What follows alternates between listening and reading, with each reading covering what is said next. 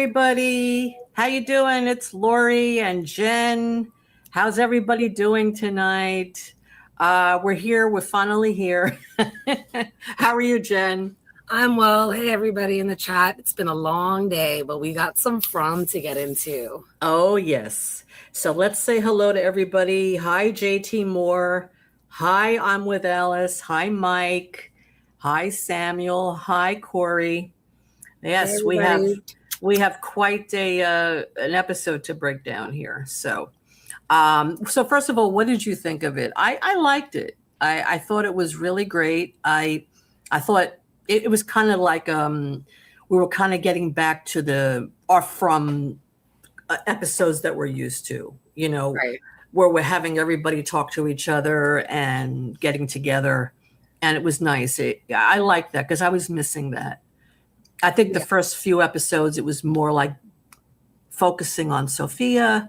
Of course, Jim's death. It was kind of like segmented, but this felt like the old episodes. What did you think? I agree. The suspense was there. I really liked these episodes. I've liked the entire season so far. I think all the episodes have been a 10 out of 10. Especially last episode, I know there was a lot of people talking about it being like a filler. We agreed that was not that case. I really liked this episode, especially since even though we didn't get our monsters that we're used to seeing, we still got a monster and saw something. We got some answers. We saw some progress. I did get frustrated again this episode with quite a few different characters, not just Tabby like usual. Right. So to me, that kind of I felt like they had been taking small steps forward and certain actions made them take steps back, and It pissed me off. So from that point, I want to give it a 9 out of 10, but I really did like the episode altogether. And let's get into it. Absolutely. Did you like it? I did like it. I took issue with a couple of things also. And as we go along, I'll tell you what it is and you'll tell me what you took issue with. Say hello. Hi, Joyce, and welcome, Meryl Ann. Nice to see you. And Trey is here. Hi, Trey. Nice to see you, Trey. So let's get started. Let's pull up the slides. All right.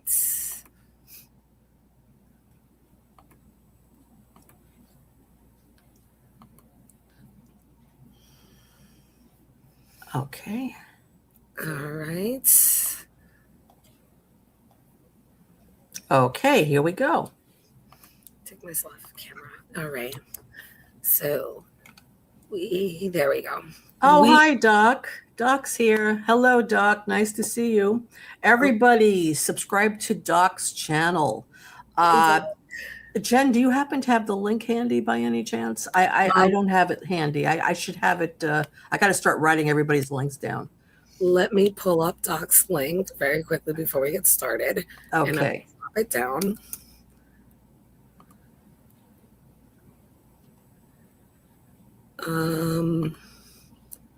Let's see.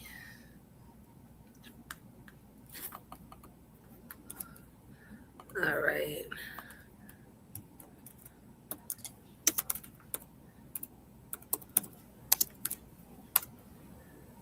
There we go. Doc Kaiju is there. Great. Yes, everybody subscribe to Doc's channel. He does some amazing stuff with Godzilla, and he just covered Monarch with you, actually, Jen, right? Yep. He was covering it with you. Mm-hmm. And it finished now. It's done. Unfortunately. Yeah. Yep. But we've got some theorizing to do for that show soon. Yes. But it was, how many episodes was it actually? It was only 8. Was it 8? Yeah, I think it was only 8. Yeah. I hate when they do that. They should have at least 10 or 12 episodes, I think. I agree. Right? 8 is not enough. Agree. Even though there was a show called 8 is Enough, remember? There was a show called 8 is Enough. Yeah. So I'm saying 8 is not enough. Anyway, okay, let's start talking about the episode. All right. So now that I got it put up. All right, here we go. So episode 4 of Myths and Monsters. And it starts off right away heavy We see the man in yellow suits. What'd you think about them bringing it back and bringing it into the sheriff's office and then the mushrooms on the side over here? Look how dirty the undershirt is. Yeah, It's so seriously, it but is the suit, filthy. I'm sorry, the suit, I mean, we know that it gets filled with blood, right? How the hell is it looking like it's clean? I mean, what? It's so crazy, right? Yeah, it is. They Maybe must he have has several laundromat of somewhere. them. Yeah, they must wash the suit against the rocks in the tunnel where the water is. I guess like some old like. Oh, they must But be how do you washing it. but how do you get out a blood stain? I mean, it was I don't all over. know because it's not like they use bleach. That thing is still bright canary yellow, like Donna said, right? Yes, yes, a Mythical. I like that. A mystical ass yellow suit. Absolutely. Yep, It's like, yeah, it is. It's mystical. 1000%. And So, yeah, so they oh, bring it back. Go ahead. Uh-huh. yep. So they bring it back in here and they're all kind of talking about it. And Henry is the one that really is starting off the conversation. And he's really in shock and awe because he knows that the suit, well, he saw Victor's reaction. That's probably like foremost what's on his mind. But he knows that that is from a painting, one of Miranda's paintings, A Man in Yellow, because it stands out so much. And I really liked his monologue that he has. And I really think that they missed the point when he was walking out and he was kind of frustrated because at first Boyd's like, well, we got to talk to Victor. And he's like, I'll talk to my son myself. I think I have a picture of that. But I liked the monologue that he says here. For 40 years, they were just paintings in his basement, but he stared at them for 40 years. He was down there. Mhm. So he knows a lot more about those paintings and drawings than anybody else in that room. Mhm. And do you think they ask him more questions? Do you think they fill him in? I don't think that they should let the whole town know about the reincarnation, but I think it's stupid not to fill Henry in, especially after saying that about the paintings. That's my opinion. I know Right. that Henry might be in a fragile state of mind, but he's also an older man and has dealt with a lot of grief at this point. I think he can handle being asked some questions. You know what I mean? Like, I don't think keeping him in the dark is helping their cause. And I don't think if they would have filled him in, it would have hurt them. Yeah, I think, well, he came off as kind of angry, right, when he was talking about it. He's angry that he can't believe that he had these paintings all those years in his house, that his wife ended up in this place, that his son and his daughter were there, and that he missed all that time with them. And he's upset knowing that Victor witnessed this. He saw this man, whoever this person is. I just think he's angry. And this may not be the best time to tell him that Tabitha was Miranda, I think. I agree because Donna said, did you tell him?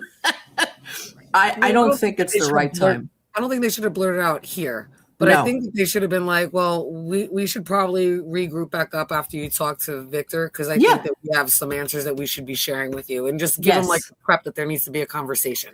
Yeah, I agree. Yes. I don't, as much as we all love Boyd, right? We always kind of gripe with Boyd and we'll get to it, but I don't like the fact that Boyd continually makes unilateral decisions for everybody, and he voices it almost like it's a question, like if you can oppose it, but it doesn't matter because he already has a list of comebacks in his mind with his witty ass that he's ready to fire back because it's going to go his way because he's already unilaterally made that decision. Yes. And even when Kenny and other people have opposed it, there's been some times where he's like, all right, fine. But the way he says, all right, fine, is like, we'll do it your way, and you're going to get proven wrong. That's right. He always kind of has that like attitude about it, and you get that. So people are like, all right, whatever, because they don't want to go through that with him. They already know they're going to get set up for failure anyway, and it's going to go his way. So that pisses me off about Boyd, and I feel like that's one area or one moment in right off the bat in this episode where they took a step back after they were making progress. Yeah, it's definitely not a democracy. It reminds me of Rick Grimes. I remember at the end of season 1 of The Walking Dead, he said, "This is not a democracy anymore," right? Yep. And that's exactly what it reminds me of. Boyd, Boyd really feels he knows the best way to do things, and maybe he does in some ways, but maybe not in others. And you're right, he can be very stubborn, and Let somebody else have an idea, right? Right. I like what JT Morris says, the monster's washing machine, and where does the pancake batter come from? Exactly. It's like things just appear in this place. You want pancakes? Sure, no problem. Yeah. You want to clean your suit that's filled with blood? Sure, no problem. It's clean now. It's like brand new. So yeah, that's from for you. Okay, yes, and it is anti-democracy. Absolutely. Yeah. Okay. Look at him. Look at him sitting there. Look at the way everybody's looking at Henry. Donna, Jade, and even in the picture before this with Tabitha. Like Tabitha's the only one that looks like she feels sorry for him. They all look like almost angry and shocked with whatever he's saying. And Boyd is just looking at him with such a flat face, like we're just waiting for you to get out the door so we can continue on with whatever plan we have. I just got so frustrated with this because I'm like, I don't know, no respect. And the fact that Boyd says, well, we should all speak to Victor together. Right. And Henry's like, no, I will speak to my son. And then Boyd backed off because he realized he overstepped. Right. Because yes, Victor is very fragile. He can't have a whole group of people talk to him. Hell no. He has to speak to his father first. Right. And I like that Henry really, he let Boyd know. He said no. And Boyd listened, because saying no to Boyd is kind of hard, right? But he let him know, you're not doing that. My son has been traumatized enough. I will speak to him. And that was the first time, like, he really heard it in his voice, too, in Henry's voice. He was like, no. Like, you heard the anger and the emphasis on that. Yes. And Boyd kind of knew that. So I know that I do agree that he's, like, frustrated, angry, but not angry in a way that he can't handle more information. I feel like his anger and his frustration, if you gave him more knowledge, I know it comes at a cost, but I feel like it would almost be a barter because he has knowledge of those paintings.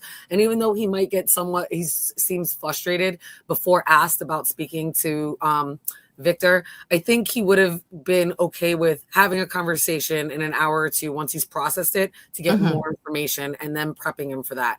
And I do think he definitely got angry. But then he had a moment of clarity where he had that monologue like 10 seconds after that little angry moment because he realizes like he could have done more or could have figured out more or just believed in Miranda more.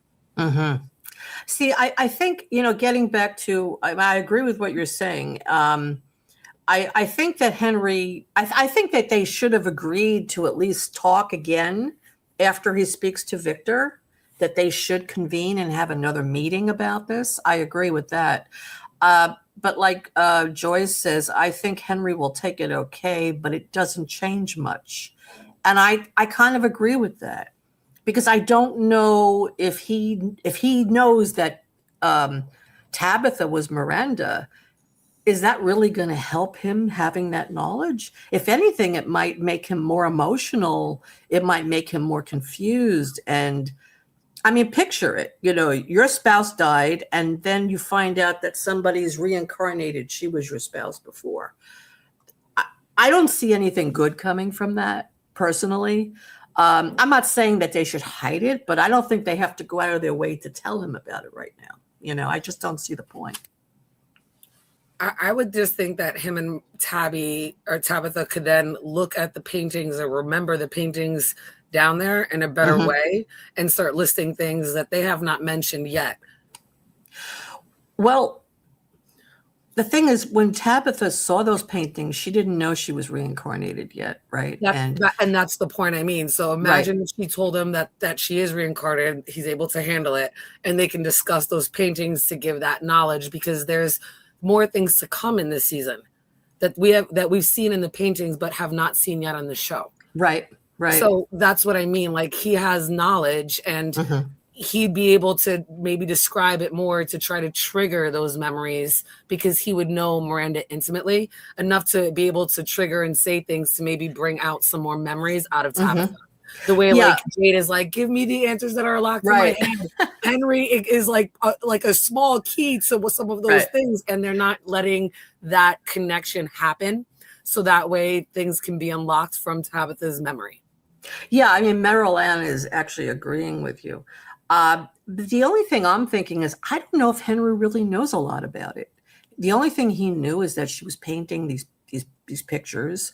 But I don't think she shared that much with him. I mean, I think she told him certain things, which he did tell Tabitha, that people were in a place they couldn't leave, and things like that. But I don't know if he knew that much more than that. But you may be right. Maybe he could trigger something in Tabitha, or maybe Tabitha's remembering on her own, and I think that's what's happening. I think she's remembering, and she's just not telling anybody yet. I think it's scaring her. Yeah, I think she's remembering a lot, and I think we're going to see that in the next episode when they go to the cannibal village. It's a lot of stuff is going to come back to her there, and we'll talk about that when we look at the trailer. But I do agree, but I think that we'll talk about it when we get to the trailer. But that's not Miranda. That's not Miranda's memories. She's remembering from another reincarnate. Oh, right. So yes. I think it would be like Henry was there when Miranda, like when they tripped on acid. He was there when she made the bottle tree. She had to talk about it. He was there and saw her, even if she was going crazy painting him down there. He still, just like Tabitha had her crazy moment and just needed to dig, and Jim kept coming down and just watched and could tell you about Tabitha. Right. Henry could tell you about Miranda, and those little quirks when she's like, I do that too. Just like they made the bracelet together. There's got to be other things that they're similar in personality and certain things that he can say about Miranda that would trigger something in Miranda being that's why they both have that because of memories. And that's what I mean. Like, I think that they should at least let him know so that way they can discuss things to get more inside knowledge or like memory knowledge, I guess, through Miranda from, about what From is, at least to try to get half a step forward, closer to where they were, since right now they have no answers and there's, they have no wins. I agree. I think it could be helpful. My only concern is that it might just push him over the edge, though. I mean, I'm thinking about him. I'm not really thinking about what we're going to discover from him, but what it's going to do to him is what I'm thinking. But you're right, though. I mean, he could help her trigger memories. That I agree with. And I'm just concerned for him. That's all. I just think he's like, he just found Victor again. I think whatever, like, he will find whatever and muster up whatever courage and strength he needs to not to break for Victor's sake, regardless of whatever happens. I mean, he already knows where he's at and he's seen connections before. So if he already knows that there's connections and Miranda, he's called Tabitha the chosen one, and, just like Miranda. So he already knows that there's some connections. I understand that it could put him over the edge. I just don't think it will because of everything that he already knows and has seen. Had it been like first day, doesn't know anything, and like Tabitha was in his house, remember he didn't believe and he had like the gun out, even though there aren't bullets. If she's like, if she would have known at that moment, she's like, and I'm your wife reincarnated. I understand, complete over the edge. What the hell are you talking about? But considering everything he knows and is accepting and how hard he is working to stay strong and not break for Victor, I think he could handle it and would use that knowledge to trigger memories in Tabitha about Miranda to help them get out, because ultimately he's going to want to save his son. Right. Well, yeah, you're right about that. I agree. So Meryl says, what do we think of the bracelet and its importance? Because Ghost Jim was wearing one. So I think that I think Julie eventually will realize that she cannot save her father, but she will finally realize what the bookmark is and that it's a personal item. And I think one of the skeleton keys that can go through multiple, one of the bookmarks that'll help will be Miranda's bracelet. And I think she's going to give it to Jim before he passes away. It's going to be, because the scar, the way we see Jim with the scar, that's from season 2, episode 1, 2, 3, 4, by 5 or 6, it's starting to go away. So somewhere in, and we already saw her go to season 2, episode 9 was where the RV scene was, or is it episode 6 is where the RV scene is? So somewhere around there, she's going to wind up finding Jim and giving him the bracelet so that he can story walk. And he's like, now he's always going to be meant to go back and give Ethan that piece of knowledge of finding the Lake of Tears, and he'll get stuck in that time loop. But at least he won't. She knows that he's never going to really live or make it out of there. So I think she's going to put him stuck on a loop so that way he can always be there to help people, especially Ethan. So I think Right. that's what the bracelet is for. Yeah, I agree with that. What other object do we think could be a bookmark besides the bracelet? Is there anything else? The ring that we saw this episode. Mm-hmm. Yes. I Yes. also, I also They think that the touched on coach, that very, very quickly, but I think they're going to get into that more as the season goes on. Absolutely. So right? we know, so it's jewelry basically. It's a bracelet, it's a ring. I don't What know. else? Well, we didn't see anything that Julie had this season, so I don't necessarily think it's jewelry. I do think that most people, when you think about personal objects, most people will have an attachment to jewelry, something that they're able to, some type of their energy rubs off because they have a personal connection. We have tons of personal items, right? Clothes, shoes, TVs, cell phones. There's certain things though that we hold a special connection to that have a meaning to us, that is a memento that reminds us of something special. And I it think makes that sense. is what the personal is. So I think in this episode, the reason why Julie Story walked to that scene is because of the shirt that she's wearing. Mm-hmm. I personally agree. I think that when we have possessions, they have our essence on them in a sense. So our energy is on them. So if Mm-hmm. you use your personal possessions as bookmarks, the energy is transferred to another time. And that makes a lot of sense to me. Look at the glasses. Again, we go back to the glasses that Sophia picked out. There's something about those frames. She wanted those glasses. And again, maybe that's her ability to story walk for all we know. Maybe she knows something about those glasses. There's something powerful about those glasses. But yes, I think definitely the bracelet and the ring are two items that are being used for story walking, for going from one time frame to another. That makes perfect sense. The energy has to go somewhere. So, and let's see. So everybody, yeah. Meryl says yes. Abby's ring for sure is a bookmark. Doc says, "Oh, that's interesting. The drawings and paintings can be bookmarks." What do you think of that, Jen? I definitely think the drawings are part of Victor's storytelling. So I think it depends, because if the drawings are used as a bookmark, I think a lot of people assume that it'll take you to where that drawing was done. And it might. I don't think that it won't. But it also might take you to wherever Victor drew it, not necessarily the moment that he's drawing. Mm-hmm.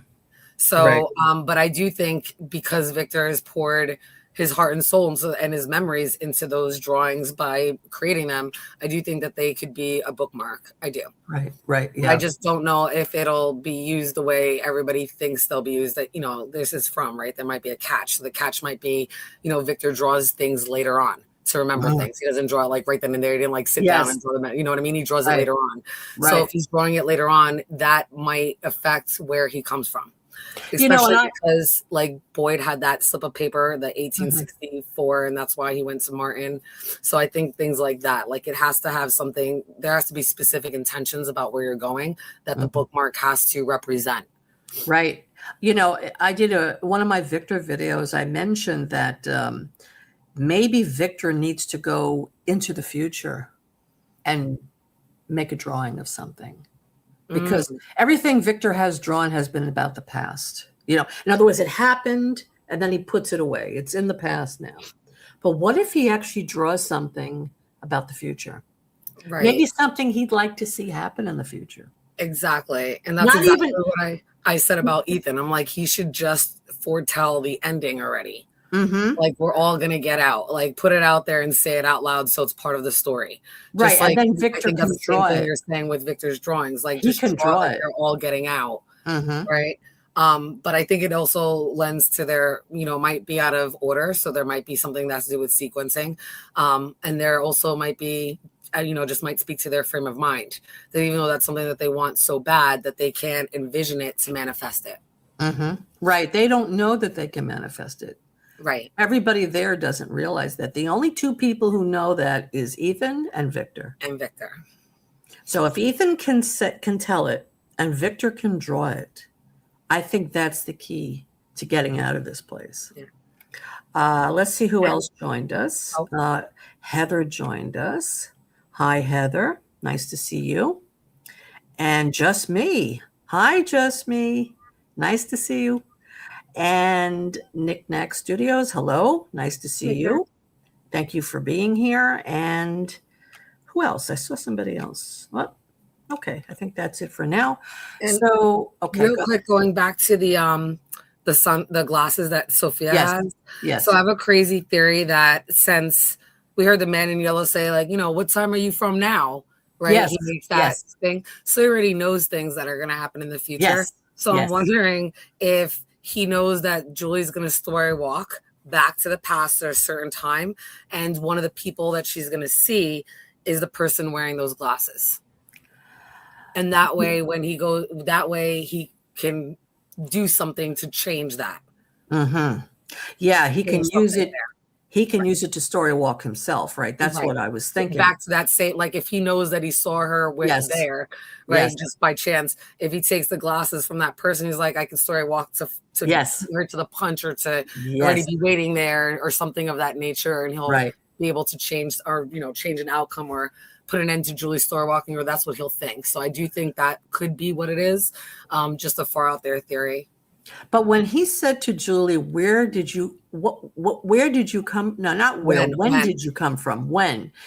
He had seen her many times before that, right? So this was like, who knows? This might be the fourth or fifth time he saw her, right? Yeah. And, so she keeps showing up and he keeps seeing her. But we know in this episode, I think that was the first time he actually saw her because he didn't recognize her. He didn't 100%. He didn't even say he thought she was just one of the residents of the town that somehow survived, and he was going to go get her. And that's what makes me think the shirt, because he looked at her. He might not recognize her face, but he knew the shirt and knows that shirt kind of fits the time period. And the shirt also had boats on it. I don't know if you caught it. No, like ships. It's got when we get to it, I'll show you. And, cool. Interesting. Okay. But anyway. Okay. Yes. Let's go on with the slideshow. So, I took this picture because to me, another step back that I thought Boyd took is, and I know we've mentioned it before, Ethan knows a lot. And nobody listens to that poor kid. And as useless as I think Ellis is and has been this season for the first time out of all 4 seasons, I feel like Ellis is actually doing a good job acting. And I think the actor, and I also think that he's actually trying to be useful. And you're seeing a lot more of him. And I'm like, actually, he's not bad. Where the hell have you been for 3 seasons? Right. And this point right here, he's like, I think the more important question is, where's the man that was wearing the suit? And Boyd brushes him off, and he uses the most bullshit fucking reasons why. It might have been out there. Who the fuck? Are you fucking kidding me? It's a bright yellow fucking suit. They've been by there how many fucking You're very passionate, Jen. Oh my God, this pissed me off so bad. And then Jade kind of calls Boyd out on like that's some bullshit reasons, but doesn't give Ellis any credit. They completely dismiss the question. I'm like, oh my God, here yet again is another parent not listening to their fucking kid, and their kid actually knows what they're talking about. That was a really good question. How do you dismiss that? You should be looking for the person that was in the suit, bro. Oh God, I was so frustrated. So yet again, another step back for Boyd. And I'm like, you were doing so good for 3 episodes. You were moving forward. You just took 2 steps back, bro. I was so mad. I was yelling at the screen. And we're like a minute in, and I'm like screaming at the screen. Hi, Kimberly. Good to see you. I agree. I think that what's wrong with Boyd? If he doesn't see where it's leading somewhere, he's like, nah, let's forget that. Let's move on. And this is his son also. He's invalidating him, right? 100%. But I will say one thing. Sometimes when a character is given more of a storyline, that's also a bad sign that they may be killing this character off. The fact that Ellis has had mainly a more passive stance in the community and the storyline, and the fact that he's taking charge now may indicate that he may not make it through this season. That's what I'm thinking too, which is a shame, but because, and again, we'll get to it later, but there's some foreshadowing here of someone dying, right? We kind of know who it is. So if that person dies, and if Ellis dies, forget it. It's going to be a storm, a huge storm. Yeah, that would be the That ultimate way of golem is going to become who knows what, right? And yeah, I think if Ellis goes out, it'll be because of the golem. Yes. I'm gonna go with that. Or he dies here with Donna, and that golem takes over. Colony House. The golem becomes this monster. But we'll get to it. Hi, Amy. Nice to see you. How you doing? Let's see. Okay, so I agree. They should listen to Ellis. What he says makes sense. How is somebody going to throw a suit? He says, well, that could be there for years and years. That suit doesn't look like it's there for years and years. And Right. The point is, what is the guy walking around naked? I mean, somebody had his suit on, they took it off, and they're just walking around nude, I mean, you would think Boyd would say, yeah, we need to have a search party. We need to see if there's somebody here, right? Yeah. Not for nothing. Not that I'm an Acosta fan. I did like, that she kind of had a little coming to Jesus moment last episode. We didn't see her this episode at all. Mhm. But I wish Acosta was here because, right, even Boyd said last episode, she's the detective. She has these cop skills. I think she probably would have been the only one to defend Ellis's question and be like, no, this is evidence. Somebody, what do you think? I think she would have said what you said. What do you think? Somebody's walking around here naked? Yeah. Clearly, I think she would have been a little bit of a voice of reason to back up Ellis to Boyd, because I'm I know that you were in the military and everything like that, but doesn't mean that you're a good investigator, even though you try to do all this investigation. Right. Clearly, that is the most logical question. There is a empty suit. Where's the body that was wearing that suit? How did the suit get here? Right. It's dirty, so clearly somebody was wearing it. Mm-hmm. Exactly. Acosta would, and I agree, just me, Acosta would be on it, just like what you said, Jen. Right. She would be like, okay, we have to investigate this. What is this about? Hi, Benjamin Williams. Nice to see you. I agree. I think Ellis is a little useless. He has been useless up until this point. Okay, so Boyd says, let's forget that. The suit's there. It's probably been there a long time. And Henry, go ahead. And Henry looks annoyed. Henry's annoyed. Okay. Yeah, this is where Henry's annoyed with himself. This is where he has that monologue moment. He's for 40 years that these paintings sat in my basement. They were just paintings. He's and now he's I forgot that, I started to think this place was a little bit normal, right? That's what he says. And I think that's one of the other reasons why, besides the 47 and things starting to change, but a lot of the residents here, probably for the first time in many of the cycles, if not all of the cycles, the residents here are now comfortable. They have the talisman, they have houses, they organize, they plan, they talk together. So tearing them apart is not going to be that hard, but it's not going to be as easy as the other cycles because they're already working together. They are not living in constant fear because they have some type of a comfort where they can have a normal life, a normal sleeping cycle. They actually still have brain functionality because of a comfort and a safety that they have found. And I think that's the part that Henry's realizing, I almost forgot that this isn't normal. And he should have known. Right. And he said that boy in white, that picture that's been sitting in my garage, my wife made 40 years ago. I see this kid in front of us. And I like what Boyd said. What did he call him? He said, this crazy boy in white kid pops up, something like that. Yes. I mean, they're making Boyd sound almost, they're making him sound like he's ignorant, like he's stupid or something. Do you feel that way? I feel like they're making Boyd out in this season.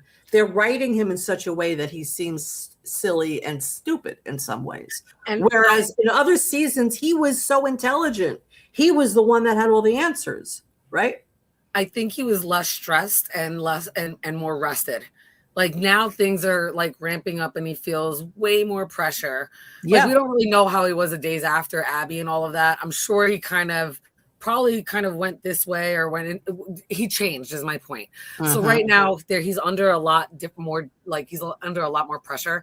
And because his mind is scattered on trying to figure out in so many different avenues and perspectives, when you Yeah. bring something to him, he almost can't see it clearly because his mind is just racing and too busy on anything else that he's dismissive of these things. So you're right. They're writing him as almost like illogical and kind of ignorant to certain things. I think that's just, like I said, a testament to his mind frame that he's so wrapped up that he can't see out of his own box. It's like, and you is put that, him in a box. well, let me ask you, is that because of Jim's death? Is that because of what happened with Elgin and Fatima? What do you, seeing Smiley reborn? Is it a combination of all these things? I mean, I think it is a combination of all these things, starting with Tai Chen. I mean, the place was getting to him, but Tai Chen in season 3, episode 1. I mean, don't get me wrong, the ballerina, Martin, Smiley, there was a lot of stuff, but he had time to like co-process and keep it moving. And I think every little thing did change him. But then the quickness of all these other events that kind of piled on, you know, when you're like, when shit rains, it pours. Right, like it kind of is pouring right now on Boyd, and it's like he's got a cloud of fog around, and he can't really see clearly through that. Right, and that's what Meryl says. She says, you know, he's operating in haste because he fears for his sanity and his memory. Yeah, and his fear that he will not be able to protect people, that people are dying. Jim died; he couldn't protect him. Right, so I think that has a lot to do with it as well. And I can definitely see that. And he's got the Parkinson's looming over him. That's right. So, I mean, a combination of everything now that the Parkinson's is getting worse and everything, I think that's really where it's starting to weigh on him because he knows, just like the boy in white said, Boyd also knows his time is running out. Right. And as they're getting closer and things are ramping up, Boyd is like, if everything else is ramping up, does that mean like his disease is progressing and ramping up as well? How much time does he have left? So I really think that he's under a different kind of pressure this season than he has been. And again, for all the reasons that we just named. Yeah, I like that because the boy in white said, you know, you're running out of time. And Boyd feels he's running out of time. Right. Just as you said, his Parkinson's is getting worse. Right. And he's feeling this pressure that they must solve what's going on here and they have to get away from this place. Exactly. So, and I think it's exasperating his own trauma. Look, he's still having these nightmares about Abby constantly. Right. And Acosta is reminding him of Abby and what happened. Let's say hi to MG Merkin. Michael, nice to see you. Who else is here? Kimberly, we said hi to Kimberly. Oh, Sci-Fi Vision's here. Hi, Jamie. Nice to see you, Jamie. Everybody subscribe to Sci-Fi Vision's channel. She does amazing stuff. She has all these interviews from the Fromcast, and it's great. Hello, yes. Howdy, everybody. Let's go back to a couple of things here that I saw. Okay, Kimberly said, I like the theory that Acosta would find a picture when she is searching the storage. At first, I thought it would be of Sophia, but maybe the man in yellow. Yeah, it could be either one. I thought it could be Sophia, but yeah, now that they found the yellow suit, I mean, as Donna said, you know, it's unusual to see somebody with a canary suit, right? Canary-colored suit. So, you know, that makes a lot of sense. And then Samuel said that he likes Ellis. His scenes with Boyd are great. Yeah, especially in episode 1. That was amazing. That was really a beautiful scene between them when they hugged each other. And Ellis was being strong for Boyd. Whereas Boyd was always the one being strong for Ellis. So they kind of changed places there. That was really nice. Okay. Oh, Robert Saunders is here. Hi, Robert. Nice to see you. I'm glad you're here tonight. You're working late? Okay, but you're listening. That's what matters. We also have Papa Socks and Bill Chill. Bill Chill. Hello, Bill Chill. Papa Socks. And who else did you say? Papa Socks, Bill Chill, and Kaiser Bowl. Kaiser Bowl. Hello. Glad you guys are here. Jim Boyd Stevens. Jim Boyd Stevens. Oh, hi. Nice to see you. The ends. That's what I think, Jim Boyd. I think, You know how we see in Alice and Fatima's room that painting that makes them look like Adam and Eve, and it's also in the opening credits. You know, like que sera sera. So I do think that if Fatima had a really good line, I forget when it was, but they were talking about if they were able to get out. I think it was in season 2, and Fatima said even if they did go out, things would never. You know, if they even did get out, things would never be the same. So I'm thinking if Boyd were to die, that would give Ellis no reason to leave because both his parents have passed there. And if Fatima feels a connection or feels that she's going to be connected to this place and be able to be a guardian, I could see the two of them staying there to kind of, like Kenny said, be the help or be something left behind that can help anybody else that ever comes back, or just to be there with the Nkui children, especially since Fatima is never going to be able to have children. They could be there together. I think if there's going to ever be a happy ending, which I don't think there will be, but I think it would circle back to them unless at the very end, like you say, Ellis dies. Right. Yeah. Very interesting. So, okay. So here we see Henry is angry and, and I don't blame him. I mean, he feels like he's been blindsided, really. Right. So then he says, okay, I'm going to go talk to Victor, and he leaves. Right. And Jade is like, what did Jade say here? This is where Jade's... he peed his pants, Victor. Yeah. He said, I saw him pee his pants, right? Right.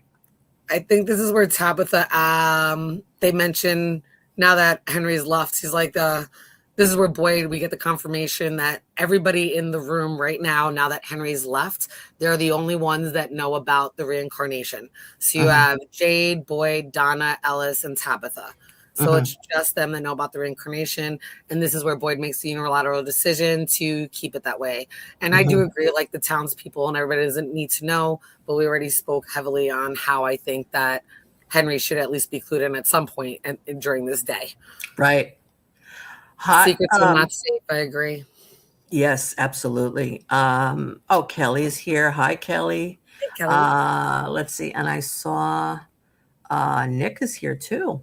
Oh, hey, Nick. Nice to see you, Nick. Nick and Robert. Yes. Wow. Yes. We are blessed tonight. We have two From Legends here. Yeah. And everybody else in the chat. We have some great minds in this chat right now. Yes. Not even just Nick and Robert, all of you guys. I've heard some really great theories. Bill Chill knows his shit too. So I'm really psyched. So as we continue on. Yes. It's great that everybody's here. And I think it's the first time Nick's been here, which is nice to see you, Nick. Okay, so let's go on. Now that's everything that kind of happened here. So then the show takes us to the letters. This is Sophia's going through the box that Kenny left for her. We finally get confirmation it's not a priest. So I know some people are theorizing, maybe they'll figure out since it's a priest with all the Bibles and it's Catholic Bibles that there's no way that she could be the daughter. So now put all that to bed. It's a pastor, totally could be his daughter. So this, the manipulation can still go on. What did you guys think? I know we've been theorizing about the pastor's last name being Dune. And I've got another image of the next letter right next to it where you can see it as well.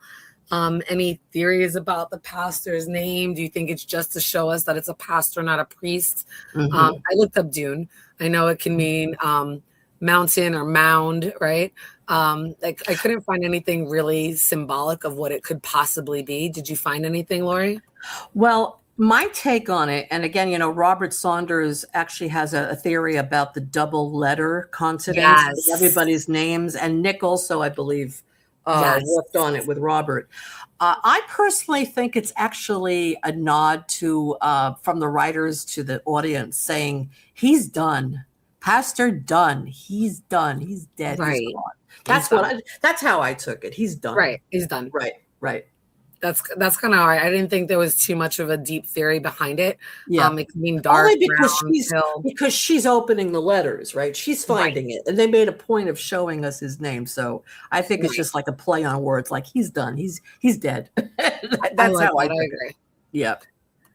And there we go. She's just sitting on the bed reading the letters. And Sarah walks in because it's now the next morning and neither of them really slept too well. And Sarah wants to have a conversation. And you notice how dark it was in the room. I thought it Yeah. was interesting that Sarah came to, pull up the shade and open up the light and give light on her. And she point blank asks her, like, why do you want to live here? Why do you want to come here? Didn't Kenny tell you? And I thought it's interesting. Kenny didn't tell her about Sarah at all, right? They kind of started to talk, and Sophia lied to Kenny. She's like, I heard things. People talk.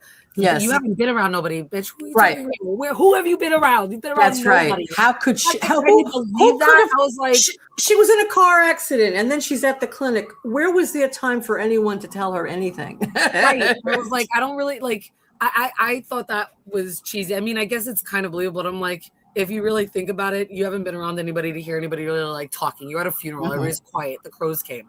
No one was talking about Sarah. No. Right? No one was talking about Sarah in the diner. Right? They were kind of, and you've been at the clinic, and the only people at the clinic have been Randall, who's not really there, and Christy and Marielle, and they're not talking about, or you would have said them. So I didn't like that she like played Kenny with that, and then she played Sarah with that, because again, she's trying to cause chaos and have them tear each other apart. Well, so I have, I just want to say, I have my own thoughts about Sophia, and as we get to it, I'll tell you what I feel about it. But I think a lot of what she's doing is very amateurish, right? And very obvious. And for an entity that's God knows how many years old, thousands of years old, hundreds of years old, you would think this entity would be a lot more intelligent and come up with better ways. But that's my opinion, but we'll get to that. I just want to say, guys, please like and subscribe to the video. We have about 53 people here, and only 25 people have liked the video. So please like it and subscribe to the channel if you haven't already. And I just want to mention that I put out a video on Victor talking with Henry about finding his mother, finding the man in yellow, eating his mom, and all the trauma that goes with that.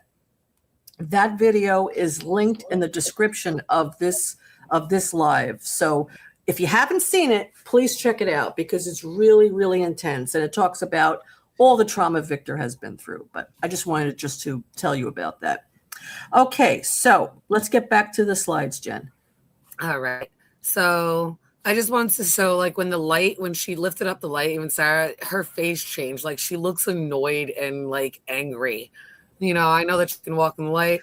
And then she kind of innocent, right? She looked annoyed. Like, I can't zoom in on this, but she looked annoyed. Like, when she's Sarah always looking angry. But again, that's for the audience's, that's for us. Right. They don't have to make it so obvious. We know she's evil. You don't have to keep, it's like she's like, what's the word when somebody like makes faces for the camera? There's a word for it. She's mimicking things. She doesn't need to do that. We know she's angry. We know she's evil, right? So those kind of things annoy me. It's too obvious, but okay. And I kind of thought it was curious, not curious. I thought it was interesting, like the reasons that she gave. And I thought like at the end was probably like the real reason, which look at that face. She's like, I knew I'd get my own room. I was like, yeah, so you could like plot and do like evil witchcrafty like shit in there. I'm like, that's exactly why. So you could probably shapeshift like freely into whatever you want. Right. But like, even look at her face. Like, I'm like, oh God, she's angry and then happy. Like, so you kind of almost know like when she's actually telling the truth, because she gets this like evil smirk about it. And it's, we as the audience, like you said, we all know that. Right. So they have this little conversation, and then Sarah's like, all right, let's go make you breakfast.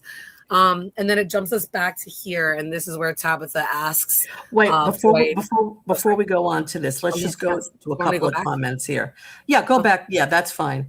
Okay. So Nick said that on IDB, there is one person with the name Dunn, and he cross-referenced those names to check if the names are based on members of the art department. That's interesting.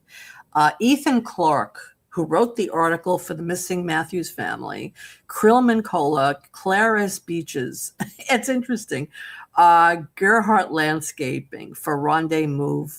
So these are all people in the art department. That's interesting. Really cool. They do Yeah. that on a lot of shows. They usually use a lot of the cast things for names just to kind of give them some credit since they do so much work and they're never like really seen by the audience. Yeah, So I that's think true. that's really cool. That's cool that you see that, Nick. I love that. Yes, I like that too. Yes, that's right. Breaking the fourth wall. Exactly. She's letting us know that she's evil. And we already know she's evil. Yeah, so she knows exactly who Sarah is because Sarah listened to her before. And it does seem amateurish. I agree. She asked her to kill Ethan, kill the boy. How do you go from kill the boy to, hey, let's drink some water out of a pitcher? I mean, how does that work, right? Yeah. And I really, we'll get to that when we get that scene. I really love the story that they use that Sophia uses and all the connections that it actually has to Sarah. And so you know that the story can either go one of two ways with her. So it kind of just puts a little bit more definition on Sarah's possible storylines, which I really loved. Right. Yes. Okay. So let's go on to the next one. So yeah, this is where Tabitha asks Boyd if she can have a moment because Donna and Ellis kind of take off from here because they're going to go on the food run, right? Jade and Tabitha asked Boyd to give her a minute so that she can talk with Jade. And I liked that she apologized to Jade. But I liked even more so that he told her, don't be, right? He's still like kind of taking that on. You know, he knows. I get annoyed, but he's giving her a pass. He's giving her a pass pretty much. Look, she's angry that Jim died. You know, she's grieving him. She's angry. You know, when you go through grief, you go through different emotions, and Jade realizes that her anger is misdirected. It's her grief, and he's the only one she can aim it with really, right? Because who else is culpable besides him and her? Nobody else. Yeah, you got to yell at the second husband for not being the first husband. Well, then she could yell at Henry too, for that matter. Yeah, and which she almost did. Which she almost did at the bottle tree. She was having an argument with him. Yeah. Right. So her anger needs to come out somewhere, and the safest person for it to come out on would be Jade. Right. And he knows that. He understands that. Oh. That's why he's giving her the pass. Right. So I said, this is also where, and Nick, there's one of your toolboxes, by the way, Nick. And I do like that this is where she asks him, like, why were you guys in the woods? Why were you with Ethan? And he tells her about the Lake of Tears. And she kind of gets annoyed. Like, she's like, well, you know, what's the, ask him. And he's, he tells her, he's like, you have to ask your son. And I feel like finally somebody said it. Go talk to your child. Go be a parent for the first row. You have listen, I'm a mom. I'm a teacher as well. See a lot of students. I am not perfect. We all make mistakes. But man, the list on the mistakes that she continually makes and the things that she constantly does, she's very selfish. Very, very selfish in some ways. And I know that some of this, her being selfish now is because she feels this pressure to save the kids. But I'm like, you forget that saving the kids is your kids too. I'm like, your kids too. Like, half the time you don't know where they are. The other half the time you're trying to control them. You already have made some, what can I say? Like, you've already set some examples that your kids don't trust you now to talk to. And this is clearly one of those moments. And it was very frustrating. But then this pissed me off when she said, the Lake of Tears, that's not a real place. And Jade says, I know, but children need to believe in something when they're feeling scared and they're confused. Hello, you're living in a place where nothing makes sense. How could you question his reality when nothing here makes sense for anybody? And this is something that comes up on the show a lot. Boyd says it. Other people say it. Oh, that can't be. Why can't it be? You live in a place where monsters come out at night, where food just appears right in front of you. A goat comes out of the forest. I mean, come on. Yeah. Like I said, it's completely frustrating to watch Tabby deny things and then to draw hard lines and not believing things. You went through a faraway tree that took you to a lighthouse. You were pushed to the lighthouse and you saw how tall that was. You should be dead, but yet you woke up back in the world. You've seen monsters. You've seen all this stuff. but you draw a hard line with the Lake of Tears. And then, like I said before, I think that Boyd took some steps backwards. Here's another, again, very, very into the very beginning of the episode. Here, Jade, in my opinion, takes a step back, because last episode they're walking in the woods, and the way he looked and spoke with Ethan was like he really believed him. So for him to chalk it up to, it's just imagination, kids haven't met, that's just the way of coping. I was so pissed off, because I really believe that Jade believed Ethan and at least wanted to go venture off to finding it. And the way Jade's facial expressions were made me believe that. And now hearing him say this, I'm like, I was yet again yelling. I was like, hey, now you're back to being dickhead Jade from like season 1. I'm like, why?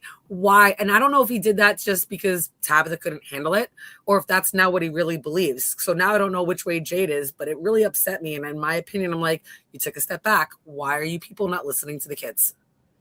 Well, I think Jade is on the fence. I mean, I think he's a little confused whether it's true or not. But because Tabitha said it's not true, he wants to maybe agree with her, to not argue with her. I don't know if it would be that. That's what I was hoping it was, I should say.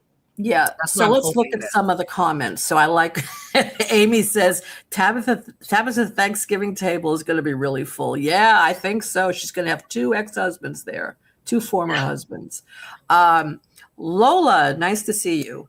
Maybe being in Fromville is causing her instincts to go towards what her past self would want. Ooh, saving her other child that was sacrificed. Good point. Yeah, that is a good point. I like that. Michael says, well, and it's like Tabby disbelieving Ethan seeing Jim. Exactly. She doesn't believe he saw Jim. Yeah, that pissed me off too. And yet again. Did Jade not talk to Tabby about seeing Ghost Tom? If he did, how did she not believe Ethan seeing Jim? Why don't you believe your child? Your child is telling you things and you're not listening. Thank you. That's my point. Right. And Ethan's not like some lying kid either. He's a good, we haven't seen him do anything mischievous. Why would you not believe him? He's not a bad kid. Yeah. The point is that they're living in a place that makes no sense at all.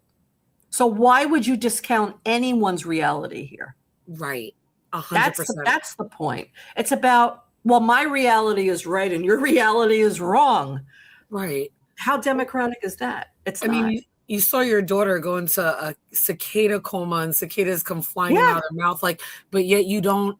Well, maybe she didn't see the cicadas. They were whatever, but you saw your daughter go through that, and then you know that Boyd had to go through some place in the ruins with a torch that no one else could see and smash a music box in order to release them.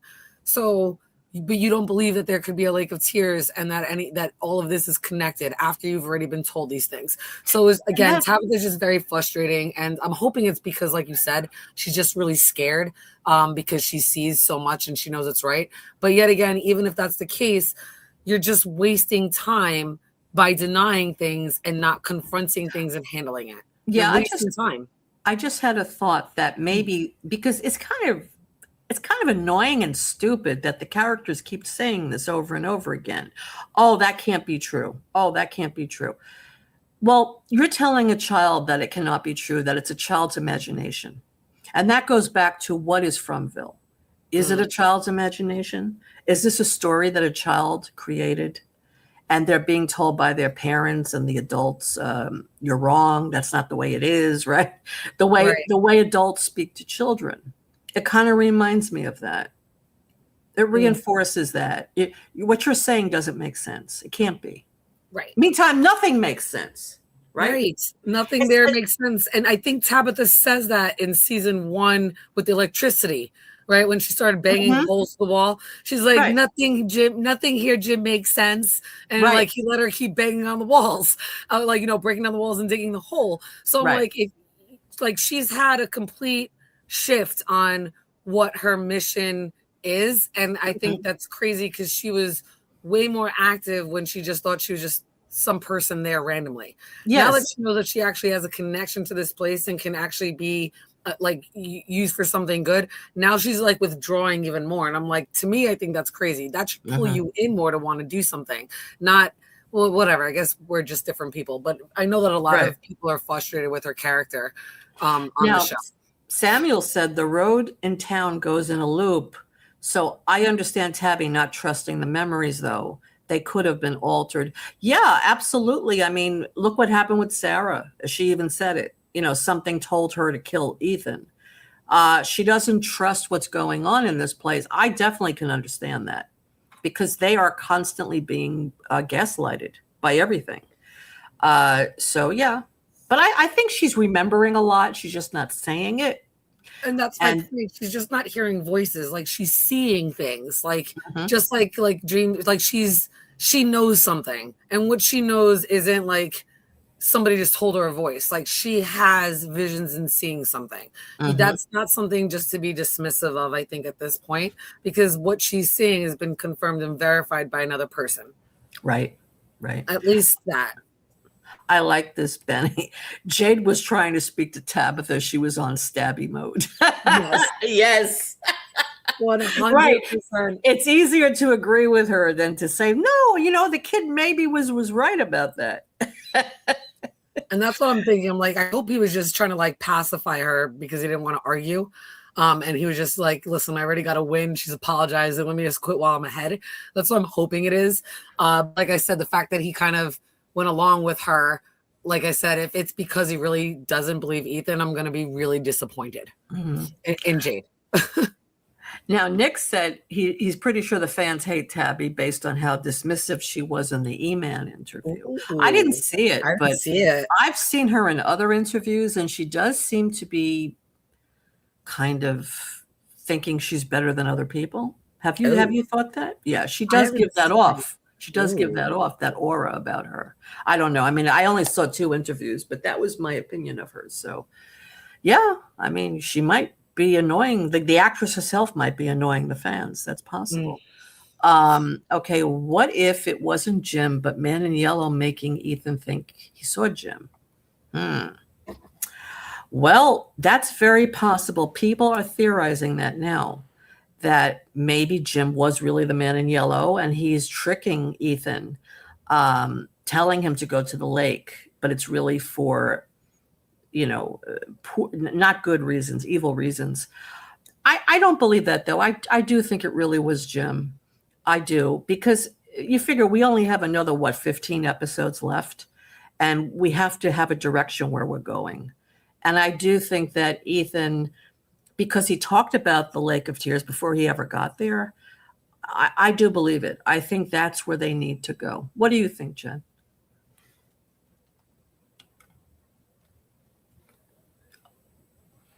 Wait, Jen, I don't hear you. I don't hear you. Oh, hello? Yeah, hi. Now I hear you. Sorry about that.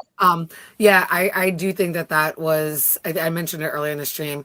I think that is Jim's story walking because he had Tabby's bracelet. So I do think that was actually Jim from season 2, but because Julie realizes that she eventually is going to realize that she can't save him. So she'll, at that point, when she realizes she can't save him, she'll already figure out what the bookmarks are. And I think one of the bookmarks that'll kind of be like a skeleton key so we can go back to a specific time to help Ethan will be that bracelet. And so that's what I think it was. I don't think that was the Man in Yellow, but I am curious, and I'm sure we'll never find out. I'm curious to know if the Man in Yellow took one of Jim's teeth. Well, if he took his molar. Yeah, it's interesting because that is DNA. So if he has actual DNA, he can become that person easily. Yes. He probably did. Hello, Abel Chavero. I think the boy in white is a story walker, just like the girl, but he might be trapped in a different part of the world. That's interesting. Like a parallel universe, maybe. Okay. That's interesting. Okay. Let's see. Nick says, great points. She is allowing for an opportunity for Ethan to find the Lake of Tears, but seems more like it's about getting Ethan to process his loss. Right. Because she said he's grieving.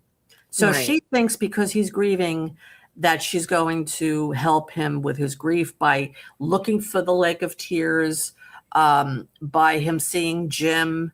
He was having a hallucination because he's grieving his father. And if this was back in Camden, Maine, and she said this, I would agree. Yeah, absolutely. You know, he's processing his grief. Sometimes people do hallucinate when they are grieving, and they are you do want to support them, but this is from. So anything here is possible. Right. Why would you automatically say, oh, I don't believe it because it's grief? You don't know that. Right. Why would you question that? It makes no sense. Right. Okay. Oh, Let's see. We got the man in yellow in the chat. Oh, We Mr. have Doug. Hi, Doug. Hey, nice to see you, Doug. Yes. Well, we're just talking about from episode 5. Or episode 4. Episode 4, sorry. We're talking. See, I'm forgetting. We're talking about the episode where you get blood all over that nice canary yellow suit. We'll get to that soon. Eating some liver. Eating some liver. Absolutely. Liver. It made me think of Hannibal. Hey, Dieter. How are you, Dieter? Yes. Yes. Okay, so let's go on now. Okay. And here is where Jay decides, I'm gonna take all these mushrooms. So he swallows a whole bunch of them, and boy just look at him like, okay. I do like, we forgot to mention it. I like a couple scenes back, or Donna's like, boy, are you really gonna let him take these magic mushrooms from a haunted forest? And boy's like, no, Donna, I'm not. But we need to get some answers. That was funny. It was so frank. I was laughing. I was like, there we go. So here we are back at that point, and look at the way Boyd's looking. He's like, I don't approve, but go on. Swallow them whole. Go on. We need answers. It's funny. Polychron. I noticed the titles, The Best Laid Plans of Myths and Monsters, is a reference to a quote from a 1785 poem. That's interesting. Okay. Yeah. I wonder what the significance is. Nick and Robert Saunders, maybe you guys have some ideas about that. Yes. Of my and often go awry. Okay. Feed him some liver. Yes. Yes, Doug wants liver. Right, Doug? Mm-hmm. Okay.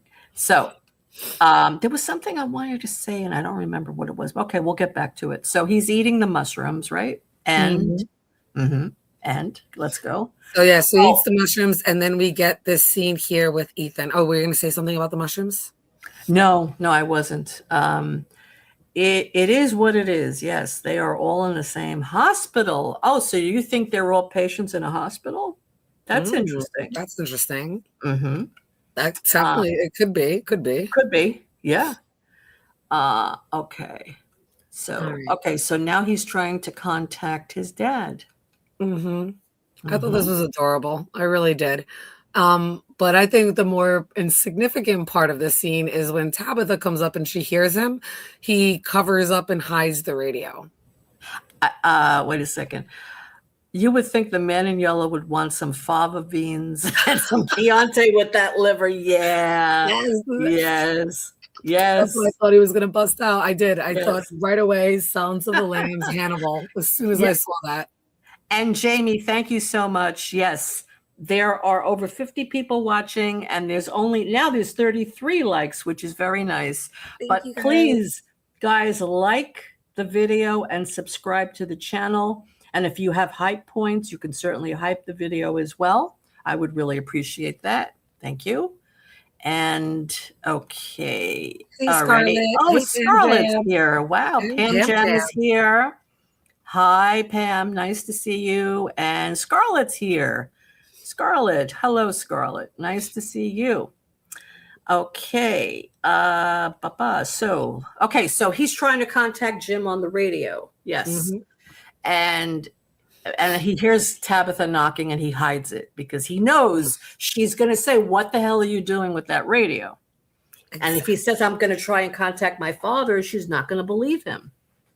And I love this conversation they have because she said, why didn't you tell me about the Lake of Tears? He said, because you wouldn't believe me. Right.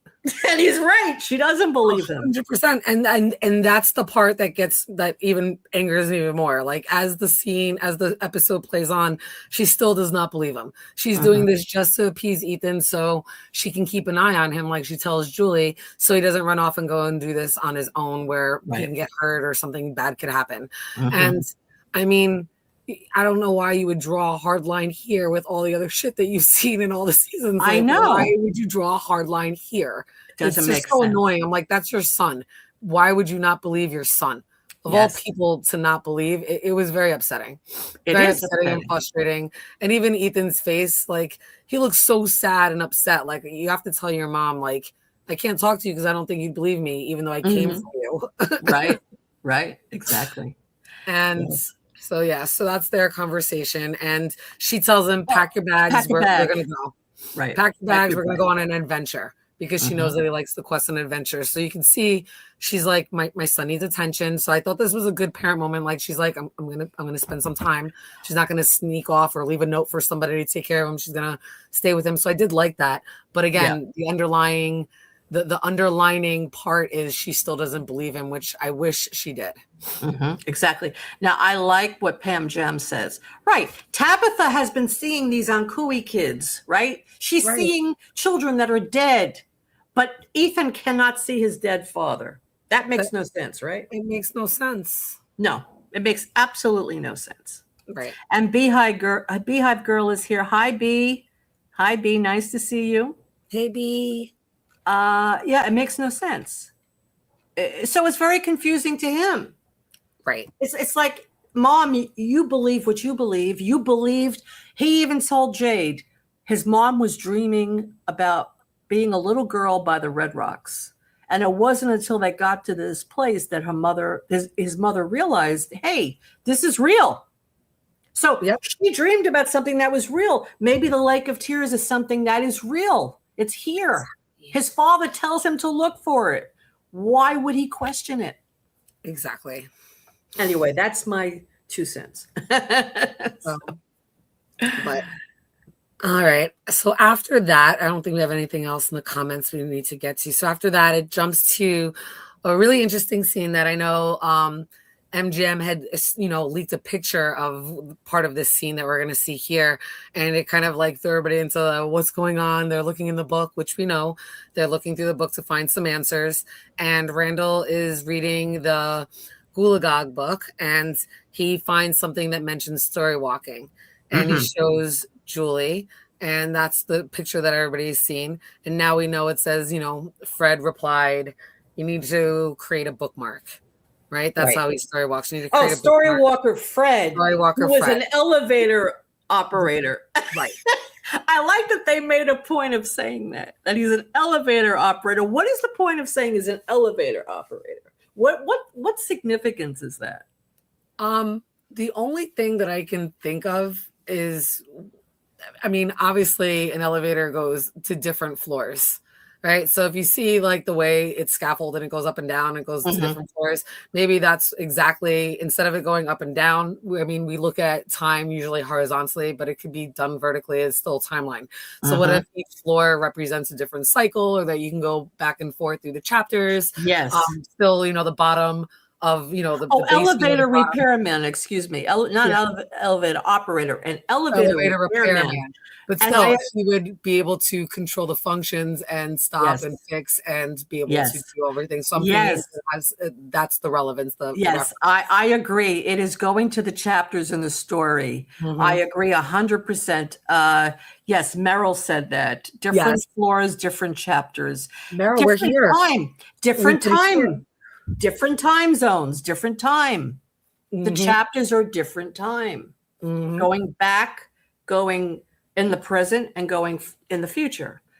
These are the chapters. The elevator is repairing them. The elevator repairman, he is repairing it. He is refining the way to go from one chapter to another with those bookmarks. And here is where they talk about the bookmarks. And even to take it a step further, if he's a repairman, if he's going to each floor or each cycle, maybe the repairs he does is by adding details. Since you can't change anything, maybe you can add details that will eventually lead something. For example, Julie added that she's the one that threw the rope down to Boyd, right? And I know that she's always supposed to do that. And she didn't technically change the story. She just added a detail to it that was always going to happen. Bootstrap paradox. Right. The bootstrap paradox. Exactly. So we see that. Mm-hmm. And then yet again, Tabitha is coming on board the bus. She's calling for Julie. And just like Ethan, Julie's like, hide the books. Like they're in, Julie is in high school. She's like, hide the books. And they're like, and he like tosses the book bag. You can see tosses the book bag there. And even though there's nothing going on, Tabitha kind of sees that little bit of commotion going on, and it just makes them look sus. It makes them look suspect. And that's why she comes on, and Tabitha gives them all the looks, right? She's giving them all the looks like, what were you just doing? What's going on? And, she's like, we need to talk, Julie. She's like, get your stuff. We're leaving. We're going, on a camping trip. And Julie's like, I'm not going. She's a typical teenage girl, and she's just like, I'm not going. I'll stay here. I'll stay with Randall. And again, because she's not looking at it the way Tabitha's looking at it. She's like, we were just hiding books. She's like, nothing's going on. And I do like the fact that Randall's like, you have like, just trust me, nothing's going on. The way he says it is, I just love the way he said it. Like there's no possible ways like I am not into your daughter. That's not what it's going on. That's not what this is. And I kind of like they kind of put that to bed here and that. Well, I guess I shouldn't use that term. I like that they addressed it and put that rumor to rest, or that possibility to rest. They did, but I wonder next season Julie will be older, and I'm wondering if it could happen next season. I don't know, because even though he says no and she says no, when you go through an experience like that together, it's a traumatic experience watching her have seizures, and he has to pull her out every time. Right. They develop a closeness. It's almost like a trauma bond. They're stuck in this place. It would make sense to me if they did fall in love with each other. It would make sense. Maybe right now it's platonic, and when next year she'll be older. So possible. I do think it's possible, or maybe that's where if we do see, we don't know how they're going to end season 5, right? Which is going to be the final season. They might end it kind of like Stranger Things kind of did, or something where halfway through the end of the episode, everything kind of comes, but then they show the aftermath, like what happens when they get out. So there might be a future for them, because you're right, they're going to be older. So I could see that as a huge possibility, but definitely not now, and not in the midst. Did you see though, when she was cutting her hair, did you see the look on his face? Yes. That look on his face was like, no, don't do it. No. I do agree with you. He's like, why? Like, I do agree with you. He almost looked like protective a little bit over her hair. And I know that no one's, it's not really a huge reference, but the fact that I know there's been a lot of Bible references. So if you know the story of Samson and Delilah. Right. The fact that she cut her hair. So yeah.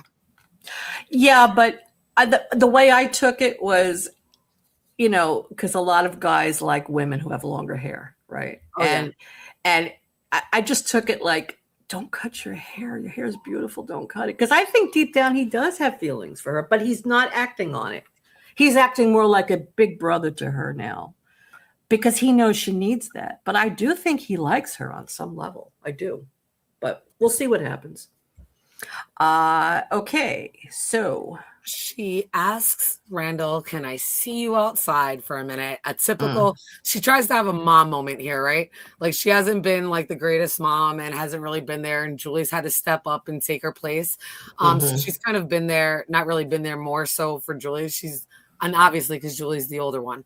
So I kind of like that she tried to take the mom role here. And I had really it was a little awkward, but I had some not high expectations, but I was like, all right, this might be going in the right track. And then the conversation that they have, I'm like, it was so frustrating. What did you think about their conversation? I thought it was awkward and frustrating, and not what she should have said. I just want to address this thing about her being underage.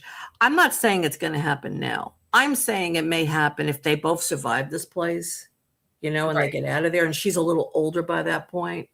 And I know it's supposed to only be like a few days here and there, right? But I mean, for us, it's like years. I guess it's true. I should think of it. It's only like months for them. Right.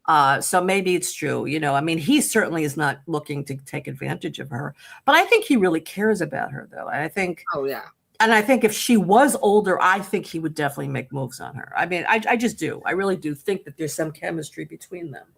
Do you think there's chemistry between them? I mean, there's a possibility. I don't really see it. I see them really more like a brother-sister relationship and them being very platonic and him being very protective over her, especially because when you think back, Jim already had this conversation with Randall. Yes, he did. And he did it the right way, right? Even though it was a little bit of like an asshole-ish way, he still, the way he said it to Randall kind of hit and was more relevant than what Tabitha says to him, even though she's like, you know what I will do to you? And I was like, nothing. Nothing. I was like, you're gonna be like, no, no, no, no, no, no, no, and do nothing. I was like, so I was a little frustrated, but I do like that she took the initiative to try to step up, especially because Jim was really the more of the parent, especially since everything kind of happened with Tommy. Like, he's the one that Julie and Ethan both went to and clung to, and they're really feeling that loss right now. And Tabitha kind of is starting to feel it too. Like, my kids are hiding things from me. They didn't hide it before, but that's probably because Jim knew and Jim told me. And now Jim's not here. And I do think that is probably starting to set in a little bit into her mind. And that's why she kind of stepped up and was like, let me have a conversation with Randall about everything. But I do like that she didn't force Julie. I like that she let Julie kind of have this moment. But it was funny because when Julie comes out, she's like, I'll just, I'll stay with Randall. I'll just stay at the clinic with Marielle and Christy. I'm like, but that's where Randall is. Like, it's still where Randall is. I'm like, you're not helping your cause. Even if you're like, there's two other girls there. I'm like, you're not exactly. helping your cause. Well, then they just will have a menage a trois. Right? Oh God, stop. I'm kidding. I'm just kidding. Come on. Now, so Kimberly said that she feels like it's a message from the showrunners to the fans, telling us to stop shipping people. Yeah, I agree. Yes. And I wasn't thinking this at all. I actually even said, I think last stream, I said it at some point. They have a brother-sister relationship. I agree. But something about the way he looked at her when she cut her hair, I saw something that made me think, is he interested in her in some way? Because he did have a certain look on his face, like a disgust, like, don't do that. But that's why I thought, is there something here on his part? I don't know. But anyway, I don't think he would act on it. I don't. Absolutely not. He respects her. He is brotherly towards her. But I just, I just thought that scene was a little strange. That's all. Yeah. And when we get to it, we'll look at it again. Yeah. So this is, like I said, it's an awkward conversation. This is where she kind of makes that little threat to him. But like I said, she lets Julie go, and Julie actually looks at peace and happy here for a moment with her mom. And we haven't seen that. Every time Julie's been hugging her mom lately, it's been in tears, with worry, with anxiety. She actually looks happy and finally like relieved that her mom gave her this little inch, right? So that way she can still go and try to story walk, because we know that there's an underlying agenda with Julie. We know why she really wants to stay behind it, so that she can do her little experiment with the book. Story walking. Yes. So. Right. Exactly. And after this, anything in the comments that we want to read before we go to the next scene? Let's see. Scarlett says, I mean, she's got Julie to parent Ethan, so it's all good. Donna can help. Well, not for long. Donna can't help for too much longer. Let's see what else. Oh, here what Doug says. No, he was thinking, God, I hate that that wig. That's exactly what he was thinking. He's like, God, I hate that wig. That wig is horrible. That's a horrible wig. It's a horrible wig. Julie is story walking into nightclubs. Yes. Oh and Jamie says it's after dark now. Yes, it is. Bringing out all the toys. Well, listen, the only people here who are having a relationship is Ellis and Fatima, right? Right. There's really no one else who is. Okay. There's Christy and Marielle. Yes. Right. But Kenny isn't having anything with anyone. Acosta isn't. Julie isn't. Elgin isn't. Sarah isn't. Right. No, most of them are not actually. Right. Okay. Should have just shaved Julie's head, made her like what, G.I. Jane? Exactly. All Okay, right. let's go on.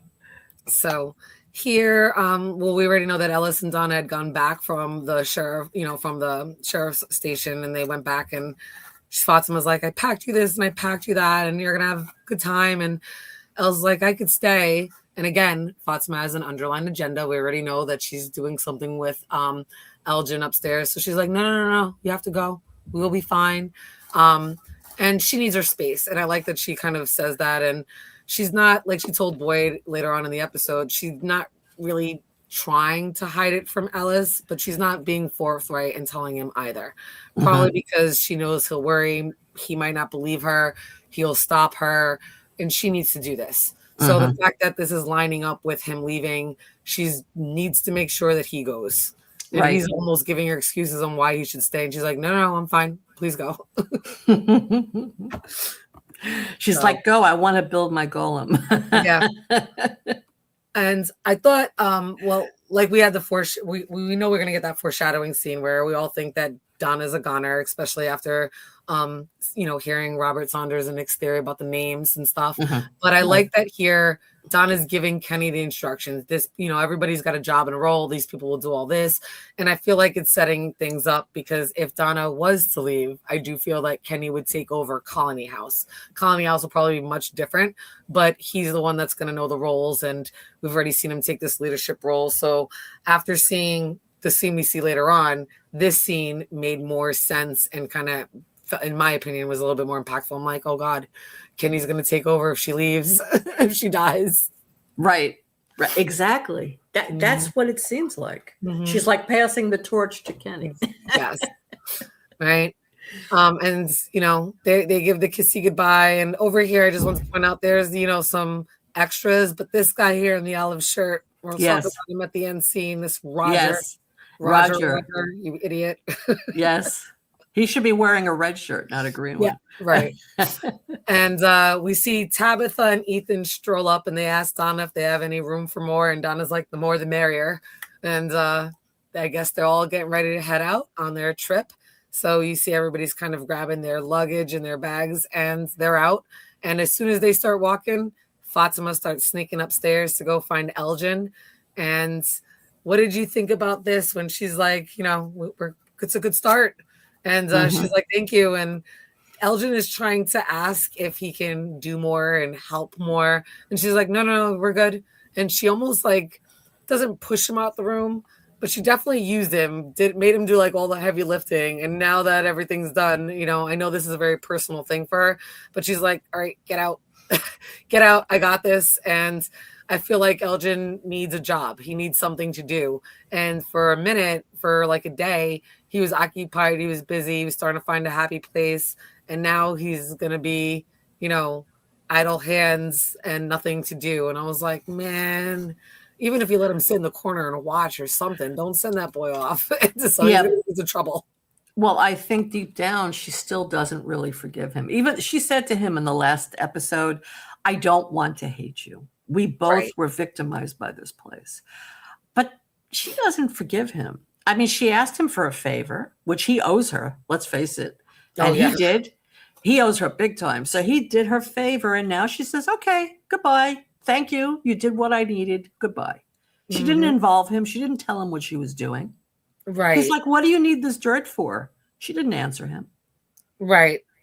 And again, she's kind of already doing her own like little manipulation in her own way. And if she doesn't truly forgive him, which it's not like we've heard her say, I forgive you. She kind of put everything chalked it up to we've both been manipulated. We'll just kind of both take an L for this and let's kind of wipe the slate clean kind of a thing. But you're right. She hasn't really 100% forgiven him. And I think this scene proved that because she's like, all right, leave.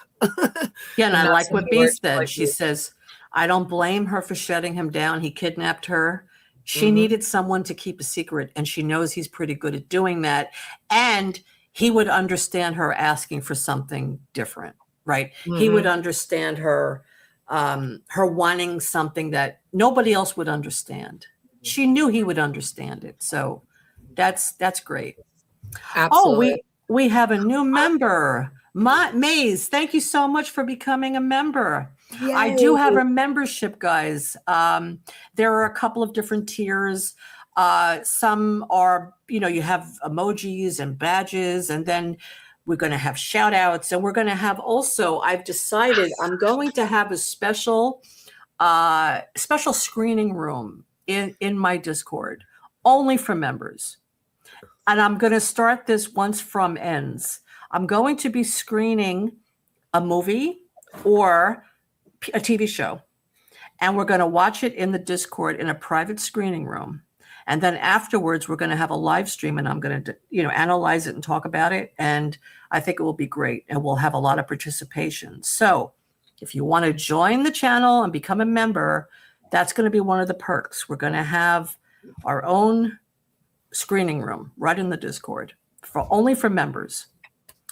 And yeah, and there's a lot of good stuff coming. I have some content for members also. I'm going to be making more content. So yeah, please subscribe to the channel. And this way you guys can all share in that. Thank you, Maze. I appreciate it. Okay. All right. Let's see what else. Mm-hmm.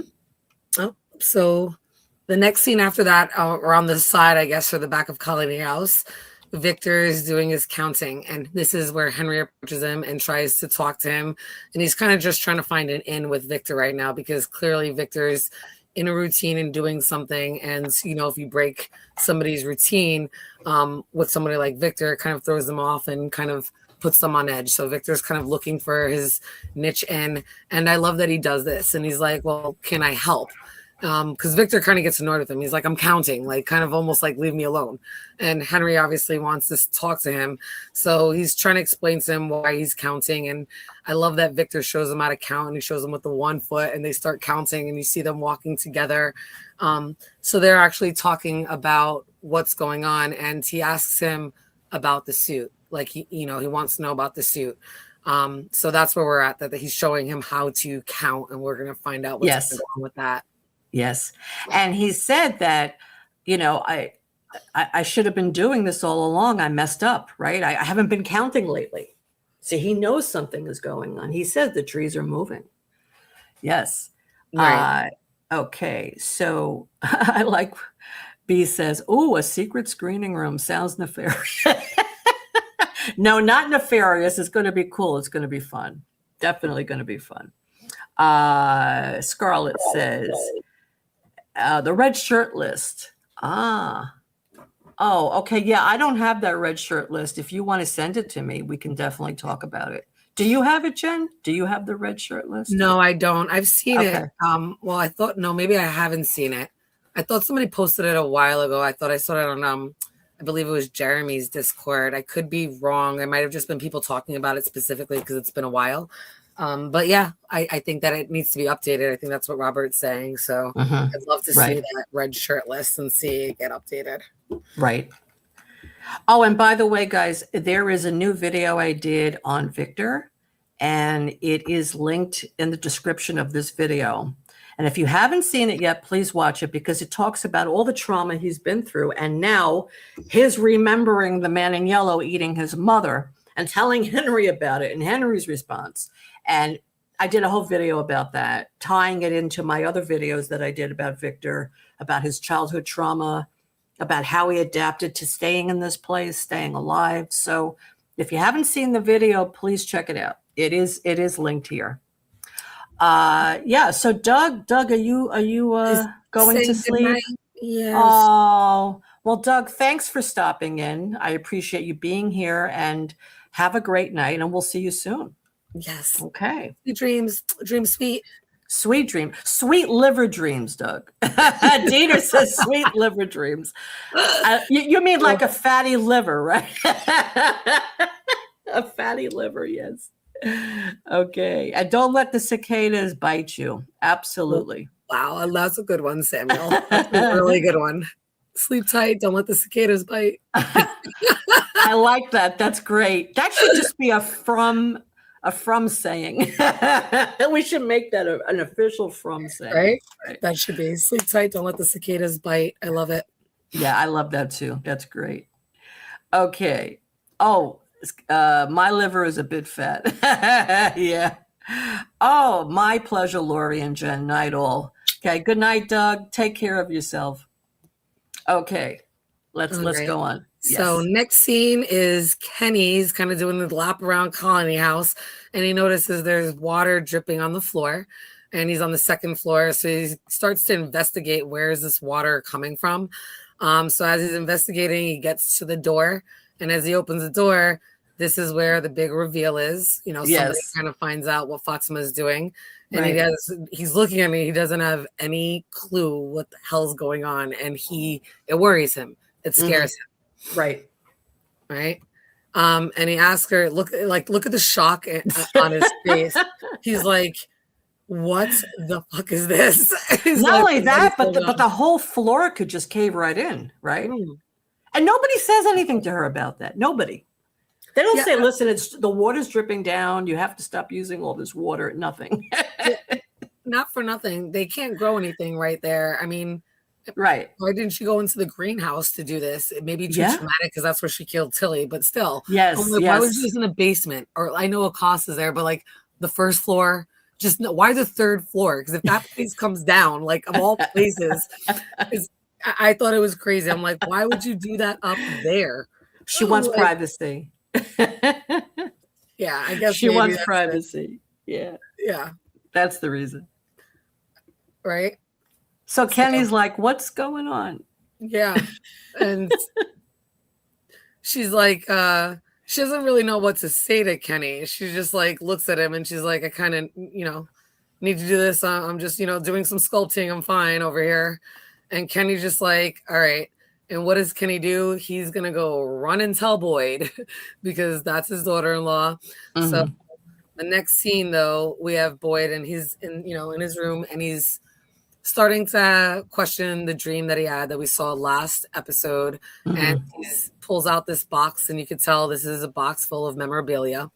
And as he's going through that, we see him see the Fish and Loaves letter. So we know he's missing about Abby. I mean, last episode, he was at her grave and got, pulled under that vision hallucination. Who knows if it was real, but he's reminiscing about her. And this is where we get the first sight of this ring. And I know no one kind of, we were all, from the trailer, we were all kind of theorizing whose ring could it be? Was it Jim's ring?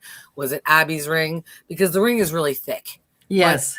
Now we kind of know that has to be Abby's ring. And then there's an infinity symbol inside. And the infinity symbol obviously can mean infinity and forever, but it also has a double meaning with the fish and loaves. Right. Thank you, Dieter, by the way, for that shout out. Yes, go ahead. I'm sorry. Mm-hmm. Oh, no, that's fine. Thank you, Dieter. So it's got that, the double Ichabus sign back to back, which is the fish and loaves. So he is staring at that ring.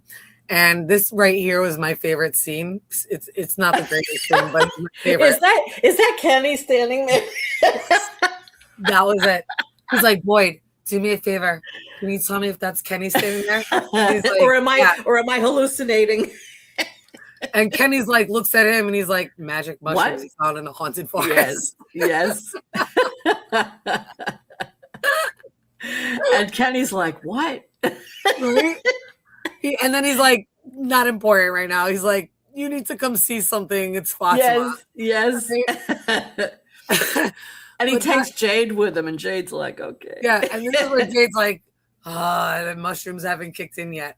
And not for nothing, not that, I have any experience on this, wink, wink. But I'm like, I know that we really only get like maybe the morning so far they've shown us. We haven't gone through the full day. It's probably like from obviously the time they all woke up, probably takes us to about noon, maybe like 2:00 in the afternoon. So there's still time. But he took a bunch of those mushrooms, and maybe because they're from a haunted forest, they're like on delay mode. But I'm like, for the amount of mushrooms that we saw you shove down your gullet, I'm like, you are still not high. I expect you to be like tripping balls at this point, and you're not. Like clearly you're not. And honestly, we didn't see it really for most of this episode to the very, very end. So hopefully we'll see that in the trailer. We'll get a little bit more of that in episode 5. But I felt like it was just very delayed, especially for somebody that hasn't obviously been on any type of drugs or anything like that. Like his tolerance is low. I'm like, I would have thought it kicked in and would have hit him hard or like quickly. And it just dragged.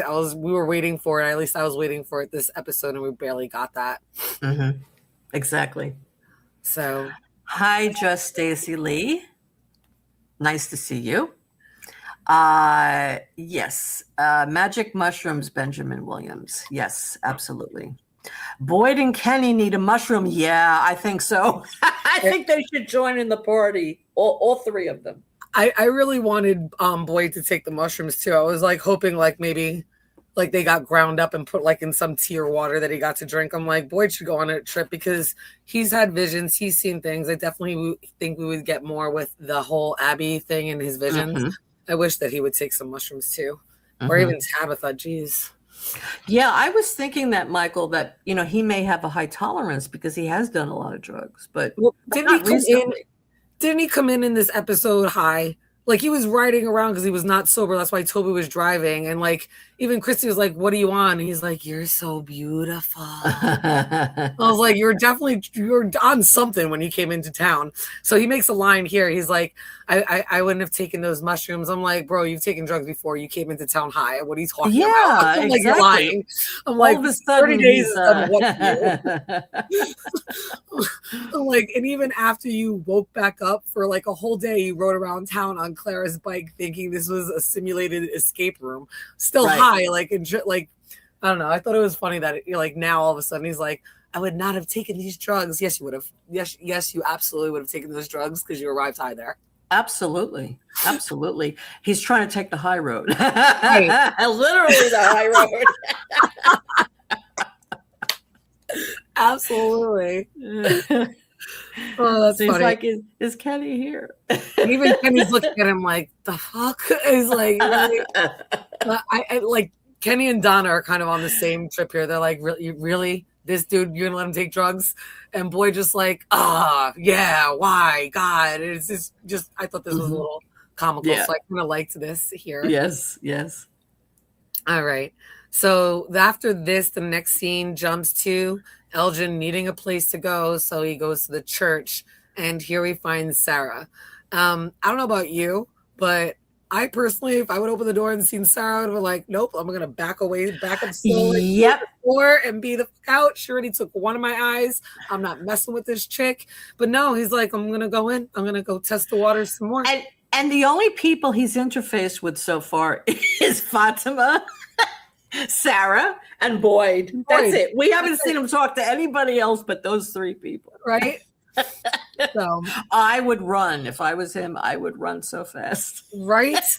I would have been like, nope. I would have just backed up slowly, closed the door, and kept it moving the other direction. I would be like, I'll find somewhere else to go sit. Right. So, but this was really interesting because Sarah, who knows that Elgin was lying and keeping secrets and couldn't be trusted, decides to share with him the voices and ask him like this hypothetical question that's really posing a dilemma and looking for almost like advice and guidance from him about it.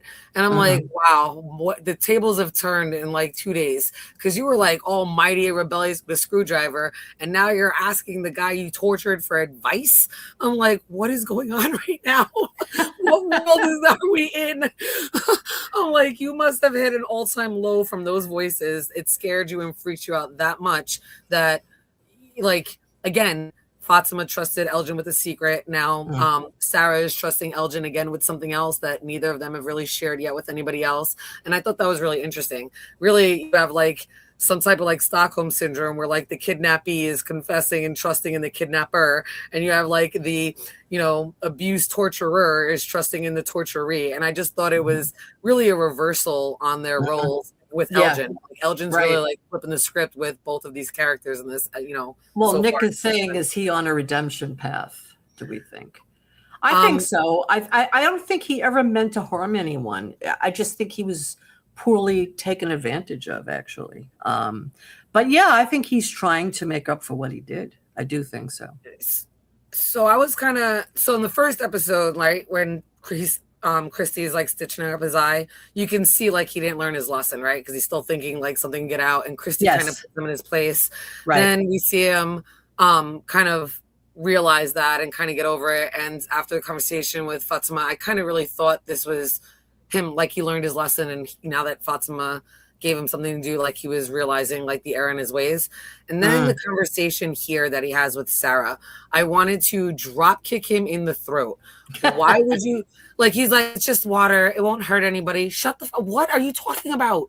You have no idea what that means and symbolizes. What clearly you did not learn. Why would you tell her to trust and follow what these voices have said? That's right. Again, another step backwards, right? This was a step backwards episode for me, where everybody that had taken steps forward in the last couple episodes are showing some type of progress definitely took a step back between Jade, Boyd, and now Elgin. I was like, oh no, I was wrong. Last episode, you did not learn your lesson. You're a freaking idiot. Why would you like co-sign this for Sarah so she can go on and do this? You were not a good person, dude. That is not the good advice that you should be giving. And then you guys are standing in a church. There's no God here, clearly, because God would have at least stopped this conversation. Something good would have came down, and nothing, obviously, a good came out of this conversation, because now Sarah is even more conflicted than she was before this conversation, and kind of thinking like, all right, yeah, maybe I should go through with this. No, that's a bad idea. So I was really upset with Elgin after hearing this, and really shocked, like I said, about all the tables being turned with Elgin and his situations between Fatima and Sarah. Yeah, but the thing is, he had his eye taken out by Sarah because he was listening to what the voices were telling him, or what the kimono lady was telling him. And now she's telling him that she's hearing the voices again. And she's wondering if she should do anything about it. Don't you think he'd be pissed off and say, I listened to the voices and you took my eye out? So the fact that he didn't say anything, like co-signed it, that's when I'm like, oh, so you didn't learn your lesson. Clearly, like, you're just glutton for punishment over here. Yeah. And it makes me think that that's their role constantly in all these cycles, that they're never learn from their lessons. They're doomed to be manipulated and keep repeating the mistake. Like they can't apply the knowledge that they learn from their situations to better themselves to come out of a similar situation. They don't see like the big picture. They just see in the little micro level and think like something's going to change. And it's just really upsetting, because you can kind of just see why they will always fail. No matter how good they are, their arc is always going to come back around. Like, it looks like it's getting good, and then they fall back off to try to climb back up. So it kind of really shows this secular motion of what their arc is, that it'll never reach that climax. It's always going to be doomed to fall back off and repeat. Right. Polly Crun, yes, welcome to the channel. Yes, we have talked about the monsters or the characters from the Old Maid card game. We have talked about that. Yes. Yeah, it's very interesting. It also, they're like stereotypes of people that a child would remember from childhood, like the nurse and the waitress and the cowboy, and it's interesting. The bride. So I think it's also not just the cards, but other things as well. Maybe even TV shows, seeing those characters, the milkman, right? If these old time TV shows where the milkman would come in and deliver the milk. So anyway, okay. So talking. Yeah, we hear the dilemma, really, right? So Sarah tells them that the voices told her that she needs to go pour a glass of water, drink from it, and then pour it back into the pitcher. And she has to do this by midday, noon, or every day until she does it. Somebody that she cares about will get hurt, or something bad will happen to them. So she's really in this dilemma. And she's probably thinking about all the people that she cares about and how this is going to affect her. So the man in yellow, yet again, knows how to really manipulate Sarah, and we're going to hear what the whole reasoning behind that water pour, what that really means later on in the episode. But from here, go ahead. I just want to highlight what Doc says. I think the show is about the struggle to break, escape, and live through cycles of trauma. Absolutely. This whole show is about trauma and grief, and how the answer, the salvation to getting out of this place is actually grieving the trauma you've been through. I mean, that's ultimately what you need to do to get out of this place. But it's symbolized in other ways. But that's the gist behind it. Getting through your grief is what will free you. And I agree, Beehive. Poor Sarah, right? She can't catch a break because she really does want to. I mean, both Elgin and Sarah, both of them, they both really have good intentions. They really want to help. They want to be helpful. They want to help find answers. But their good intentions, unfortunately, are manipulated, and it's it winds up not working out. So far we've seen that it hasn't worked out. Right. By the way, guys, if you haven't already, please like the stream. There are 62 people watching and only 43 likes. So please, please like the stream. Hit that like button and hype if you can, and subscribe to the channel if you aren't already. So thank you. Right. Let's get back to Sarah. So Sarah is very concerned about drinking this water. And Elgin's like, oh, it's only water. It's no big deal. Right. Mm-hmm. Right. So we'll see what she's going to do. I mean, we've seen the episode, so we know, but it jumps us back to Henry and Victor. And this is where Henry starts to ask, like, you have to talk to me, Victor. I need to kind of know what's going on with the man in yellow. And Victor is really contemplating whether or not he should tell him because he doesn't want to hurt, scare, or probably remember everything that he's remembering. So Victor tells him, Victor just walks off. And Henry's like, well, where are you going? He's like, I got to show you something. And Victor's like, okay. And he's like, come with me. And Henry's really kind of happy because at least Victor, this is progress, right? Even though he didn't get an answer, he knows that the answer is coming. So they start walking. So we know we're going to get a scene that we see later on. And we know that after this, this is like a little breakthrough for Henry and Victor. And after this, we see that Kenny had ran to Boyd, and Boyd comes in to see Fatima with the dirt. And we see that the dirt is actually taking some more shape, right? It's getting a little bit bigger, becoming a mound. And Boyd just wants to know, like, what's going on, right? So they have a conversation, and she says that this is helping her, and this is where she mentions that she's making a golem. And she talks First she says, I'm making a monster. Yes. That's the first thing she says. Yes. She doesn't say golem until later on. Right. I am making a monster. Did you think that was really significant that she chose yes. that first? Yes, I do. And I'm going to be doing a whole video on that, guys. It's going to come out next week, so watch for that video. I'm doing a whole video on Fatima and her grief and her trauma and the golem. And what does she mean by I'm making a monster? Yes. So I know there's a lot of theories flying out there that Fatima is going to become a monster. She might even be the kimono lady, especially because she had given birth. So there's a lot of connections here. So I was very curious. Almost forgot that she had said that line. I meant to mention that. I'm very curious to see if you think in your video when you come out, if you think that it implies foreshadows or references that she herself will become a monster. What do you guys think in the chat? Let us know if you think Fatima is going to turn into a monster. I'm not sure. I think something she might be creating a monster just like the monsters outside, but this monster will protect them. Right. And that's what she says to him. Mm-hmm. So I really like, though, that this show really brings in a lot of different cultures and shows a lot of diversity. Yes. We get from Hebrew and from Judaism, we have the whole golem. And I love that Fatima brings that piece of culture in. And she tells them, she's like, I know this is really weird to you guys, but they actually have a tolerance. And to me, Boyd actually took a step forward here. I like that Boyd kind of listened. He understood that this is something that she needs to do. It's working her out. She's not doing anything to hurt anybody. She's helping, this is helping her to process her grief.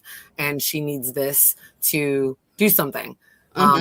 And we're going to find out a little bit more details about that. But I like what Kenny said. Do you remember what Kenny said? Right. Do you have a picture of him speaking to Kenny? That comes a little bit later. It's later on in the slides. Oh, okay. That's when he brings Kenny back. Okay, so we'll save that for them. Right. The golem of Fatima will bring the 3 puppets to life once it's finished. Wow. Namercy. Welcome, Namercy. Namercy. Yeah. The 3 puppets to life once it's finished.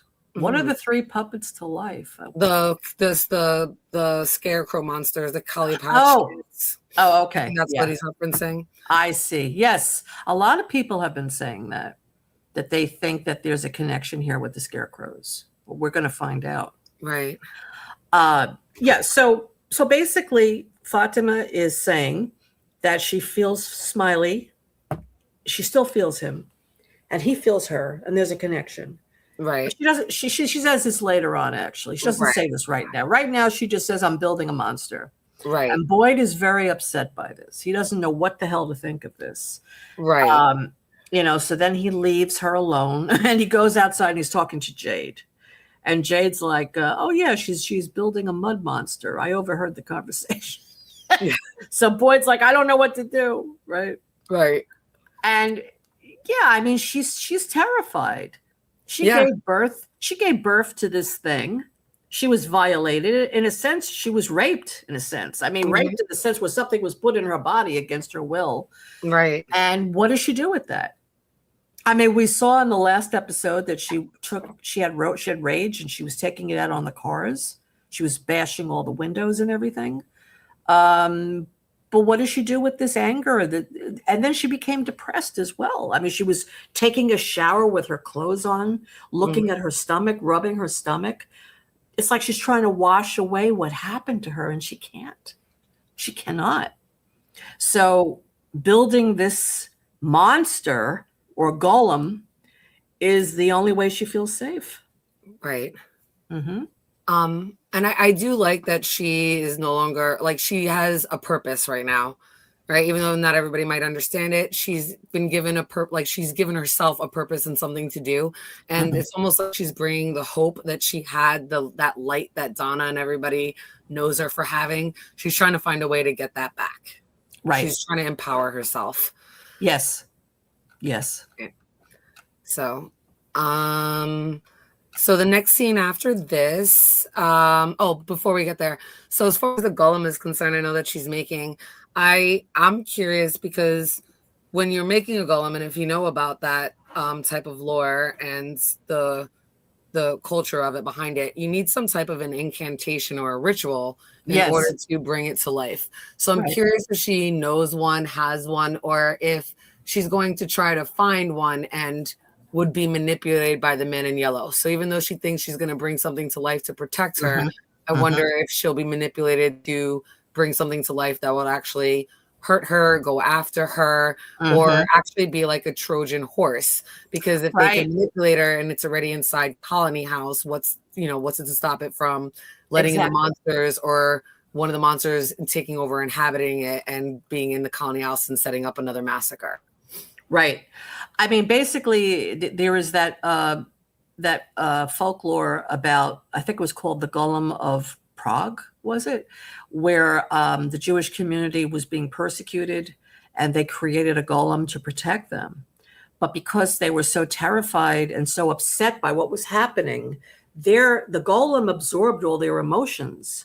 And the golem did become a monster in that case. It ended up destroying everybody because it just got out of control. So in this case, if it is a Trojan horse, it can destroy everybody in the Colony House. Absolutely. It can come alive. It can come alive, and just all of her stuff and all of everybody's stuff can be ingested in this golem, right? It's picking up vibes from everybody. People are angry. They're scared. It could become this monster that destroys everybody. And that's exactly what Sophia wants. Right. She wants to destroy everybody.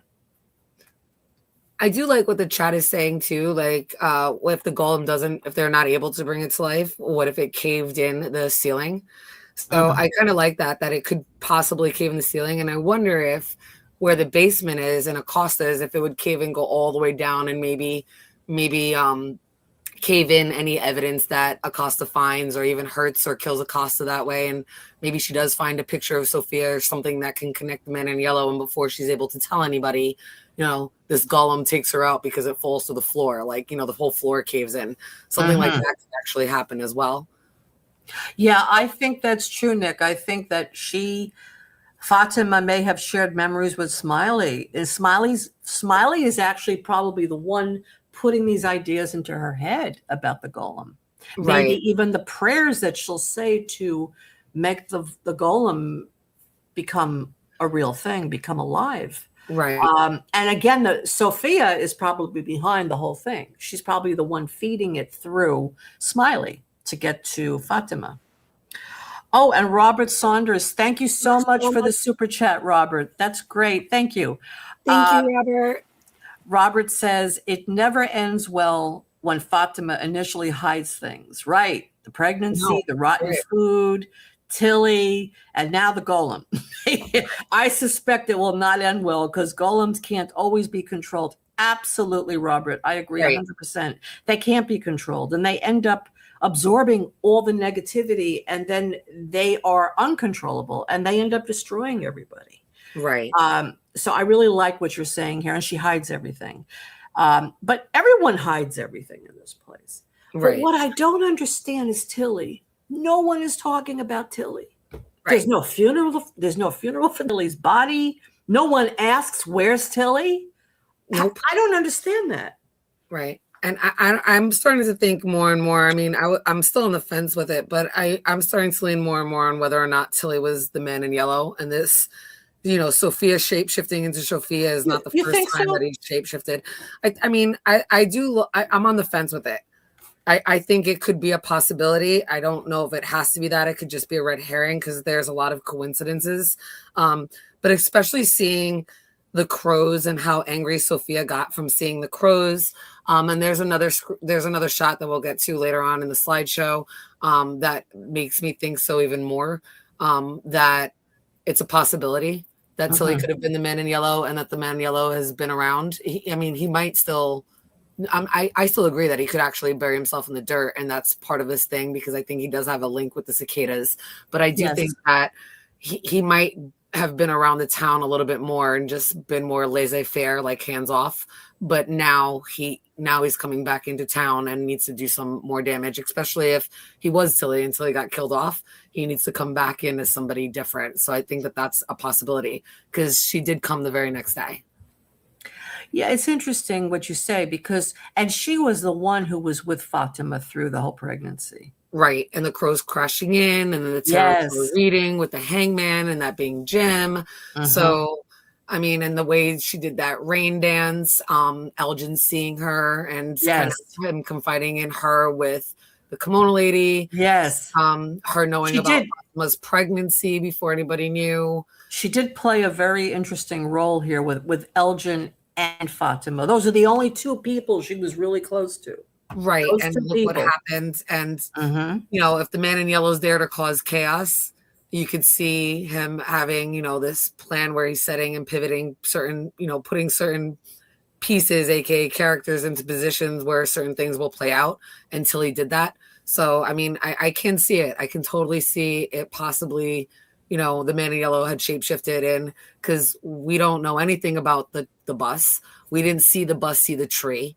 Anytime they talk about it, they only mention the tree. They didn't mention like the crows or anything like that back then when they were talking about it, because I went back to check. They haven't really mentioned anything. Yeah.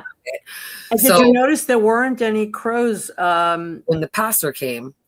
And also, I think when Boyd came. I don't remember crows when Boyd came. I have to go back and look at it. Yeah, I think there were. I think the only time we've never seen crows at a tree, if we've seen the tree, has been with when the pastor came. But we didn't see the tree when the bus came or Jade. So I'm, I'm curious to see that. And since, I mean, it's a possibility that the bus stopped and picked up Tilly, or we really don't know what the deal was or how anybody got on the bus or what exactly it is. We have a very... she wanted to play the ponies and, came and didn't need her cancer medicine anymore and kind of set that medicine up almost kind of like tempting Marielle. So there's just like a lot of little triggers that you see. And Tilly was always kind of sus. So I'm wondering if we'll ever find that out. What do you think what Michael says, though? He says Tilly's dead. So don't think Tilly was Man in Yellow because he'd be dead. But can Man in Yellow die? No, I don't think it can. I think it's not like that anyway. It's an entity. It's an entity. Right. So basically she could have pretended she was dead, or he could have pretended, and then somehow the body disappeared, right? Because where is this body? Yet no one talks about anything about Tilly. Right. There's no talk about what Fatima did to her. No one even says, hey, where's Tilly? Have you seen Tilly? I mean, not one person has said, where is Tilly? Bacta, nobody. Where's Tilly? So that to me is red flag. It's a plot hole because they're not addressing it. They're not addressing it. How come she didn't have a funeral? I mean, maybe they buried her somewhere, but nobody was there. Nobody saw it.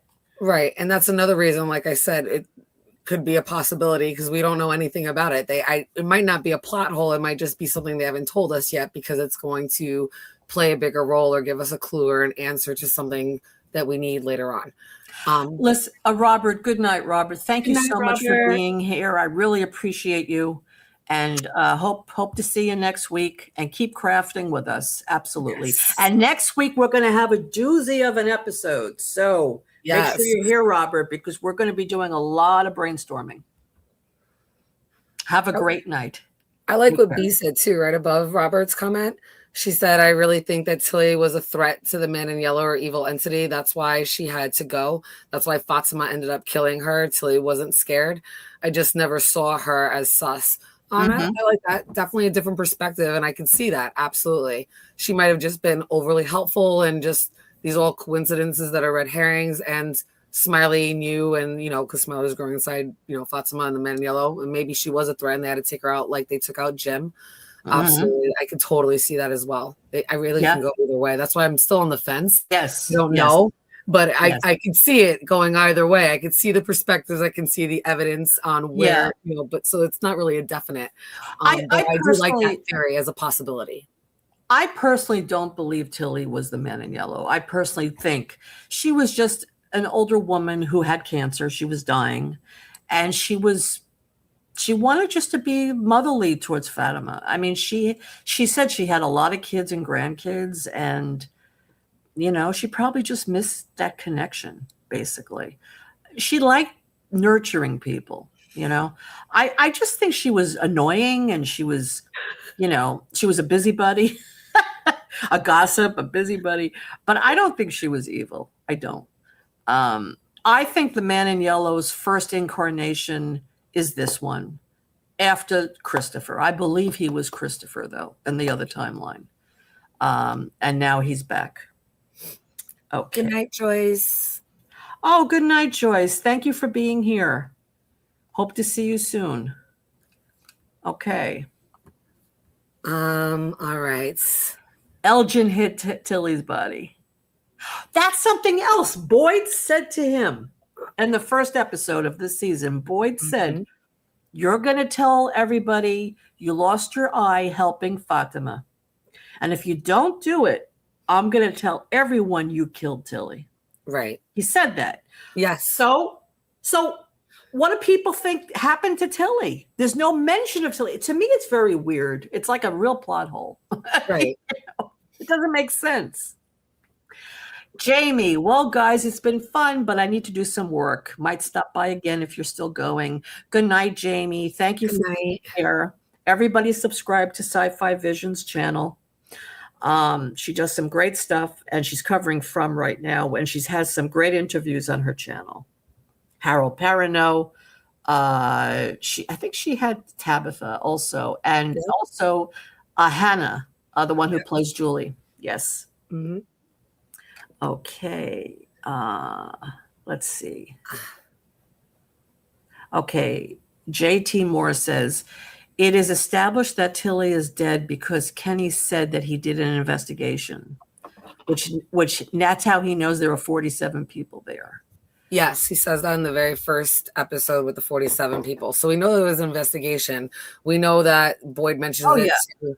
But again, no funeral. We haven't seen anything really come of that. They haven't really told us what the findings were. How do they explain this to the town? What really kind of happened? Yeah. There was a scene with Kenny and Acosta. They were speaking to a couple in Colony House. And they were like, oh, you think it's okay that they think Sarah killed Tilly. And they were saying, oh, you're defending Sarah after what she did to your own parents, right? What she did to your father. So people in Colony House do know that Tilly's dead because they were doing an investigation. That's right. I forgot about that. Yeah, but they never buried her. It's really strange. I like what Nick said too. Nick said Fatima might visit Tilly's grave to explain some of that. I would love to see that. I would love to see that too. I think we need to see that. Here is a link to Sci-Fi Channel, by the way, if you guys want to head over there after our stream is over, of course, and subscribe. Okay, so let's see what else we have here. Yeah. Oh, I like what Bi said. Tilly reminded me of a wise woman in folklore. Seeing her as suspicious is falling into that idea that an older woman who doesn't fit the mold is somehow a witch or evil, or evil. Yeah, I guess maybe I am putting stereotype to it. Possibly, I could be, culturally biased. Unfortunately, I can see the error in my ways. If so, absolutely, I'm not perfect. Nobody's perfect here, and right. all theories are welcome. Like I said, I can see both sides of it. I can see the evidence on both sides, and again, yes. It just could be big coincidences and stereotypes. Yes, who knows? But yes. Yeah. I do like it though, and that's one of the things I love about this show, right? We can kind of theorize and come out with all these different possibilities and see all these different perspectives of things that could be maybe what ifs, and we just don't know yet. Right. So. Maze says Tilly was a positive threat. There was nothing that place could throw at her that could break her. Yeah. I guess because she had cancer and she knew she was dying. So I guess she just was like, well, I'm just grateful to be alive every day I'm here. So she kind of made the best of it. Like she took lemons and she made lemonade kind of thing. And yeah, so I agree with that. I just think she just wanted to be wanted. She wanted people to like her and to be needed. Walls Tech. Hi, Walls Tech. I need Goofy Golem. Yeah. Well, we're going to see that Golem very soon. Okay. What else we have? And that camera is interesting too. Yeah, Pam has a good point. Never had a funeral for the Colony House Massacre either. Yes, that's right. So many people died that day. Where was the funeral for all those people? You're absolutely right about that. Good point. But I forgot what I was going to say. I was going to say something about Tilly, but okay, we'll go on. It will come back to me. Tilly reminded me of wise women in folklore. Seeing her as suspicious is falling into that idea that an older woman who doesn't fit the mold is somehow a witch. Yeah, absolutely. Absolutely. She's probably evil. She's a witch. I just think she was just a lonely person. She just wanted to be needed, just the way Sarah wants to be needed and the way Elgin wants to be needed. These are people that are of service to others, and they are the ones who are the most vulnerable for the evil entity to take over them because they want to serve, they want to help. Right. So they're very vulnerable for that. And I think that's what happened to Tilly. I just think, Tilly was murdered 3 days. The timeline on this show really is confusing to me because we wait so long for these seasons, right? Right. I mean, really, how long is it supposed to be that they're there? Right. I mean, I'm asking, how long do you think it is? Oh, I think they've been there for about 29 days, 30 days. That's it. That's it. Yeah. See, I keep thinking it's like a year they're there. No, they've been there. They've been there just about I would say about 4 to 5 weeks. Wow. In the chat, what do you guys think? How long they've been there? I didn't realize it was that short. Wow. See, yeah. Season 1 was 5 days. I agree. All the seasons have been 5 days. So that's then we're about 20 days in. I was going to say so much has happened in 20 days. I was trying to count, and I think at one point when I did the rewatch, but I literally did like a marathon of it, and my numbers could have been off because I was tired. But I think I had gotten somewhere around like 27 days or 26 or 27 days at one point. But again, I could have been off, and that includes the 3-day jump that we got between season 2 and 3. Because Tabitha was knocked out for the 3 days. And so I had added that. And I think that brought me to 26, I believe. or 24, right? 24, 26. So maybe this whole show will be over in 47 days then. Possibly. The number 47 comes in, right? I keep forgetting that. Like I said, I keep thinking they're there much longer than they are. So, wow. It's just so much is happening at one time very quickly. Yes, that's true. There was no funeral for Reggie and his girlfriend. No funeral for Kadri. Is that true? I thought they did bury Kadri. No, no, there was no. There was no funeral for Kadri. Wow, wow! I am amazed by that. Yep. No funeral for Nathan's brother. That's another one. We haven't seen too many. We've really seen too many. We've really seen the one. We've seen Lauren Pratt and Megan Pratt. They were buried. We didn't see Frank get buried. We just saw them wheel out his body. Right. So we didn't see him be buried. So it's really only been Jim, the pastor, and then Megan Pratt and Lauren Pratt. And we saw Victor digging those graves right before the Colony House massacre, but we never saw them fill those graves. And like somebody mentioned in the chat before, we didn't see them bury them as well. We didn't see them bury Nikki, the girl that shot. So I mean, we saw Fatima sticking her fingers in and sucking her blood like a vampire. We didn't see her get buried. So, yeah, we haven't really seen too many burials. The only burials that we've seen were significant to something, like the arrival of the Matthews family, the arrival of the Crows. So that's pretty much been all we've seen. 97 days without incident before Tabitha and Jade came. That's right. Yes. That's right. It said 97 days. So, yeah. So I'm thinking 47 is probably more, not only 47 people, but maybe this whole story takes place in 47 days. I'm starting to think that. So, yeah.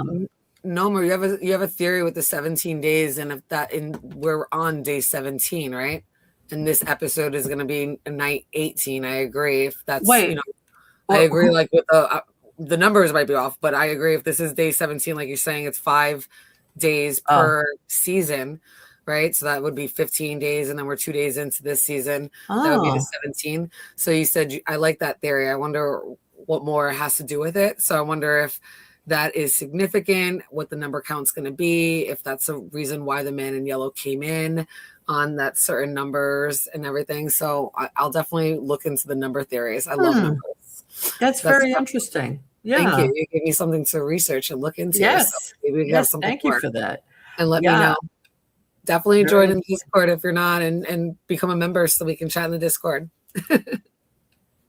Yes, and the link to my Discord is actually in the description of this video. You can check it out there. All right. No funeral for Brian and Kelly. Right. There was no funeral for a lot of people. Yeah. All right. Okay. So Julie's day 16.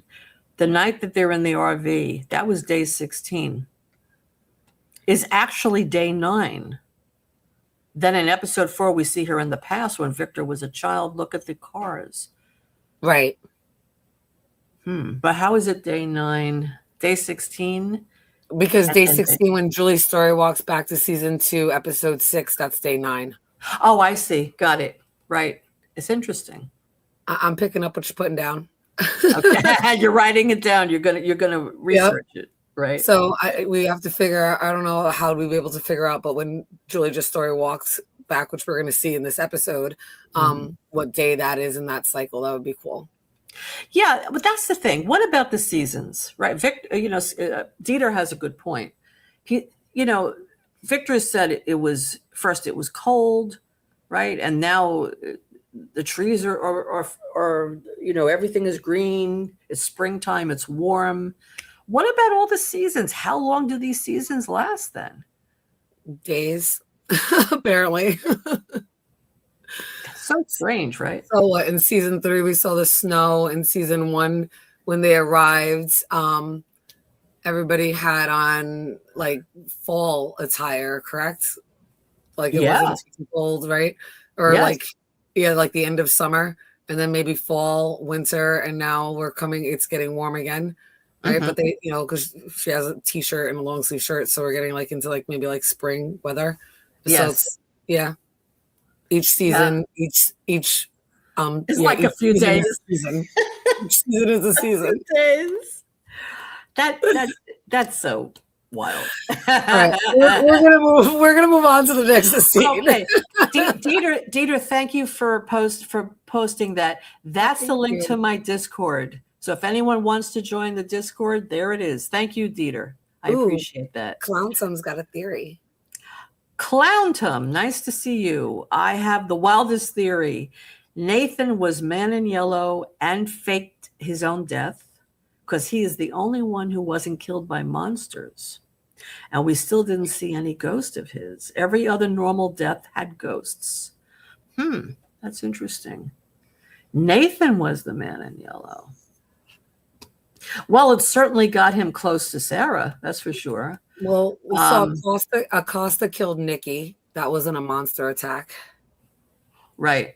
And I guess you could say the faraway tree, I wouldn't say is a monster, and that killed Dale. Right. Exactly. Right. So I'm just thinking what that can mean, what know, like this theory can mean. It's definitely possible because I don't know. The Man in Yellow, even if he's underground, I believe like he's still burrowed and moving around underground. So he still knows what's going on. He could have definitely popped up and done things and gone back underground kind of a thing. So especially if he came out during different seasons. So maybe in each season, the Man in Yellow has shapeshifted and been a different character and has somehow been allowed himself to get killed off so that he can go back underground, feed, do what he needs to do for whatever, and then has come back out. And this is we're just seeing him come back out now, but it's not his first time that he's come out. So that's definitely a possibility. Maybe Nathan was for season 1, maybe somebody else was for season 2. So, and Reggie was killed by Boyd. He also wasn't killed by monsters. So there's definitely been some other characters that have not been killed by monsters, but they've been killed by some major characters that were tortured from and whatever it's controlling from or whatever can control from. And I definitely think the Man in Yellow, that entity, has some type of control and powers over from and can manipulate people to do something. So I definitely think you're onto something. I really like that. I'm definitely going to now look into that too. Check. Yeah, I like what Michael says. It's like that scene monologue in Steve Martin's The Jerk. That movie was so funny. Did you ever see that movie, Jen? The Jerk? No. The Jerk. Steve Martin. Nope. That movie is so funny. You have to see it. It is one of the funniest films I've ever seen. And yeah, so he said, I know we've only known each other 4 weeks and 3 days, but to me, it seems like 9 weeks and 5 days. And he kept going on and on. The first day seemed like a week, and the second day seemed like 5 days, and the third day seemed like a week again, and the fourth day seemed like a day. I mean, he was just, it's hard to explain. You have to watch the film. It's very funny. He plays a guy who really doesn't know anything. I mean, that's why they call it The Jerk. He doesn't know anything, and he just says a lot of silly things, and it just shows he becomes a rich guy. He falls into all this money. He marries Bernadette Peters plays his girlfriend in the film. It was really a good film. So if you get a chance, watch it. It's definitely worth watching. Okay. All right. I'm going to move on to the next scene. Yes. All right. So here we have Julie, and she's kind of really digging into the bookmarks theory with Randall, and she's trying to convince him that she can make this work, right?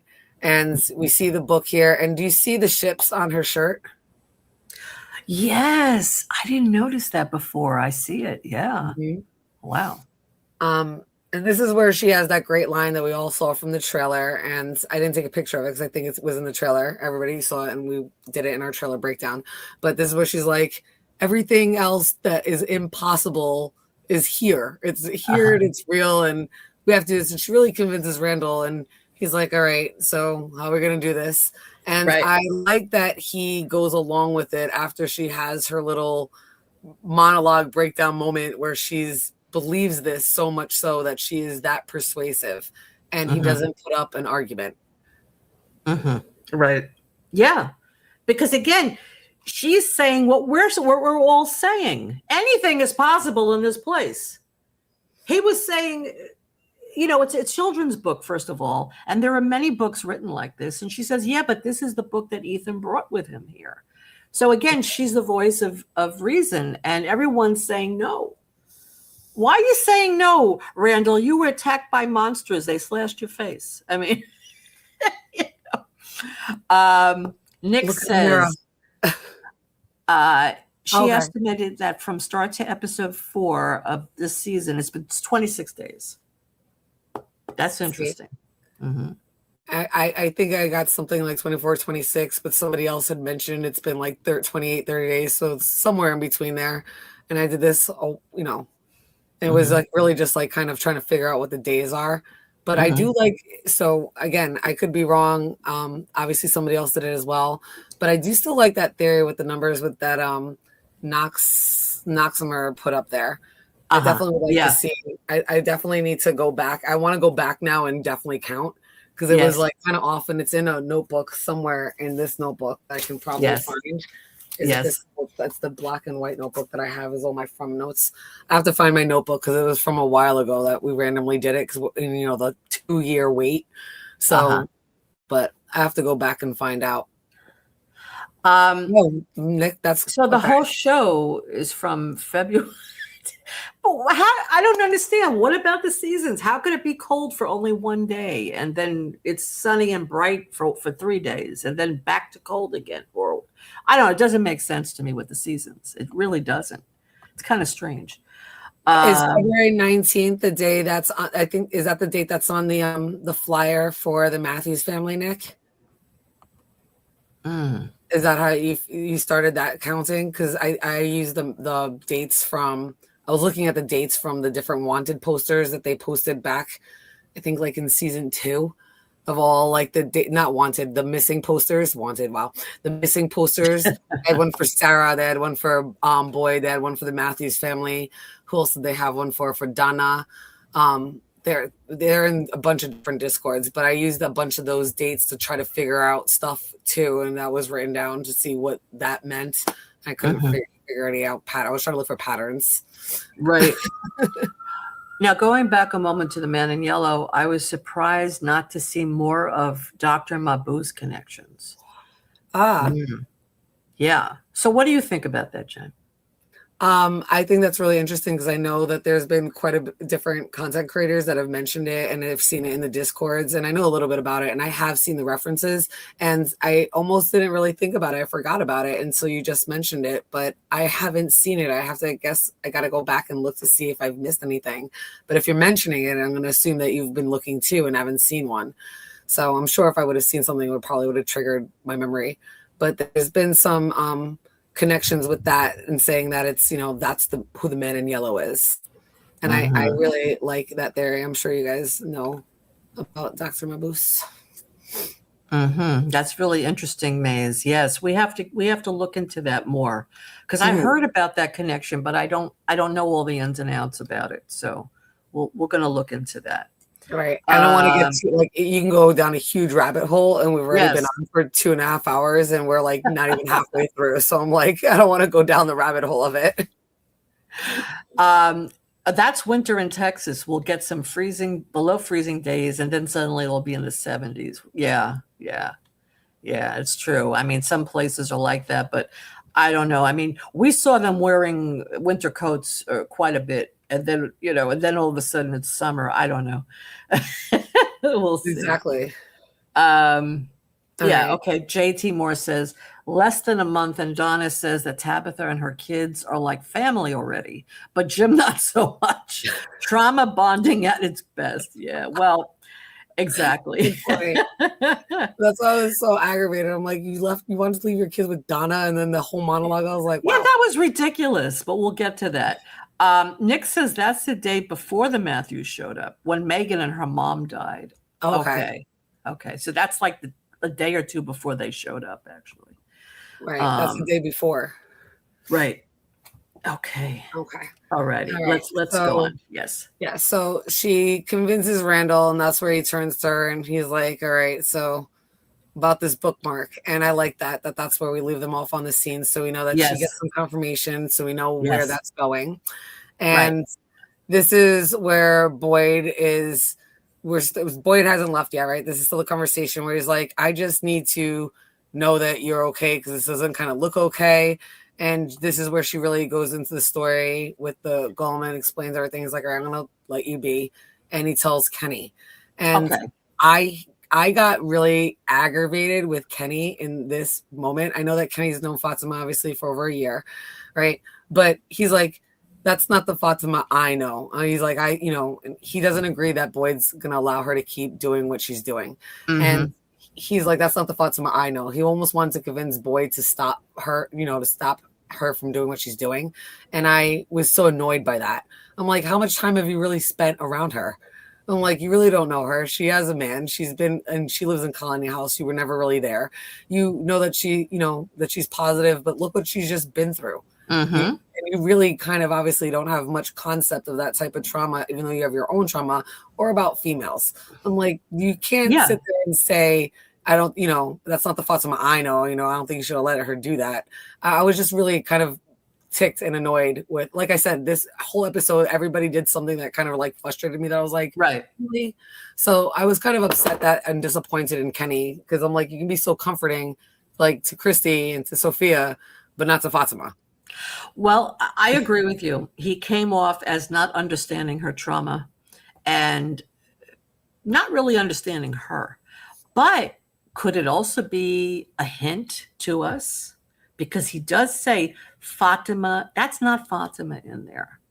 This is not the Fatima that we know. Maybe this is a hint that she's changing. Very true. That's how I took it, actually. Mm-hmm. But I think your point, I also agree with what you're saying, because it sounds very cold of him to not understand she's been through such trauma that she needs protection, right? But I do think it's a hint from him. That's what I think. Yeah. All right. And this is where we get the scene. But okay. I am annoyed by this. This is where... Because they didn't have to have this conversation. If they didn't have this conversation, it would have been more shocking. We don't need to have this conversation, but okay, go ahead. The foreshadowing, right? The foreshadowing. Yeah, but it's too obvious. It's too obvious. And this is what JT Moore was referencing before, where she's like, you and your kids are the closest thing to family that I have. If anybody's going to go out there and do something stupid, I'm going to be the one to do it. I was like, oh God, here we go. Definitely Donna's on the chopping block. Robert Saunders, 100% right with the names, hands down. And I was like, she's a goner. Donna's a goner. And I'm sure everybody's probably going to put it in the chat. Well, what do you mean? What about the names? I'm sorry. What did Robert say about the names and Donna? Robert Saunders has the really double ends. The double ends. Right. Yep. So and everyone who has double letters dies. Was that his theory? Yes, he has it with double and triple letters. It's quite a lengthy theory. You definitely have to find her to let him come on and like read the theory and talk about it. Right. But the theory with the double ends and then the pastor's last name with the double ends, it just makes way too much sense. His theory is definitely spot on. I'm 100% thinking that Robert, that's why he's a legend, right? And I don't know if Nick worked on it too. Nick, let me know. Nick might have worked on it with Robert as well. I'm pretty sure that they work on a lot of theory crafting together. What did they say? I thought they said something about the ancestors of this place. I think Robert said something about that they were reincarnated or the ancestors. Okay, but yeah, I don't remember about if they die because of this reason though. That I don't remember. He had said something about the people that were going to die next. I see. Because of the people that have already died. He's seeing the name patterns in the people that have already died. Oh, I see. Got it. Yeah. Joeyum. Hello, welcome. Ellis was putting flowers on graves. Yeah, he's very good at doing that. Ellis, he doesn't do much else, but he doesn't like help pull a wheel carrying a dead body. That he doesn't do. Right. Father Khatri pulled up in a truck to help with the RV accident when the Matthews family showed up. Did you notice the fog in the town? Then out by the RV, blue sky clouds. Oh, that's interesting. I I didn't did notice not. that. Wow. Thank Ooh. you. We have to look I have to into go that. watch. Yeah, I have to go rewatch it now for like the 8th time. Wow. I mean, well, then that explains the change of the weather so drastically and in different parts of the town, right? Mm-hmm. Wow. Thank you. I did not see that. Oh, Okay. Doc doesn't think that Donna will get got. She will probably just get injured, and a red shirt will get their ticket punched. That's Okay. what I thought originally. That's what I thought. But after this dialogue that she has with Tabitha, it's pretty foretelling. It's foreshadowing what's going to happen to her. Oh, I Nick, mean, some answers. The name pattern has people with 11 letters in their name, and all but Jade, Boyd, and Donna have died. uh-huh. And there Interesting. are around 10 to 12 people on that list. Wow. Wow. So yes, Donna would be next then. Yeah. Interesting. Wow. So, and Ethan comes and interrupts the conversation because he finds a bird on the floor with a broken wing, and this is the starling. Starling, and it's the first bird that we have seen and from, right? That's not a crow. And they're gonna keep the starling. I thought I had a picture of it, and I don't. My next slide is not a picture of it. I do apologize, but we see the starling. I have some more pictures of it later on, but they're gonna keep it, and they're gonna have the starling, and he's gonna take it to the Lake of Tears, and he's gonna take it to the lake in Cannibal Village and see if it will work on the starling. What'd you think about the significance of the starling? Yeah, I just want to address what Doc says first. I agree. I feel like if they kill Donna off now, it would be a waste because they have not fully explored her. We know that she's grieving her sister, that she's been traumatized, that she's trying to hold this place together. But I agree. I'd be very disappointed in the writers if they kill her off now. But I think they're going to, though, unfortunately. As far as the starling goes, starlings are an invasive species. They are considered pests. Animal control does not, in other words, if you see an injured starling somewhere and you bring it to like a wildlife place, they don't even want it. They won't even accept it. They are considered dangerous to other birds because what they do is they actually go to other birds' nests and they will scare the birds away. And they'll even kill the young chicks that are in there. So they're very invasive. They just take over. And who does that remind you of, Jen? Invasive and taking over? I don't know. Think about it. Who on the show invaded? The Man in Yellow? Yeah. Yeah. The Man in Yellow is the only person I can think of. The starling is Sophia, right? Mm-hmm. The starling invades the nest. Sophia invaded the town. I like that. The starling kills the bird nest. They kill whatever eggs are there. They kill the birds. Sophia's going to be killing everybody or causing havoc, and then people will die because of it. I love that connection, and just to further it, the fact that it's the broken wing and the broken arm, absolutely. Yes. Yep. Same injury. Absolutely. It's telling us love the same injury. So the question is, why is it showing up here? What does this have to do with the Lake of Tears? I think it was because of what happened at the end, the scarecrows. That was the point. She wants the scarecrows freed. Mm-hmm. She wants those things to come alive because the whole point, and again, I had said this in a previous live, I felt the Man in Yellow was buried underground, maybe by the Boy in White or some good presence buried him. Just the way the scarecrows were buried in the water. So the crows are actually good. Scarecrows would scare the crows away. So in other words, the scarecrows are bad, crows are good. Let's get Right. rid of the scarecrows. Right. So now the scarecrows, Man in Yellow, Sophia wants the scarecrows back. That's why this whole trip was planned, putting the starling there and then pulling on that rope, taking out all those scarecrows. That's what it is. And it's interesting how it happened. But the sign is there, star. And I was thinking about what you were saying with the license plate, where it said Eloise. It said the stars are falling. Right. Stars fall on. Stars fall on. And then we have a starling. Mm-hmm. And what's Victor's favorite song? Twinkle, Twinkle, Little Star. What is the connection with a star? And when we get to the part with the Man in Yellow, we finally see the hotel sign that's not there. Yes. The star. What's it called again? Star Magic? No. Star Magic? Is it Star Magic? Yes. Star Magic. So, and the Cosmo Candy Bar. Yes. So we have to think about that. What does that mean for From? They're out of this world. What does it mean?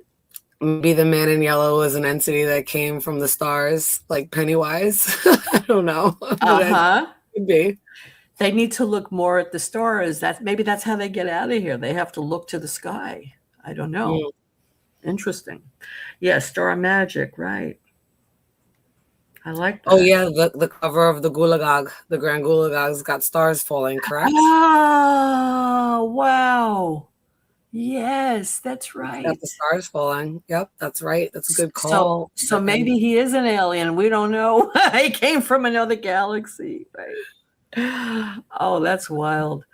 A crow is eaten by rats. Yes. Smiley dies. A crow crashes into the window. Right.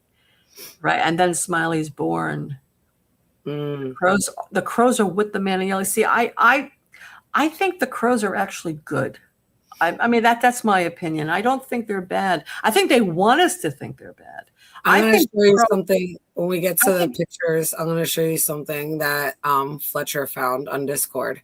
Okay. I want to say a picture of it, but I didn't notice it until Fletcher pointed it out. Okay. I just want to say, I think when the crow crashed through the window, it was actually warning Fatima that it's bad. Her pregnancy is bad. That, Tilly is, who knows if Tilly even knows how to really read a tarot card anyway. It was just a bad omen to her because she's asking about her baby. The crow answered it. This is not a good thing for you. I don't see it as the crow was being evil. I think it was being good. It was trying to send her a message. And I know that there were crows that were eaten by rats in the tunnels. Yes. But a rat, somebody who's a rat, who's a thief, who's hiding, right? Man in Yellow, eating the crows. But okay. All right. That's my opinion. Yes. Next scene. So we're at the diner and Sarah decides to go through with it, right? She pours the water and we finally see Bacta. Finally. Right? Finally get Bacta. And here she actually gives Sarah hope. She gives Sarah purpose. She invites her to come back. She's like, listen, I know what you did. And since that was in your past and since I've known you, you've done good things. And this makes Sarah feel good. And she decides to, not to go through with it. And she actually tells Bacta, can you just dump this water out for me?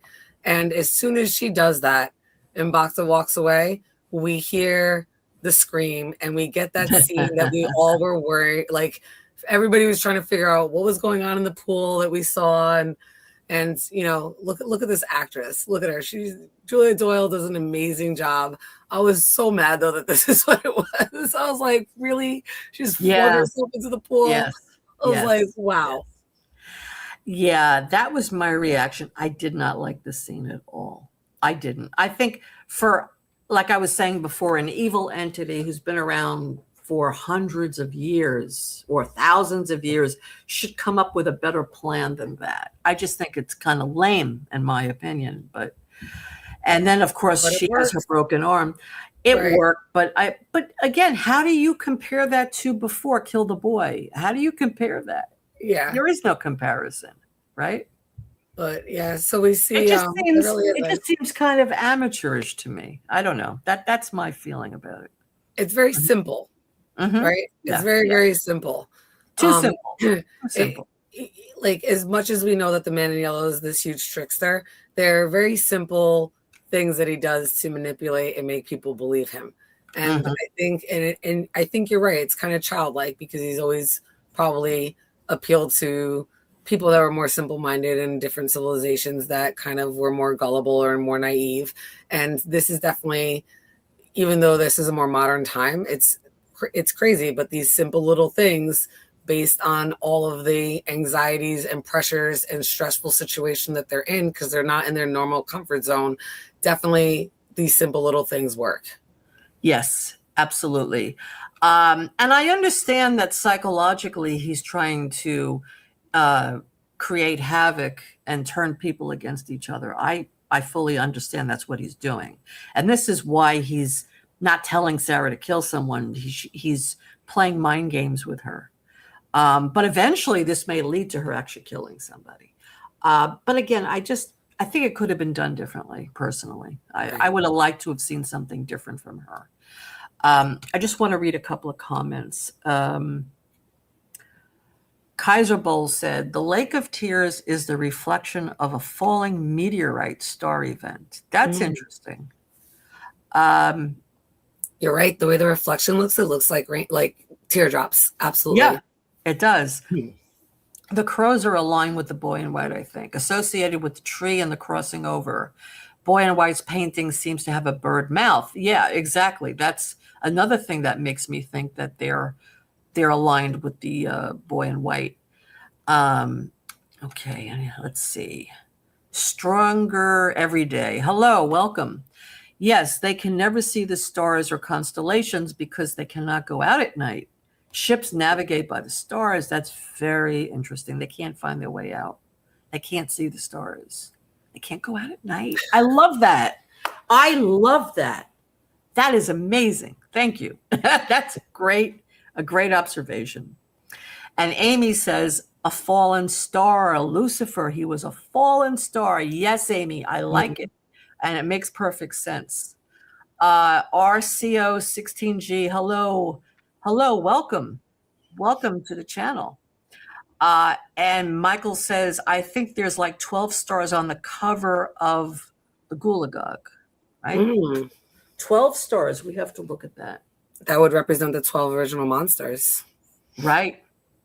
I love that. And Joya Yum says, using Ethan's humane kindness against him, the starling. Sophia weaponizes things against people, their kindness, their faith, their hope, their belief. Absolutely. That's exactly what she does. Right. She takes the goodness and she turns it into something bad. She sees it as weakness. Their goodness is weakness in her eyes. Okay, is there anything else? Let's see. Okay, yes, I need more Doug, Man in Yellow. I agree with you, Benjamin, 100%. I want to see more of Doug. I want to see more of the Man in Yellow. Okay. Let's go. All right. Oh, I like this too. I'm sorry, JT Moore. Fatima looks over the town at the stars. She says she can see the stars at night. Yes. In the very first episode. Yep. Yes, I love it. JT Moore, you are 100% correct. That's right. She looks out the window. She shows it to Julie, and you could forget you're living in a nightmare. You look out and you see the stars. Oh, yes. And that's something they can't do. The stars are falling. They can't see the stars. They can't see their way out. Beautiful. I like that. So, okay. All right. All caught up in the chat? Yes. All right. So we have Sarah, and you really see her face. She looks horrified. That Poor Sarah. And I mean, I thought it was a little odd that, the voices told her to be somebody that she cares about. But being that this is her new roommate, so to speak, and she's trying, clearly she hasn't sensed anything at all. So she looks, I mean, look at her face. She looks horrified. So what does she do? She runs back in while everybody's still out there with Sophia, and she pours herself a glass. She takes a drink from it. She pours Yep. it back in, and then she goes and sits and she's panicked to see what's going to happen, right? Because she thinks she's going to infect somebody and pass the voices to them the way the worms got past the Boyd, so to speak. She thinks Right. that's an infection, and she's just waiting now, freaking out, like, internally freaking out, just sitting there staring at this thing. Right. And then, so, oh yeah, sorry. And before I move on, anything about this, or? She's just playing mind games with her. But the question is, how did she know? I mean, she couldn't see it, so I guess she felt it. She's connected to Sarah. She feels it. She knows what Sarah's thinking, what Sarah's doing. That's the Right. only way she'd know that she didn't do it the first time. I think the men in yellow just like the monsters know things. They Yeah. somehow can see and just know things without being there. They really can. I have not been able to explain that, but they just have knowledge of seeing things that they weren't there for, unless Yes. there's Yes. something else about these dimensions they can walk through. Right. JT Moore says something in the chat. Is it that Sarah cares about Sophia, or is it that she's concerned about whoever is next will be someone that Sarah cares about? That's definitely could be it, JT Moore. I'm not sure, right? We really kind of don't know yet, but she's definitely terrified, and I like that. It could be that, if you're just going to hurt Sophia now, the next person, if I don't do that, it's going to be somebody even more important. Absolutely. Yes. But I do think she likes Sophia, obviously. She's her roommate now, and she doesn't want to see anything happen to her. Yeah. So right. Now we're up at Colony House, and we have Boyd sitting, kind of contemplating what the hell to do with. Oh, go ahead. And it does say it will keep happening until she complies. Right. Every day. So yep. Every day somebody else will be hurt. So right. Yeah. Right. So we have Boyd, and this is where Jade comes out and says that line to him. He's like, so Fatima building a mud monster. He's like, and it's interesting because the drugs haven't taken effect yet with Jade. No. They haven't. So you have to wonder why. Is it because he did build a tolerance, or the mushrooms are just not that potent? Right. So after having this conversation, they're going back and forth. I was trying to look. He doesn't really look like all that. That wasn't maybe the greatest picture, but I'm like, yeah, the way he's speaking, he's just very, he makes a lot of sense. And the best part is that he gives Boyd the question that you need to be asking, why is Fatima doing that now? Why is she doing this now? Yes. And that was the most important part of their conversation.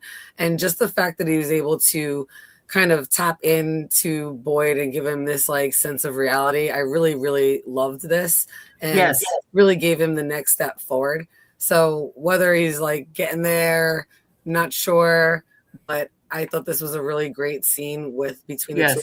And obviously Boyd's gonna listen and trust Jade and go this out. And I like this. Yes. Maze 9415 says, if we didn't know Sophia was the man in yellow, would we be theorizing like crazy? Yeah, I mean, I really think that whole transition period was done too quickly. And it would have been nice if she just showed up and we didn't know who the hell she was. And then we find out as time goes on that she is this evil entity. That would have been even better, I think. And you're right. It would have been more interesting, I think. But this is what we have, but yeah, so that's where we're at. Okay, yeah, and JT Moore says it makes sense because the last time she failed to do what the voices said, she lost her brother. She did say, they did tell her that her brother would die, and he did. So she's afraid. It makes a lot of sense. Yep. Okay. All right, Jade shouting Boyd and asking if that was great. All right, so Boyd's gonna get that idea, and that's where they're gonna go next. And we get to the ancient tower of scary shits, right? That's according to Dale. We get the totem poles. Yes. And this is the first time that Donna's been here. This is the first time that Donna's seen them. And she's like, what the fuck is this? Look at her face. I thought it was great. Look at her face. It was great. Right? So obviously they're now here. And yeah. Look at the way Ethan looks at it. And he's holding the starling. And he says, we have to go to the lake. We have to go right now to the lake because the bird will die otherwise. Right. So from there, this is the scene that you were talking about, right? Yes. Randall comes into the house and it wasn't a real look at his face. He has this weird look on his face, like, why are you doing that? Right. And she's cutting her, and she has the most logical reason. The last time I went in there, they pulled my hair, and I'm not trying to have nobody grab my hair and drag me down into like a cat fight.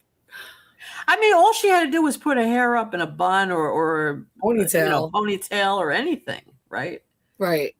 So that wig is horrible. I mean, it's so far back on her head. I don't know why it's like that. Couldn't they have gotten a better wig? But Randall comes in and he's got pen and paper and she's cutting her hair, and I thought this was hilarious. And you're right. He's just like, why? What are you doing? But she has a really good reason for it. I love her reason for it. But they have a close up on his face. I don't know if you have that shot. No, he just looks so disgusted. He has a look of disgust on his face. It was funny. Yeah, definitely shocked. They're like, what the hell? And probably like, how am I going to explain this to your mom too? There's plenty of hair to grab there. It's still silly. Yeah, there is still hair to grab there. I agree. I why she just pull up in a ponytail. Exactly. There's a lot of hair there to grab. But so from there, and they don't have to grab her hair. All they have to do is just scratch her, and they'll get her down. So. Now we get to the ruins, and she's trying to explain to Randall how the bookmark works and what's going to happen, right? And she's going to draw the symbol on the bookmark once she's there and drop it and leave it there. And when she comes back, she should have that same symbol should be on, on the one in her pocket, and she'll be able to go back and forth to that time, right? And she's trying to explain it and persuade Randall that that's how it works. And he's kind of like going with it. He kind of doesn't say much. He kind of just like, all right, sure, right. And she explains it in great length. It's kind of confusing because she's kind of putting two and two together from the story walking. And he's like, well, how long are you going to be in there for? And she's like, I just need 5 seconds. Right. Yeah. I just need you to leave me in there for 5 seconds. He's like, I don't think you understand. He's like, 5 seconds. Right. She's like, this is what I have. This is what I'm going to try. I have to do something. And he's like, oh, fine, we're doing this. So she puts it in her pocket, right? Look at her face there. Look at that wig. It's so horrible. It's horrible. This is where she's telling him, like, this is what I got. She takes the black marker and she puts the paper in her little boat shirt pocket. And she proceeds to go in. And here we are. There's the Star Magic Hotel. Yes. We see a slide and a swing set that's not there. I was trying to look around to see different things. Clearly, these not all these cars are here. Right. Yeah. So I was trying to look around to see what we see. And we can't really see what's behind this mint car. I mean, we know now what it is, but we can't really see now. But look at these bodies. They're eviscerated, completely like torn in half, right? There are bodies strewn all over. And we clearly have seen something similar to this before with Victor when he came out and he was all kind of dirtied up and he sees the boy in white and they walk away from here. Right? Good night, Dieter. Oh, good night, Dieter. Thank you. We see the flag is not tattered. Right? The ends, it looks definitely newer than what we've seen it. And she's just like, where am I? Yeah. She has no idea. Bodies. She has no idea. Clearly she knows it's the town, but not the same time period. The cars are different. There's dead bodies everywhere. Like she's like, what have I just walked into? Yep. Right? So we see what Randall sees, and there she is convulsing. And I don't know about you, but if I saw her convulsing like this, it would like my anxiety level would be through the roof. Yeah. You have no idea if she's being attacked, if she's just like he has no clue about anything. And he is. He's very anxious watching it. You could see. He's pacing back and forth. Mm-hmm. He doesn't know what to do. Right. He has no clue what to do. Mm-hmm. And she takes out the pen and paper to write, but before she does, she hears like a noise and she turns around and look at the horror because we know what she's about to see. Mm-hmm. And we get Doug. Yep. And there's the man in yellow. The man in yellow. Right. I'm trying to figure out if this license plate means anything. The AZ in the 5821. Yeah. Let me know in the chat if anybody sees anything, any connections. I wrote it down to deep dive. I just haven't been able to get into it yet to see what it means. But I like that A through Z is the beginning to the end. And it could be like the circular motion of like the beginning to the end and then starts back up again. It could also mean like the alpha and the omega. So let me know. I like I said, I haven't been able to really go into a deep dive yet into it. But I was trying to add to see if these numbers meant anything, reading it forward and backwards. So yeah, definitely let me know if anything in the chat, and I'm going to have something. If I find anything, I'll definitely bring it up next time we're in live when I have more time. But look at him chowing down on liver. He's enjoying that. And he definitely looks, his skin looks much different here than it's done previously. So that is definitely something to note. So you think that could be a continuity thing also, possibly? I think it might be that he needs to feed in order to get me. I think he might need to feed. Right, because otherwise, he could be anemic. He could be jaundiced. Right. I think if he just woke up and came out for this massacre, even if it's been a couple of days or a day or two, like Victor had said, because he had come into the town previously, I think just feeding needs to replenish him in some fashion, or maybe. Yeah. But the thing is, I mean, this massacre was 40 years ago. So what did he do for food after that? Well, I think he ate Jim. So that's why he looks so healthy. You know, I think he ate parts of Jim. Oh, I'm sure he did. You mean he's probably been eating parts of people all along, right? But the question is, in a massacre like this, I mean, look at all the dead bodies. How many did he eat? Did he eat most of them or all of them? Did he store the organ somewhere? I mean, you're talking about 40 years, right? Right. And now, there's plenty of people to eat now, but what about before? What about when there was nobody there? It was just Victor. What did he do? You know? Right. And that might be part of the cycle, just like Pennywise, the entity. I know I've compared him before. It might be the same kind of a concept or like the cicadas, right? They burrow for 5, 7, 13 years, and then they come up. So he might have a cycle like that, like you were saying, that he buries himself.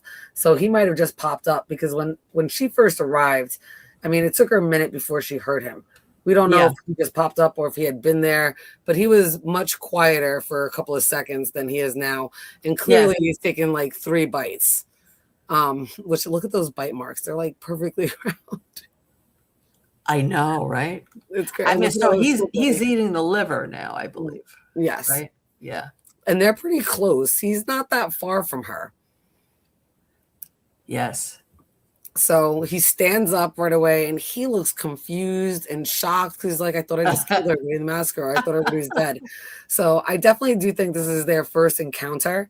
Oh, yeah. Absolutely, 100%. I mean, but look at that shirt, that undershirt. It's completely covered in blood. And then you're going to see his suit has so much blood on it. I mean, it's just ridiculous that they show it now. It doesn't have any blood on it when they find it in the forest, right? I just think it's so funny. And he does look confused. Yes, he does. I couldn't zoom in to see if anything had changed on the gasoline sign. I don't have that kind of equipment, but I would love to know if anybody could. But she looks terrified. And despite all of that, she still remembers to write down she still rememers to write down like the symbol. All right. And there she is. Would you remember? Would you remember? I don't think I would remember. I'd be running for my No. life. I would be Wally back now. So she's still like, he's already taken a step forward, and she writes it still down, and she makes a very similar symbol to what she saw in the book. Uh-huh. And I definitely think that is not the way she needed to make something more personalized. I know we've talked about that before, but just the fact that she used the symbol from the book, I already knew. I was like, there's no way this is gonna work. I'm like, I no way this is gonna work, because it looked too much like the one from the book, right? Uh-huh. And then obviously when it didn't work, I'm like, definitely personal items, right? Right. And I know we've talked about this before. This meant nothing. It's on a random piece of paper that Randall found, has no attachment to her. She held it for 3 seconds. Her energy hasn't even like been able to really transfer to it like that. That's Like, right. it just didn't feel like the symbol that she drew, which looks so like, look at it. It looks pretty sloppy. Like I said, it looks just like from the book. I didn't think it could work because it wasn't original. It wasn't hers. Is that what you think? Yeah. Or does she need like Jim's bracelet, for instance, to do it? I think that there are definitely set objects that because there's certain objects that have that energy already transferred into it that's going to kind of locked in. But I think that every person there has something like that can be used for, even if they can't story walk, can be used to bring a story walker to a certain time for that person. Right. I think that's one of the reasons why the boy in white told Victor to find an item from each person and bury it. Now, this person says, hello, One Titans, welcome. It didn't work because she didn't complete the symbol. Now, I thought she did complete the symbol. No? Is it complete or not, Jen? I thought she finished what she wanted to do. It doesn't look it looks a little sloppy. It's not like symmetrical. Right. But I did think that she completed the symbol, even though it's not a 100% replica of the one in the book, because the one in the book looks like very similar to that. And then it's got other things around it. But I thought she completed what she wanted to make what she thought the symbol was. Yeah, because she showed it to Randall. Right. And then she showed it to Randall. Right. And then she dropped it. And that's the other thing. I think there's like, even if she dropped it, that's fine. But she still needs to carry it back with her. Right. So just dropping it and leaving it, I think, was another issue with the story walking. I think, I'm not sure exactly how it worked, but I don't think that dropping it and leaving it is the way. That can't be the way, to just drop it and always leave it, even though she thought she would drop it and then walk back to that spot or in the ruins, find it there. Even if she went back to the road to see if it was there now, it's just something that's not personal. It's not something that would be there. It's something anybody would pick up and like throw in the garbage. It's not something somebody would stop and hold or look at or know who it belongs to. Right. That's the thing. Like, you can't identify a person from that bookmark, that drawing. No. The only person that might be able to identify it would be her or Randall. It's not something that any random person would be able to pick up and know who or what that's from, really, or know that was important to somebody. And what if somebody picked it up and threw it away? Then the bookmark is lost? Right. So what do you think makes it work? You can't just write it and throw it down, right? So what do you think would make it work? I think you'd have to carry it with you and then carry it back. Because so far, I mean, I know things have been lost, but Boyd carried the tour, like everything's come back with them, right? They haven't left it there. They've been able to carry things back with them in order to get back. Yes, that's true. Right. So I know that Randall pulled her out so she can get back without it, but I think in order for it to work, she would need that one with her. Like, not just dropping it. She would need that back with her. Like the book, like the paper was still in her pocket, but it didn't have the symbol. The symbol wasn't personal to her. It didn't have any connection to her. It had no meaning. So you think if she had put that piece of paper back in her pocket and the pen back in her pocket, and then when Randall pulled her out, do you think it would have been there? I think it might have been. I mean, when she was pulled out, she had the paper and it was still there. But there was nothing on it. But there was nothing on it because it had no personal connection whatsoever. Right. Like that symbol Right. didn't mean anything to her. She copied it as best she could from a book. Right. Like the bracelet has some things like has meaning to it. The ring has meaning to it. It's got energy that's been transferred to it. She needs to Right. have some type of a personal connection with it. And if you're Yeah. going to use an item from somebody else, then it's going to probably bring you to something that's related to that person. So in Right. order for her to make this story walk, I think the reason why she went to the 70 cycle is because of the shirt that she's wearing with the ships. I think that Mm-hmm. that shirt comes from somebody from that cycle. Interesting. I see I was what you trying to look mean. to see if Right. there was a dead body that had that shirt on, and I couldn't tell from Mm-hmm. looking. If anybody else thinks that they see one, I didn't think that there was, but I definitely thought that it's possible that somebody came from that cycle and died there. You Yeah. know, So, right. And that makes sense because let's say she does have Tabitha's bracelet, right? And she has that in her pocket and she's focusing on where she wants to go and she wants to find Jim by having something that belonged to Jim. Because that would have to be the bracelet that he wore, though, not the one that Tabitha made for him that he never wore. Um, it has to be something of his. If she has something personal of his, then she could help find him, right? But which chapter though? Like what time period? How does she control the time period? the items have to come from somebody from that time period. I think that's what it Mm, has to do with. I see. Because I the see. items would belong to different people. So if you're going to travel back, like I don't think how they share clothes and find clothes. I don't Yes. think that ship shirt is hers. I think it Right. belongs to somebody. So it would be, it has to do with the person that it belongs to. So if she wants to find Jim and go back to the day, and go back to the day he died, she would have to have something of Jim's from that time and place in order to do that.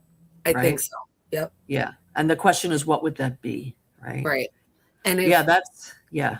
and I'm I wondering, like like, that. if she had her own personal, like, if she was able to have her own personal bookmark, she might be able to walk wherever she wants to or control it more if it was her own personal one, like with somebody else's. Like right now, she's kind of just Uh-huh. going off of somebody else's. I think one way to control it would be if she had something that was more grounding. And I don't know, like it doesn't have to be that, but I think that she needs her own personal item as well. Yeah, I like that. I think that makes a lot of sense, actually, because she needs her own anchor. That would be Right. her anchor. Her own personal thing is her anchor. And then an object belonging to the person that she wants to see and the time that she wants to be there. I like that. I think that's right. Okay, let me just read some of the chat. Clown Tum says, "Why did his pants in the middle have blood?" The man in yellow. Wow. Yeah, he had blood in a lot of weird places. Uh, and Mays 9415 says, I think less about protein and more about the blood. The stone slabs are tilted to sacrificially drain the red cave painting turned upside down. Is blood draining? A lot of Oh, blood yeah. themes. Well, yeah, and also when you kill an animal, right, you have to let the blood drain out as well. It's part of a sacrifice. Mm-hmm. Yeah, that's very interesting. Yeah. Yeah, he needs that protein. He needs the blood. He needs that blood, and probably the sacrifice gave him what he needed at the time, right? Mm-hmm. I like that. Let's see what else. Amaze says again, I think she was hoping it would update on her physical form back in the ruins. Right. That's what she thought it would do, I think. But Yeah. the paper got to transfer back and forth, and maybe that's why they use the paper in the bottle trees, and that's why the slip of paper worked on Boyd. Maybe it needs to be, like I said, something with meaning that's tied to From, or tied to people that are in From. Like that meaning is really from a book. It's a fictional book, and she's copying it, right? That's not her symbol. That's Fred the Mechanic symbol. Yes. And that's how Boyd was able to travel back and meet Martin, because he had that slip of paper in his pocket. That's right. Hi, David. David Agil's here. When I watched this episode, I immediately thought the paper fell, then the ring fell. So I think the recurring personal items are the real bookmarks. Yes, we were talking about that before, that the ring and Tabitha's bracelets are probably bookmarks. Right. She dropped both the pen and the paper on the floor. She dropped both of them on the floor, and both of them came back with her, just no symbol. Right. Nate Davies, welcome. Yeah, I was so confused as to why she threw it on the ground and didn't carry it back. Yeah, because in the book, that in the Grand Gulagog, it says that you're supposed to leave it behind. So that's why she did it, but it didn't work because it's not personal. Right. Let's see what else we have.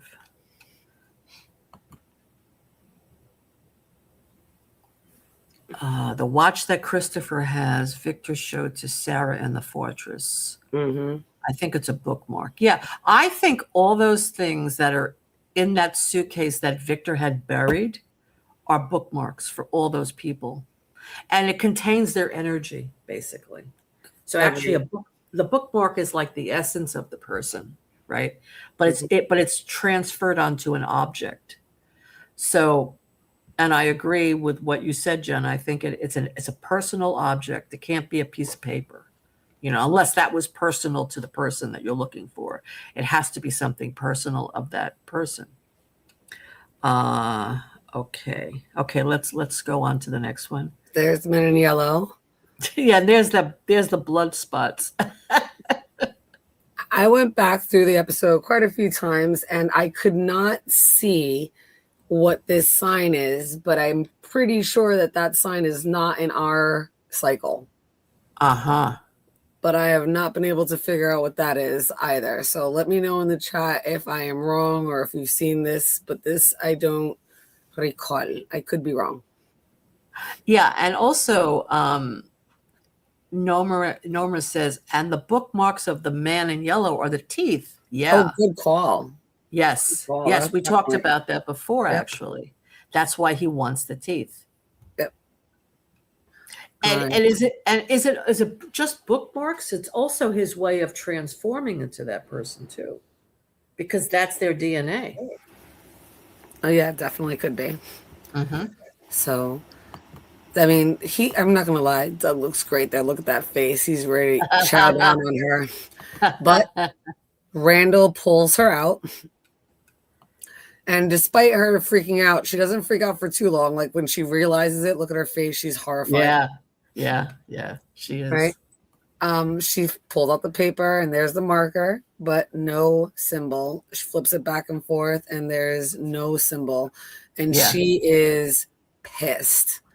Yes. She's like so upset that it did not work. She's like, fuck, she yells, she screams, and Randall's like, just holds her and gives her a second, right? And she's just upset because right now that was all she had, and now she has to kind of think and figure out something else. Yes. And she's really putting all of her eggs in one basket and really hoping that this thing worked, and now she doesn't know where to go from here. Yes, that's right. Yeah, she's like starting over again. Right. So, and after this, we get this scene, which is also as we saw in the trailer, right? Victor is digging and he's looking for pictures and he finally finds them and they're wrapped in this like almost like a sack. Yeah, and did you notice there are other drawings there too? Yes. Mm-hmm. We haven't seen them yet. Mm-hmm. So there's we've all seen this one, right? It's been all over the place. But this was the first, before we saw him, as he's moving it, before we really see it, his face looks horrified. And once he finally knows this is the scene we get, right? So, and Victor, as Henry's going through the pictures, Victor's really kind of narrating what he saw that prompted him to draw the picture. And Henry's horrified because he's hearing his son retell what he's seeing, and it almost brings the story to life, which is the point of the pictures. And he's like, he came into town. We thought it was just like us. He was one of us. And then he kind of got mean and weird. And, when mom died that night, I, saw him eating her. And Henry kind of folds, and I think Scott McCormick just does a great line of when you're like stuck in trauma and you're just trying to recount something and you're staring off into space and you're Yeah. going through the story that you've told yourself in your mind about it, but you kind of don't Yes. want to hear it, but it's It's almost called disassociation. disassociation. I knew you would Yes. know. So yeah. So here I wanted to point this out. The back of the picture. So I had this picture and a bunch of people had pictures of it in the thing, and Fletch pointed this out, and a couple other people in Discord did. So I did not find this. But if you look at this, and I do have it up close, that looks like the man in yellow and Crow attacking the man in yellow and some type of ground. Ah, So, and you're right, there's other pictures in here there, and there's backs to his drawings, not all of them, yeah. but there are backs. So I thought that was interesting. And I don't It know if is you guys have seen this in definitely the chat. it is definitely a Crow and the man in yellow. That's definite. We don't For know what's sure. happening there though. Yeah, yeah. For sure. Interesting. Very interesting. So, and It again, looks like the Crow is attacking the man in yellow, doesn't it? exactly. So, and again, this kind of might give some further proof as to why the crows might be a good thing and why Sophia kind of looked a little scared. And this might be some foreshadowing, or at least to give us a reason why the man in yellow might have left Victor's cycle for a while. Right. Maybe after everything that happened and the boy in yellow, the boy in white kind of left. And I know we see that picture, like you said, the boy in white's mouth as the crow. Maybe just like cicadas came out of the ballerina's mouth, maybe crows came out of the boy in white's mouth that attacked man in yellow, because the last survivor of the cycle was a child, and that's one child saved. Yeah, I like that. I like that theory. Yes. Yep. So the cicadas were man in yellow controlled the cicadas, right, and boy in white controls the crows. I like that. And I think crows do eat cicadas. So I kind of like that. Oh, yeah. Well, that would make sense, right? Because they're smaller than the crows. Right. Yeah. So I wanted just to point that out. But the horror on Henry's face, he's just between hearing Victor say it and him see it, and now it all like coming together and knowing this place. Look at that. Does it like just he needs an Emmy for this whole monologue that he does. Yeah. Scott McClour's amazing. He literally took himself out of his body so that he wasn't feeling the trauma, and he was talking almost like in a monotone, like he was very far away, like he was seeing it, but he was distancing himself from the pain of it, from the trauma of it, and that's called disassociation. Yeah. Yep. So we see that, and Henry's just decimated. So now at this point, I don't know if you should know about the whole Tabby Miranda reincarnation. Now he might be a little bit broken. But, oh yeah. Now it might not be the right time. But earlier, prior to this, maybe better. Maybe. But yeah, so we see, we just finally get some answers to the man in yellow and why. I mean, this really explains why we saw, Victor urinate on himself and run away, and we saw him traumatized hugging a tree, and now everything kind of makes sense between that drawing and him narrating what he did.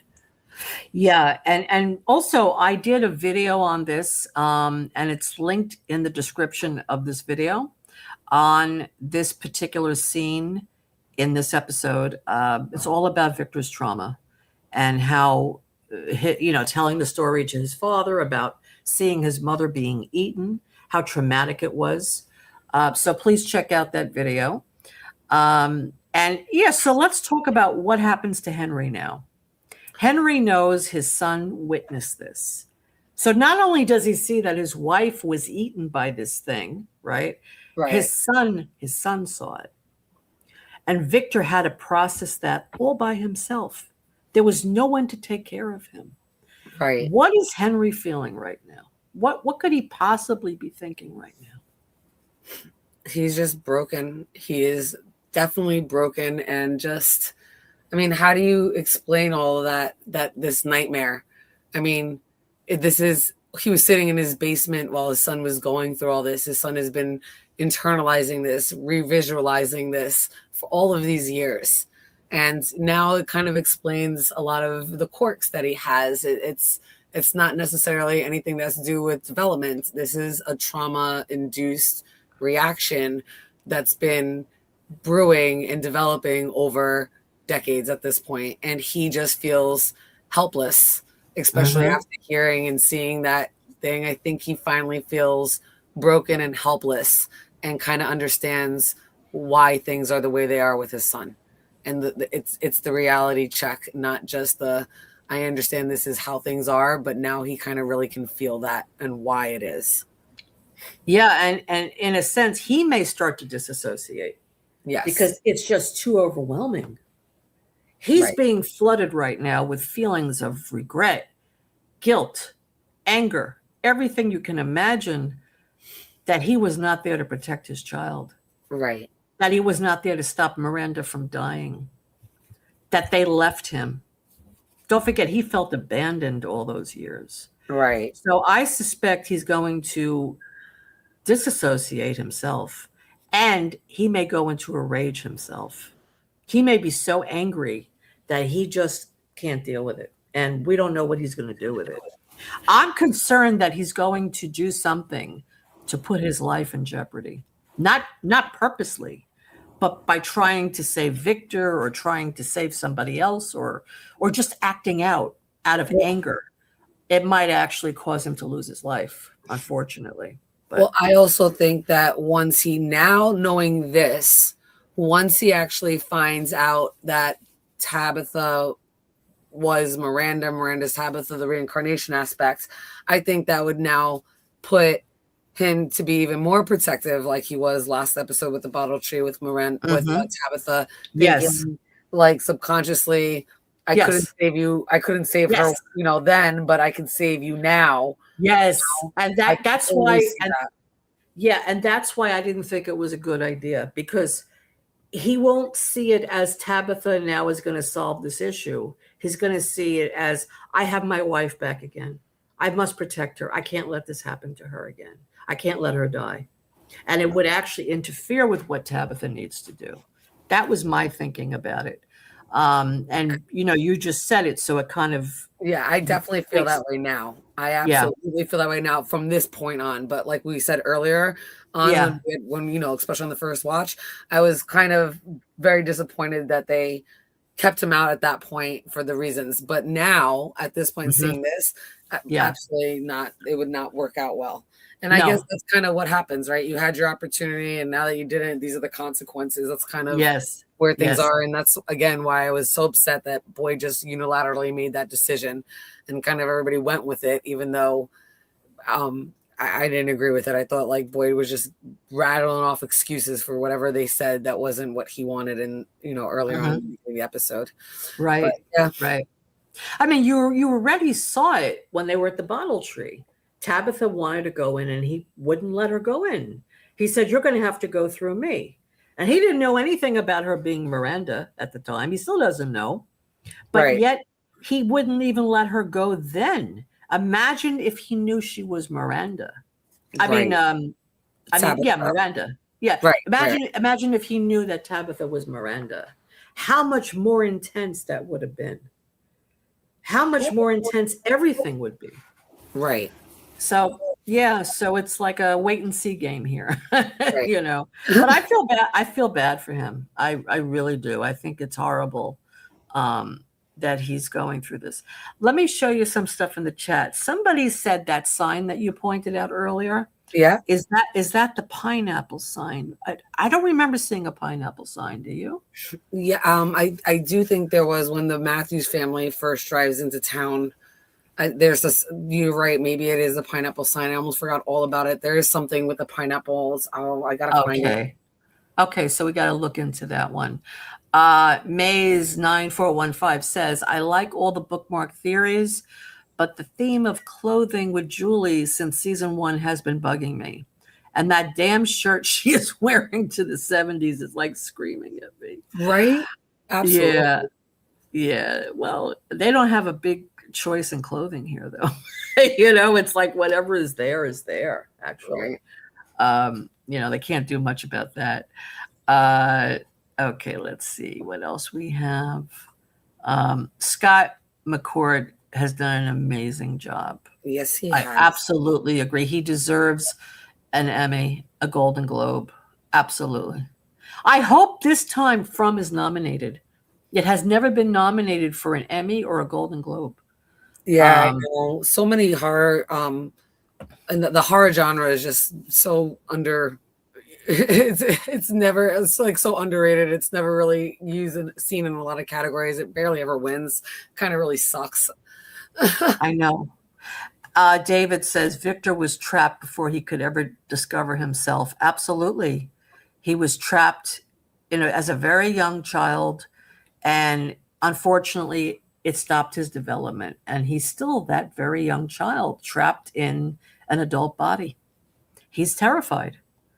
And we can't blame him. Look what he's been through. Right. Miranda painted pictures of the man in yellow, but she doesn't recognize him when he drives into town. Yeah, I mean, that's interesting because she painted pictures of everything about that town before she even got there. So when the man in yellow came in, she probably was like, oh, yeah, I saw him in a vision. So that was just supposed to happen. She probably didn't think anything of it. Because everything else has happened that she painted, right? Everything else is going on. Poor Henry, and he just had the dialogue leaving the group that any hold on normalcy about all of this was literally stage right exit. Yeah, right. None of this makes any sense. None of it.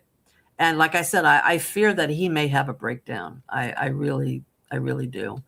What else? What else? Oh, yes. David, the pineapple sign is the getaway sign. Good call. Mm-hmm. Okay. You know what you're talking about. Thank you for reminding me. Thank you. The vacation visit someplace tourism sign. Was there a tourism sign? I don't remember seeing that.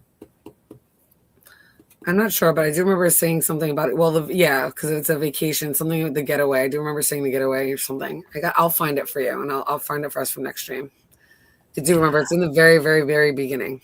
The same way that Smiley and Fatima have a connection, does the man in white have a man in yellow have a connection with Tabitha because she was reincarnated as Miranda because he ate her? I don't think so. I don't think eating her would create a connection.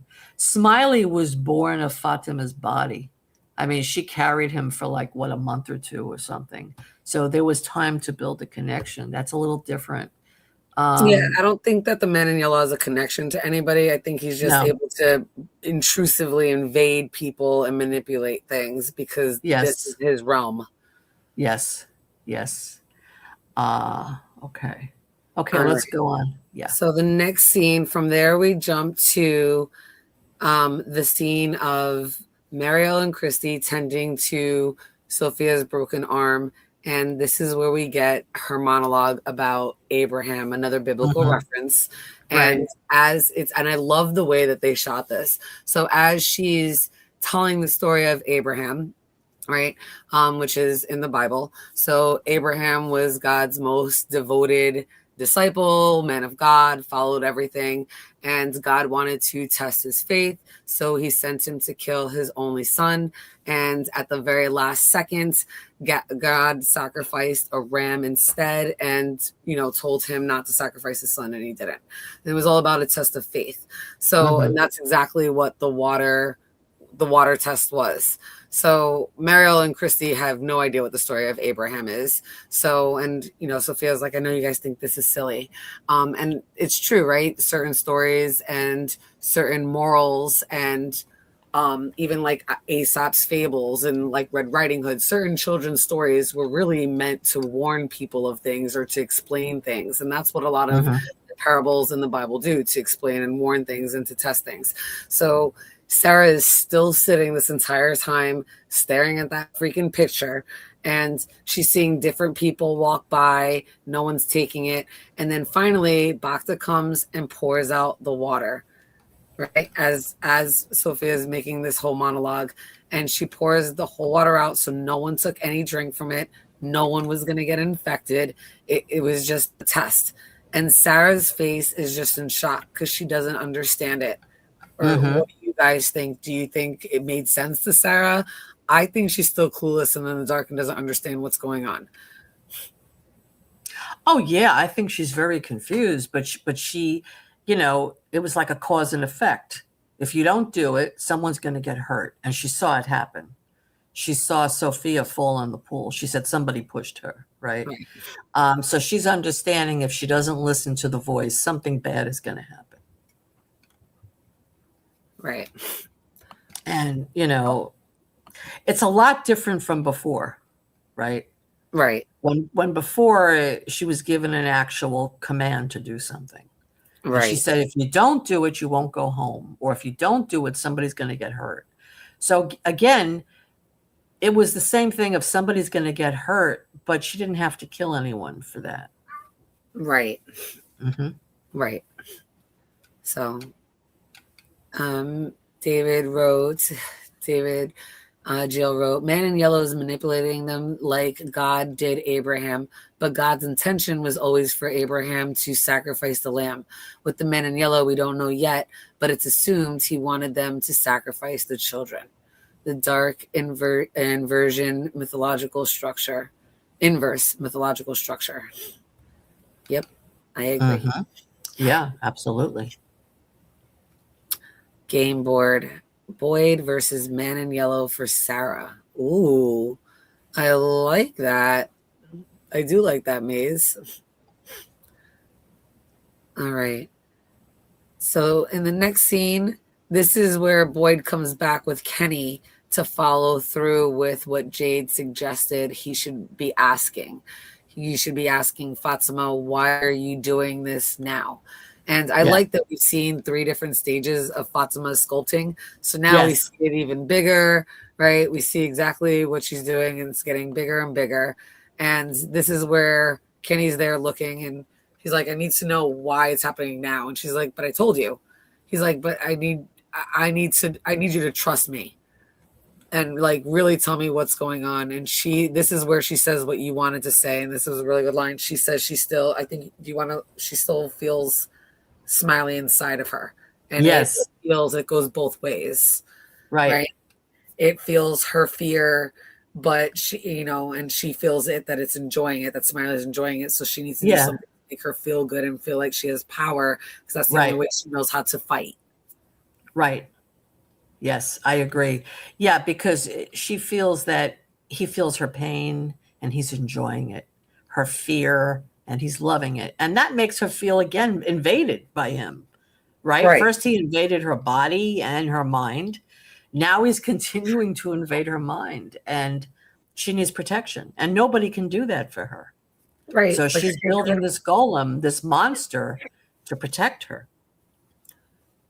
Right. Look, she can't get rid of him. Absolutely.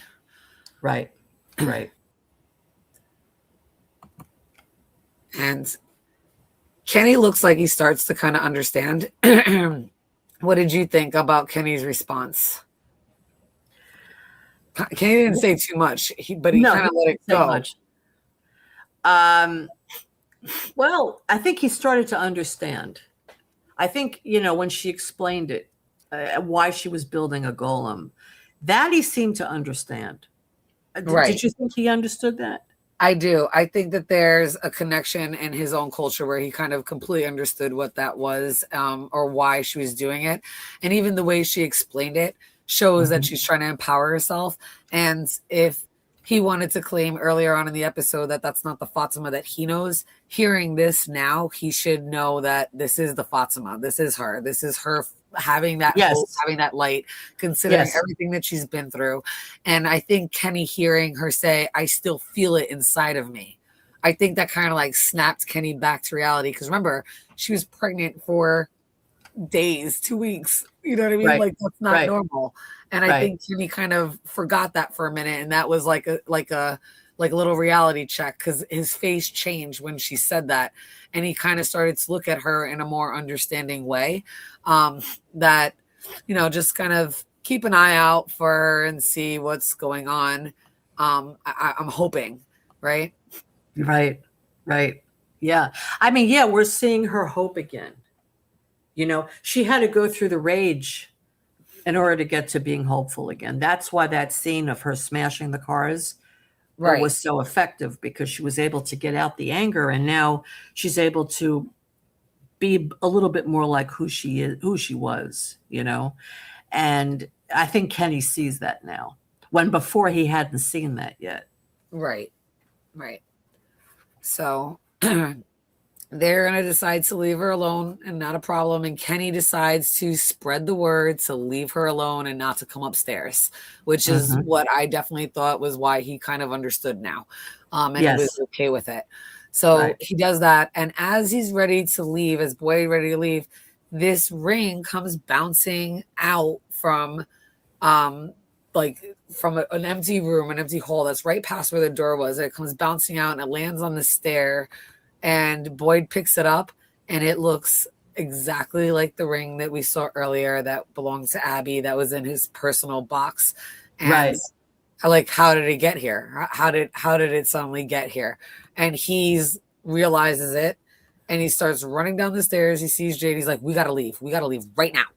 And they go running straight to the sheriff's, straight to where his room is. He puts down the ring. He opens up the box, right?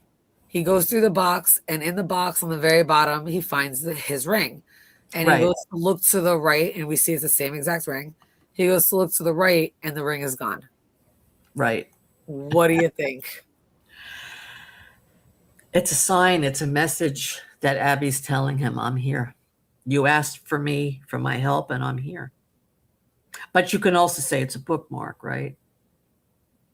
Yeah, I definitely think it's a bookmark. I'm not sure if it's Abby. It could be Julie, because I don't think when Julie story walks, other people can see her. I think the monsters, the men in yellow, and the entities that are from can see her, but I don't think that our characters in the cycle will be able to see her. So it could be anybody that's story walking, right? I personally think it would probably be Julie. I don't know if, like I said, I don't think it would be Abby because she's dead. We saw her that she died. The only other person might be Eloise. The thing is, see, I also think that the people that died, if they know how to harness their energy, they could still communicate. Because I believe Jim is communicating, even though he died. So Abby maybe is reaching out to Boyd because he needs her. He keeps talking to her. He keeps saying, I need a sign from you. I need direction. I don't know what to do. I'm thinking it's Abby that did this, but I see your point that it could be Julie. Yeah, definitely. Yeah, and if Julie's trying to leave Boyd clues, but because she can't be seen, and she knows the Fish and Low story, or if she knows about Abby, she might use that ring to kind of give him a clue, since she knows he'll listen to or just like search something out that has to do with Abby. Oh yeah, absolutely. I can see that. Yes. Yeah, it's either one of those. And because, well, you see, Julie would have to know that he's at his wife's grave all the time asking for guidance. She'd have to know that. So if she knows that, yeah, I think that's possible. But I don't know if she could know that. So that's why I'm thinking that this is directly from Abby. Gotcha. So let's see. Anything in the chat about it? Let's see.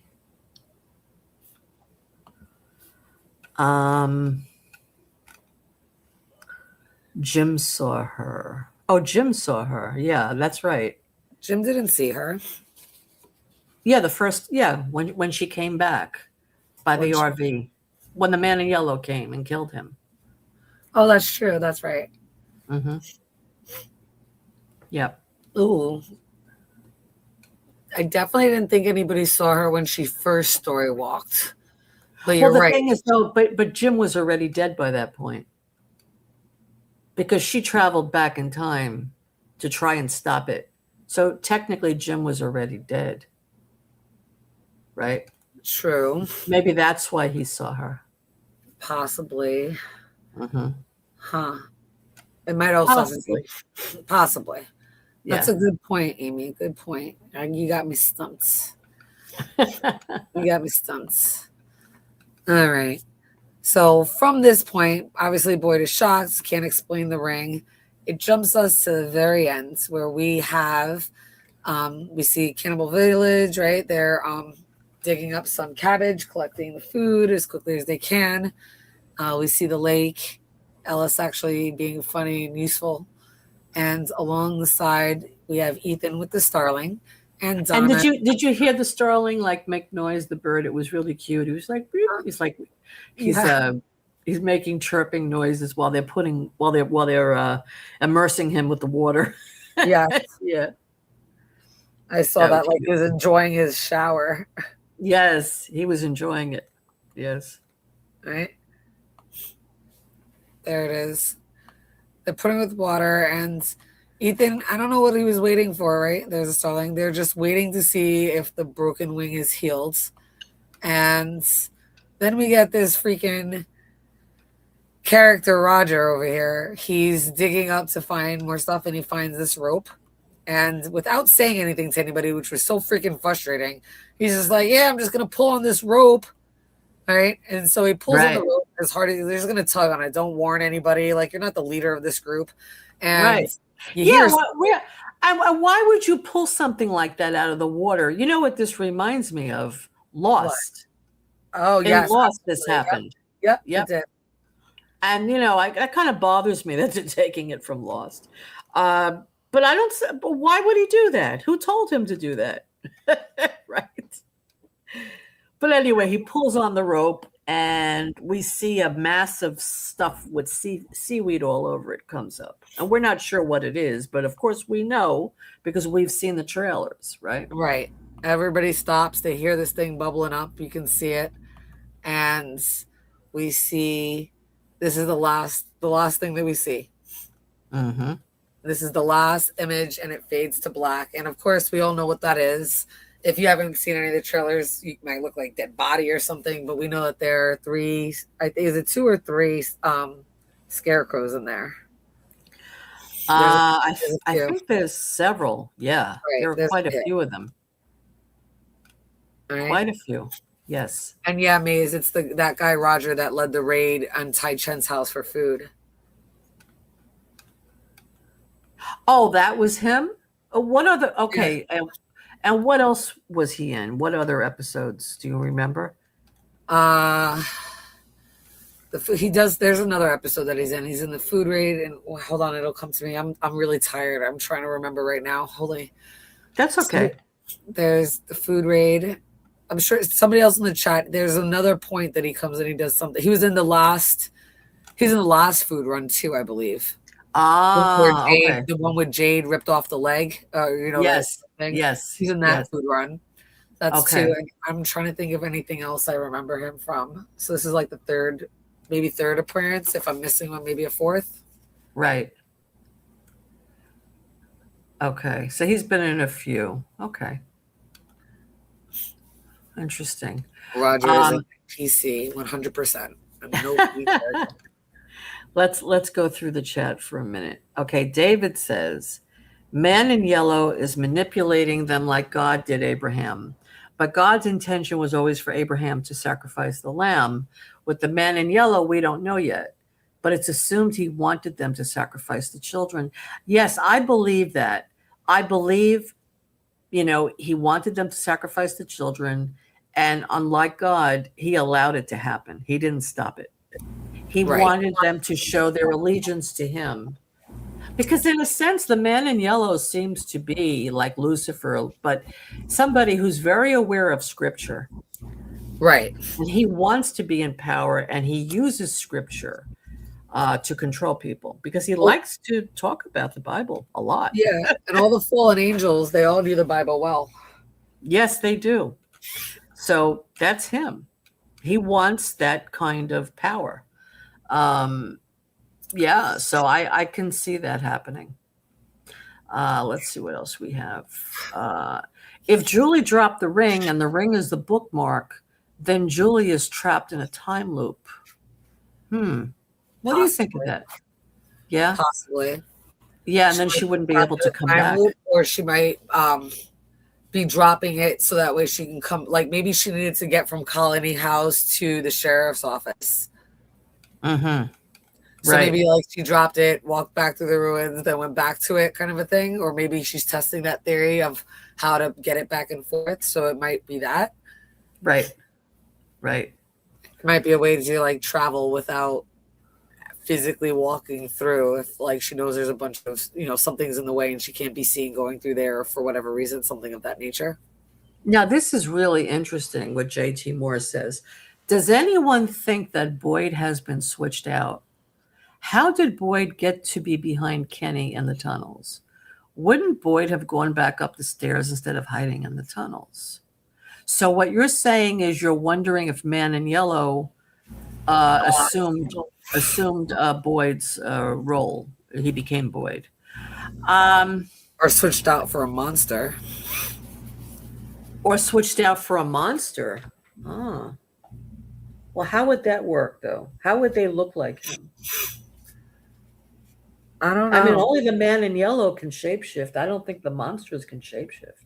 Right. Or at and least the Man in Yellow didn't have anything of Boyd's that we know of, unless he did. But not that we know of, right? Yeah.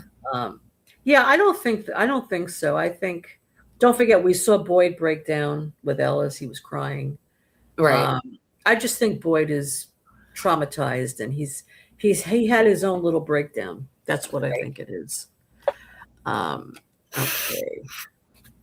I do like the theory of using connective items to help Julie navigate the chapters. Having the person make a connection in the past to an item she places, which explains it disappears when she does. Wow, I like that. Yeah, because it doesn't stay permanently. It can't be a bookmark, because wherever she goes, she takes it with her. Right. Wow. And a bookmark just holds a spot on a page, right? So if you go back to continue going through the pages, you have to move the bookmark. Right. So exactly. Go with you. Absolutely. I agree with that. And that's what I think. That's why I think it moved from Colony. And I think she'll figure out a way, like if somebody was able to pick it up and move it, that she'd be able to jump back in and be suddenly there, which is why I think it moved. Like she might have been able to roll it down. Maybe she dropped it because she was at Colony House and we see it roll down. Right. It could be the night of the massacre. Like she could go back to the night of the massacre and like they see her, she sees Jasmine, she drops the ring and hops out. And then maybe she's like, no, I got to go back in. And by this time, Boyd runs to the sheriff's office and she jumps back in. And now she's in the sheriff's, maybe when Katri's getting killed, who knows, whatever it is. And she drops the ring, picks it up, that kind of a thing. And we might see her go through different days or cycles because of just dropping and going back in. I keep saying, I'm like, I don't know why she doesn't just run back in, just see like if she'll wind up in the same time. So I wonder if she'll figure that out. Like she'll be like, Randall, pull me out, but I'm going to go back in and see if I wind up in the same spot. Right. Now, No Mercy says, who knocked on the diner that night when the house fell on Jim and Randall? Oh wait, I'm sorry. Who knocked on the diner door that night when the house fell on Jim and Randall was pointing a gun at Kenny? So are we thinking it's Julie that knocked on the door? What do you think? I thought it might have been Julie. She was trying to stop Randall from doing what he was doing. It possibly. I hadn't even thought about that. Yeah, because Randall was holding a gun to Kenny, and Randall may have gotten himself killed that night, or he could have gone outside where the monsters are, right? Right. And I don't think the monsters would have knocked on the door. Well, maybe because it was his first night. Yeah, I'm trying to remember that couple. I forgot their name, Kelly and Brian. Yeah. Did they knock on the door, the monsters, or did they just say, hi, we need help? I think they did knock. They did knock. They did. So they do knock then. Yeah. Right. So it could have been the monsters because they know that no one has told them where they are. or what Right, it is that they're in. right, right. So on the diner door, the monster could have knocked. Yeah, Right. right. Okay. Um, it seemed Jim Moore heard something. I think if he saw her out there, he would have fought hell itself to get her.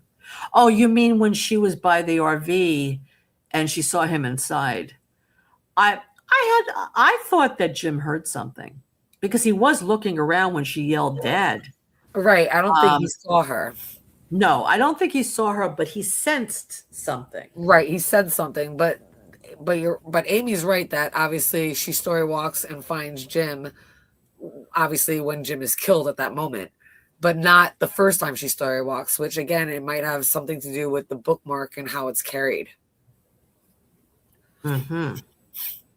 Like if Yes. she carries Jim's bookmark, Jim might be able to see her. Oh, I see. Right. Right. Oh, that's why he saw her that night That's by why the she's RV. Yeah. that might be why when he's killed, not the night that she story walks the first time. Right. The night that he's killed, she has Right. his bookmark. Right. Because that first time when the monster pulled her hair, she didn't have any bookmark. And Right. he sensed something. You could see he sensed it. He was looking Right. around, but He didn't see her. he didn't hear her. He didn't see her. No. Right. And she was screaming for him. So he would have definitely seen and heard Oh her. yeah. Right. Yeah. Or Boyd would have, Roger. he was last one out. Somebody would have heard her and seen her. Oh yeah. Roger needs to go next episode. Oh, I think he will. 100%. He will. He'll Plus, get what he Matthew's wearing a deserves. white shirt. Yes. Yeah, right. He led the raid on Tan Chen's house. Yes. So he's got to go. Okay, let's see what else we have. Let's see anything else. I mean, there's a lot of good stuff here, guys. We don't have time to read all the comments. There are so many good comments here. I wish I had more time to read them all. Maybe the attack on the village is the golem running amok, and Fatima needs to deactivate it. Yeah, I can definitely see that. Definitely. It's like Frankenstein. Like she's creating Frankenstein. That's what she's doing. Right. Let's see.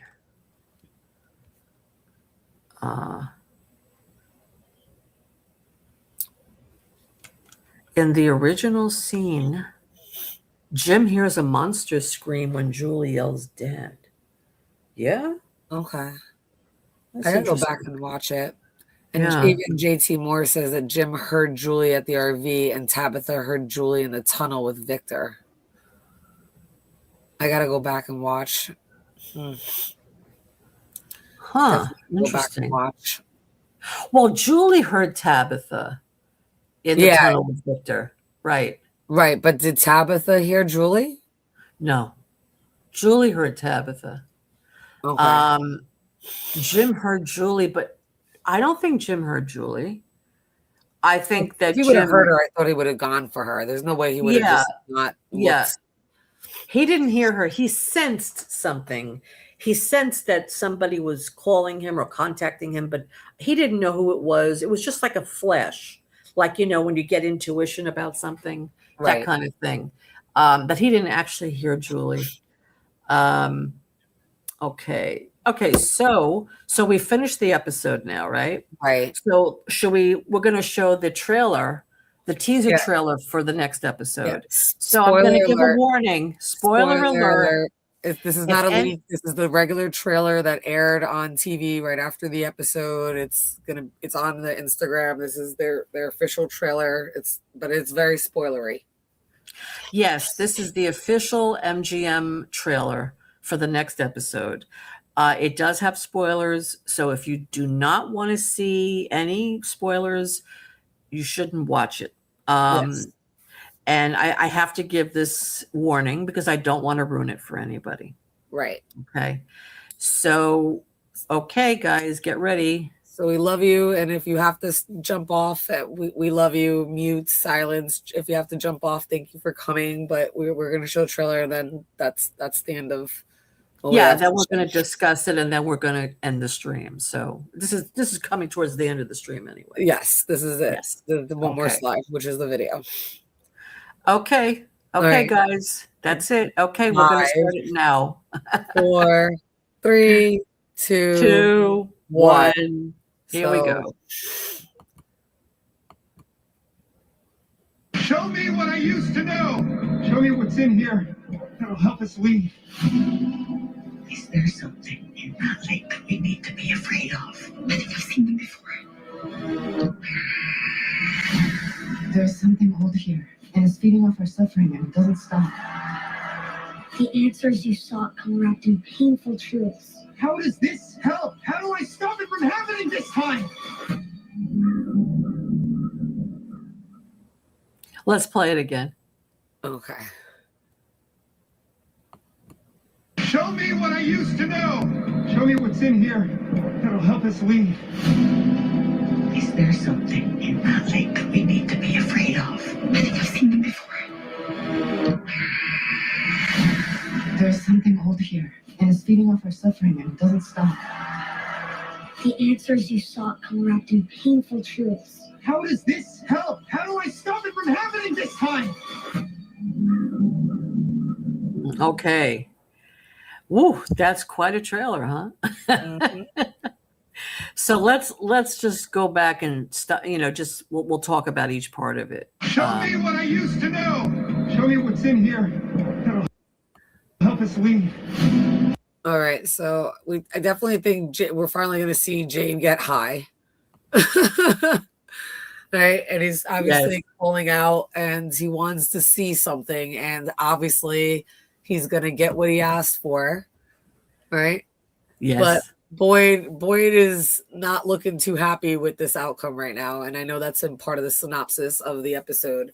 Right. So we'll see what comes of the knowledge that Jade's going to get. Yes. Is there something in that lake that we need to be afraid of? I think I've seen. All right, so obviously they pull up the Cabbage Patch Kids, and they need to know what the hell this is and what's going on. All right, and Tabitha says, I think I've seen these before. I think I know what this is. And we see this shot, and we've seen this before in the past, right? So I definitely think this is a reincarnate of Tabitha from the colonial times. I think this is the same time period that we see the guy with the one eye, the colonial guy with the one eye with the skull of blood. Right. And we know that she was by the Red Rocks and sees something like looming over her, and she has that death curdling scream. And I obviously at this point, I think we could probably put 2 and 2 together and assume she's seen those Cabbage Patch dolls. That's what came to life, and she saw it. Interesting though, because it's during the day.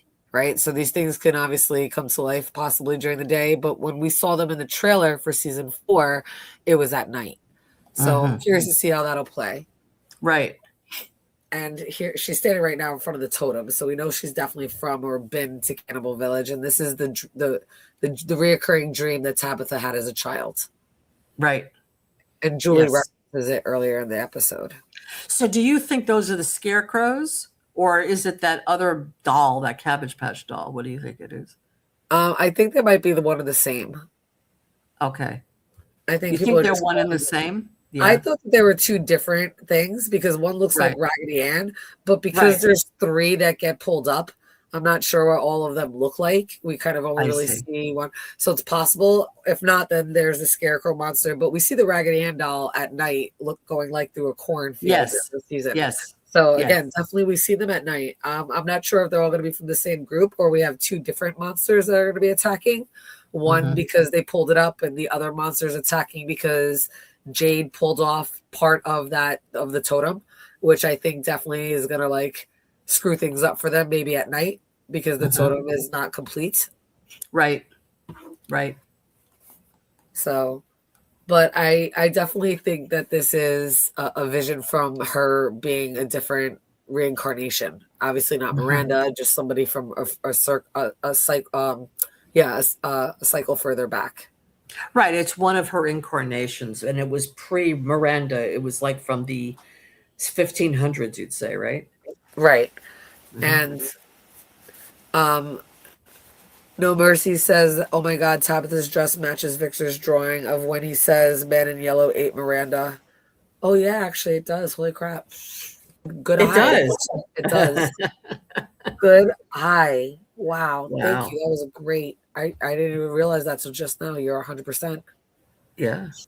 That's amazing. All right. Let's see what else we got. I've seen them before.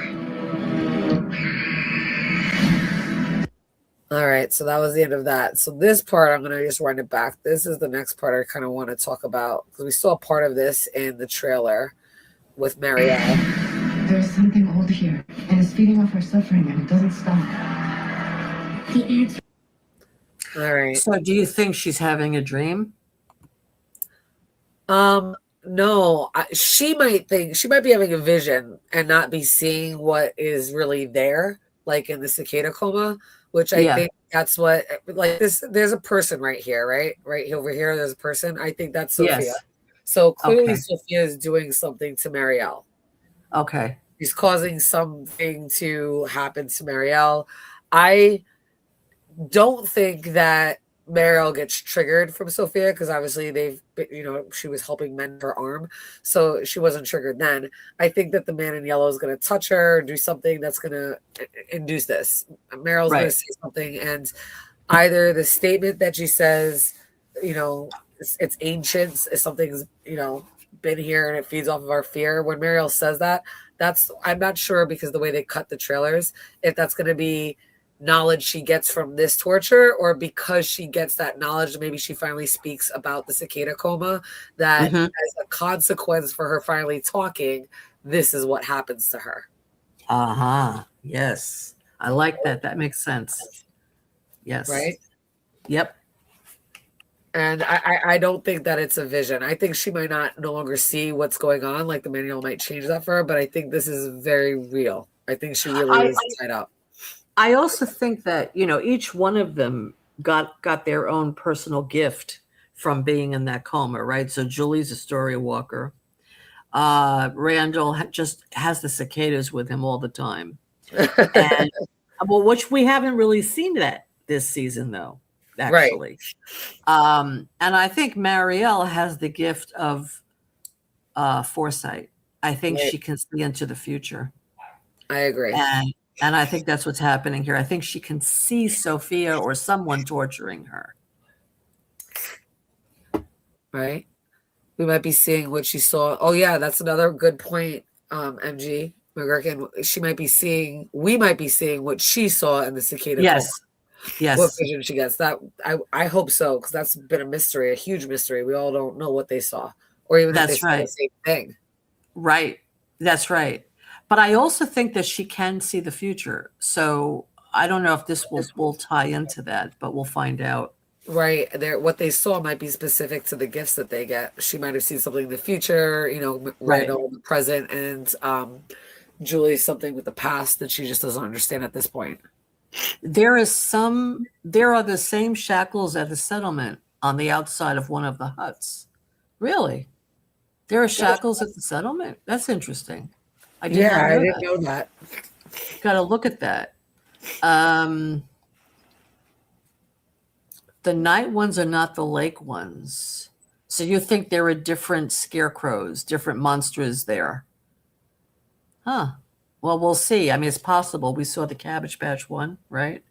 And we saw the other scarecrows. Amy says that little girl looks a lot like young Ethan. She does, actually. She does. Yes. They have the same roundish face. Absolutely. Yeah. Yes. Let's see what else. Amy said the trailer was good. It was a good trailer. Marielle confuses me. I was thinking this whole time she already remembered what she saw and was keeping it secret. Yeah. I mean, David, she said that at the end of last season. She was keeping it secret. She did know certain things. She just didn't say what it was. Yes. She's definitely keeping it secret. Let's see. I love how the trailer is widely available, but the one everyone uses is someone recording on their phone or a TV. Well, the problem is that MGM, for some reason, they release very poor quality trailer, which I don't understand. And then people are copying or are recording it off the TV, Right. but because it's not available anywhere, only if you have MGM. The channel, Not not the even- streaming. You have to have Right. it on TV to get this. If you You have, have even to if have you have it the on streaming, cable. right? You have to have it on Right. cable. Right. And a lot of people don't. That's the problem. So this is why it's such poor quality that they don't release it the way they should. Okay. Oh, you mean her dad seeing her at the RV when he got killed? I thought the RV scene from the beginning. Okay, so there were two scenes by the RV. There was one where she sees Jim just before he gets killed by the man in yellow. Then he sees her. But the one prior to that, when Julie Story walked for the first time, Right. she was by the RV. Jim looked out the window. She yelled, "Dad!" But he didn't see her or hear her. He just felt something. Right. And that's when one of the monsters grabbed her by the hair. So the monsters can see her and they can even touch her, but no one else could see her. So we're thinking if she has the bookmark, then people could see her. Like when she saw Jim, she probably had a bookmark at that point. And that's why Right. she was able to get there at that moment before he was killed. Right. And he was Especially able 'cause to she talk says- to her. Right. Especially because she says, I think this is where it happened. So she already Yes. had an idea of where to pinpoint it. Right. Yeah, because she already had tried many times to find him. So she knew about where to put that bookmark. So yeah. So I can't wait to see how she actually does it. I think it will be really interesting. All right, let's go on. The answers you sought come wrapped in painful truths. How does this help? How do I stop it from happening this time? All right. Oh, what happened? What did I do? I went too far back. Oh, No Mercy said she doesn't agree. She said Jim heard Dad and looked down. Jim, I don't think Jim heard her because she didn't have her bookmark yet. I think that's where the bookmark comes in. I think he sensed something because he was looking around. If he really heard Julie, he wouldn't have run away. He would have come out there and yelled Julie. He would have heard her. He would have said something to her. So I don't think so. I just think he sensed something. Right. Because I'm sure if he knew she was there, if he heard her scream Dad, he would have yelled Julie immediately.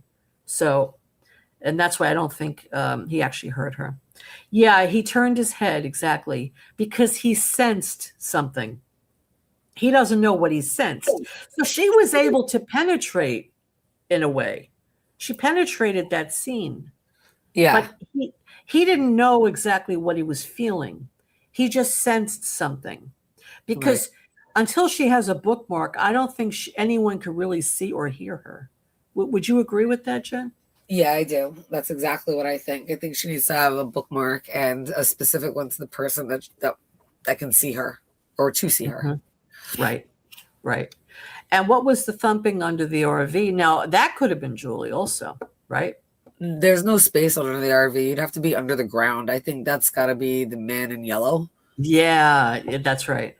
Or, I mean, I don't think the cicadas could do that big of a thump, but it would have to be possibly the monsters. But I'm really thinking it's the monsters were all outside, so I don't think there was like one or two under the ground. But I do think it was the man in yellow if he was buried, like if he had himself like underground, like a cicada. Right. Okay, so they touched the worms looking for an incubator. Kenny got touched, but the sister got chosen. They break, the worms become cicadas and break out of her. They steal, the cicadas then steal 3. Yeah, well, Kenny was touched on the arm. That was interesting. But the sister got chosen, meaning Julie. Yeah. They break, the worms become cicadas. Yeah. That's interesting. Yeah. Well, that all ties into that nursery rhyme, right? Right.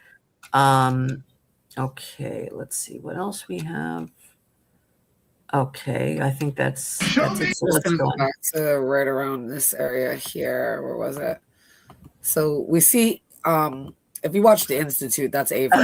That's Avery. That's absolutely Avery. Yeah. And I like what he says here. Let's see if this will The play. answers you sought come wrapped in painful truths. How is The answers you sought come wrapped in painful truths. And again, another nod to the knowledge comes at a cost. Yes. And so maybe Jade and Tabitha weren't so innocent at that time.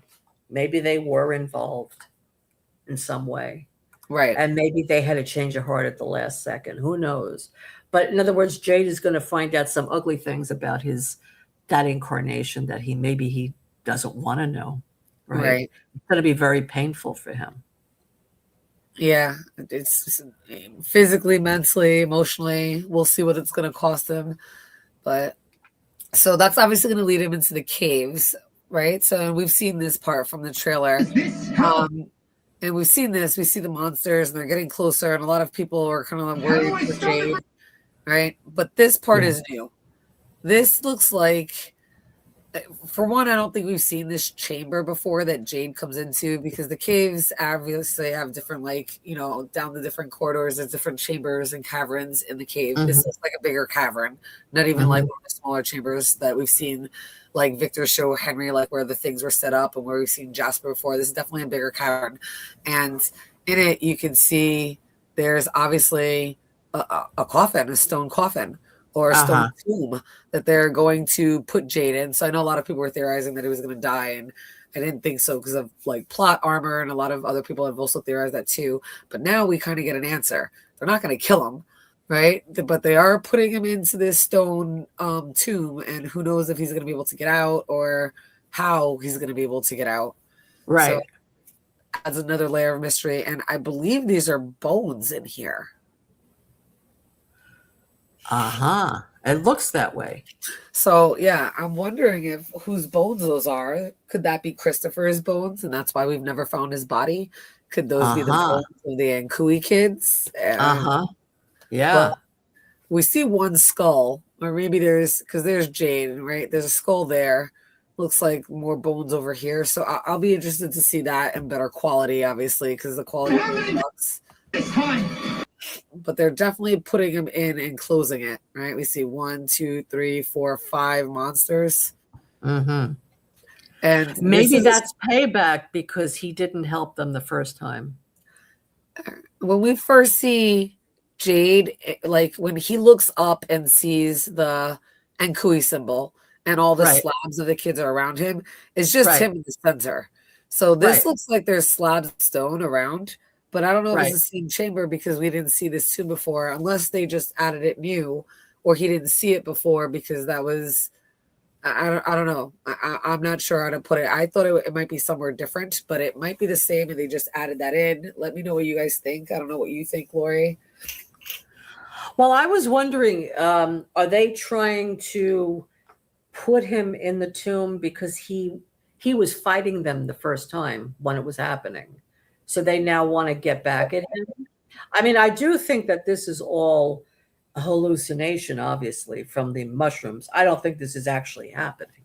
I think he's having visions of what happened and the monsters are with him. I don't think he's literally in that cage, in the cave by himself. I think Boyd is with him somewhere. Would you agree that that's more of a hallucination that he's having? It could be. He could be reliving what Christopher went through. He's reliving what Christopher went through. Yes, I agree. Because they probably buried Christopher alive. That's what I think. Right. Because he was going mad and crazy. And I think the reason why we don't see him is because he went to, like into the tunnels to find answers as well. Because he didn't want to listen and go to the lighthouse. So I think he went in the opposite direction, which would be in the tunnels. Yeah. So I think he might be reliving what Christopher went through, and it'll be a vision, and we'll think it's all real until we realize it's not. And he discovers Christopher's bones in there. And I'm hoping that Boyd is like not far behind and like kind of snaps him out of it the way Randall kind of like pulls Julie out of her story walking. Yes. So you think that's what happened, that maybe they buried him alive, Christopher. Not Christopher, but I mean his Yeah, Christopher. I Yeah. think they buried Christopher alive and Jade is going to relive it. I mean, if this is real and not a vision, whoa. But I do think that's what it is. Oh, you see, I thought it wasn't Christopher, but who Jade was at the time of the sacrifice. Oh, it could be that as well. He could be reliving that moment. And maybe that's also what happened to Christopher. It could be that as well. And what could be happening to him too if he's not careful, right? Right. Right. Knowledge comes at a cost. Right. Right. Maybe giving him Yeah. a foreshadowing, like if you don't stop, this is what your future always leads to, kind of a thing. Yeah. Right. But then he says, I want to understand how I can stop it. Something like that, he says, right? I want Right. to know how to stop it. Yeah. No, I mean, I do think this is a vision. I don't think it's really happening because let's face it, if they really got him there, they'd kill him, right? So, Well, I don't. Maybe you would think they would, but remember, they gave Randall back. yeah, They might have given Randall back because of the cicadas. I would like the monster to actually say to him, "Hi, Jeffrey. Remember, you were Jeffrey at that time, whatever, Right. and I was so and so." And then all of a sudden, Jade remembers this person. I would think that would be so cool.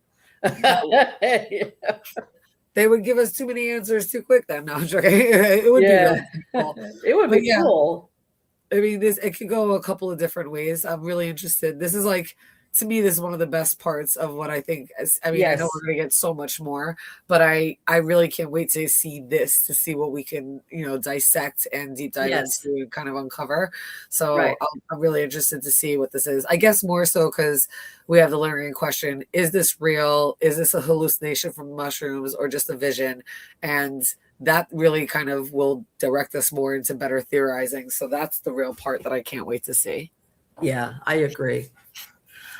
Wait, before we go on, let me just look at the chat quickly. Let's see. Oh yeah, getting back to the nursery rhyme. Yeah, I like what Michael says. They touch Kenny, they break Paula's body, and they possess the three until Boyd stops the music box melody. Yeah, that's perfect. That's exactly what it was. Yes. And the three they possessed was Randall, Marielle, and Julie. Yeah. Right. No, that's really good. The thumping under the RV. Yeah, so it could have been Abby or, but the thing is, who was pulling Boyd's arm down? I mean, would Abby do that? I don't know. See, I'm thinking that is not Abby. But the ring falling down, I think is Abby. Even the vision, I mean, the arm pulling Boyd down could still be just a vision, because every time like Jade or any of them have had a vision, they've all like felt themselves to see if it's real. Like, Yes. they've had physical contact. So Right. Boyd feeling that way, to me, obviously, I think he thinks it was real, like whatever. Right. But his hand was, and his sleeve of his arm of his shirt were way too clean Yes. to be real. Like, if you're gonna get put under the dirt with all the stuff that's on the floor and under, and he was pretty under, like to the elbow, if not further. I don't think it was real, but it was a vision and a hallucination that felt real. And so far, all of their visions and hallucinations have felt real. Tabitha walking up, like she picked up a toy off the steps in her vision. Yes. You know what I mean? Like, they all thought this was real. Their hallucinations have been realistic to them. We as the audience know it's not real, and they don't realize it's not real until after the fact, after they've been snapped out of it. Right. But I do think the ring was from Abby, though. I don't think it was a hallucination, because I think she really is reaching out to him to help him. I think he needs that. Yeah, and he's going to is need real. I don't think the ring is a hallucination either. The ring is real, but somebody grabbing him and pulling him under at her grave site is a hallucination. No, that's a hallucination. And if Donna does die, Boyd is really going to need Abby's help. And I think that's why she's contacting him. She's trying to help him. He's asking her for help, Yeah. Okay. Hi, Alice. I'm with Alice. How are you? But is Jade having a vision? Yeah, so we just addressed that this is probably a vision that he's having on the mushrooms, a hallucination, actually. Let's see. Let's see. He is learning that there are remnants underneath the Ankui Kid stone. Yeah, something is buried under there. We could see bones. Right. It could be the original incarnation of who he was at the time. It could Right. be Christopher. It could be the Ankui kids. Yeah, because we still don't know how to save kids that are already dead, and that question's already been posed by Boyd. So, I mean, we've seen in all of us have seen in many different other types of shows, or not maybe different types in other shows that usually have to do with bones. I particularly think about Supernatural, which I loved and watched for like ever and still do when on reruns. But you Right. have to burn the bones, or you have to move the bones, or all the bones need to be put together and buried in a sacred place. There's been a lot of that. So if it has to do with the bones and them finding that, I can see that playing a part in how they answer how do you save kids that have been dead for centuries. Mm-hmm. Monsters are playing. They didn't kill Victor. They didn't kill Boyd. They are playing with Jade. Well, they played with Randall, right? They didn't kill Randall. They did maim him, though. Well, either they're playing with him or it's his hallucination from the mushrooms, right? Yeah. But they're definitely showing him something. He's definitely learning something from them. The slabs are all tilted towards it, directly beneath the hole. Is this how the monsters become what they are? Well, these are the slabs where the children were sacrificed on. I'm not sure how the monsters, because they have nothing to do with those slabs. This is just where the Ankui children were. Oh, you mean like a birthing method? You mean for the mothers that gave birth to those children? Gee, that would be weird, right? They have a ceremony. They're giving birth on those slabs. I mean, that's possible, actually. It is. 'Cause we know that they were born in the dark. Yes, they were born in the dark. So they could have been born down there. Or they could have been born during a solar eclipse. Yes, that's what I was thinking. I mean, Alice actually mentioned that in the last live. Right. That there was a solar eclipse, that she thought maybe that's what it was. And I thought so too. And it still might turn out to be that way. We'll see. We see Jade entering the tunnels. We see him seeing the child who appears to be his own child. Perhaps he is experiencing what one of his ancestors once went through. I think the child that he sees is himself in this incarnation. This is when he was a child. And it's like the child has wisdom for him, the way Ethan has wisdom, the way children have wisdom in this place. And what's ironic is that Jade said in this episode, well, children sometimes need to believe something because they're scared and they don't know what to do. So they make things up, right? So He was downplaying Ethan. But now he's going to encounter a younger version of himself, a child who is going to give him the wise information that he needs, right? Look at the irony in that. Especially because he's on magic mushrooms. It's not like his regular visions. His magic mushrooms might produce a spirit guide for him, or like, while he's going through this, which might be a younger, the younger version of himself. And he's remembering something. And he's not like Victor, but it might be like Victor. Like, he obviously went through trauma when through the move, through his parents and his grandma dying and him having to move and all that. So I'm sure like he said, he had made up his own imaginary friends. He might not even remember the depth of it until now, right? He might have a moment like this might be a spirit guide as he's remembering something that made no meaning to him as a kid, but means something now. Just like Tabitha is remembering another reincarnate of himself as a younger kid. Just being able to see a younger child might just hit a little bit more home for him. But I definitely think it might be a spirit guide because of those magic mushrooms from a haunted forest. Right. Yeah, that makes a lot of sense. Yes, I agree. Well, we'll find out soon enough, right? Right. So, yeah, but that does make a lot of sense. They said the kids were sacrificed. They have never found out where. No, they were sacrificed on the pillars. The question is, where are their bodies, right? Yeah. But maybe their bodies were put in the Lake of Tears. Yeah. Very The possible. kids look pretty damp. It's true. They look wet. They look like damp. They look like they're covered with seaweed. That's what they look like, right? Right. They So, look yeah. like they have that grayish skin, like they drowned or like they were in water. And they Yes. have that wettish look to them. So I definitely could Yes. see their body, like them being killed on the pillars and then their bodies being brought to a lake and, drowned, or Yeah. not drowned, but put in the lake. I can see that. Yeah, absolutely. That they're buried in the lake somewhere. Right. Yes.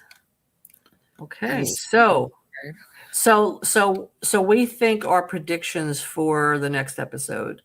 So based on the conversation Donna had with Tabitha, which again I would rather not have seen that conversation, because then Donna's death would have been shocking, right?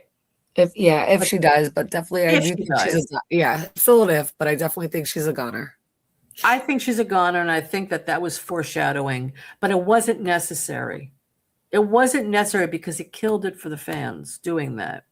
The same way all these trailers have given away too much information. Yes. This one actually isn't that bad.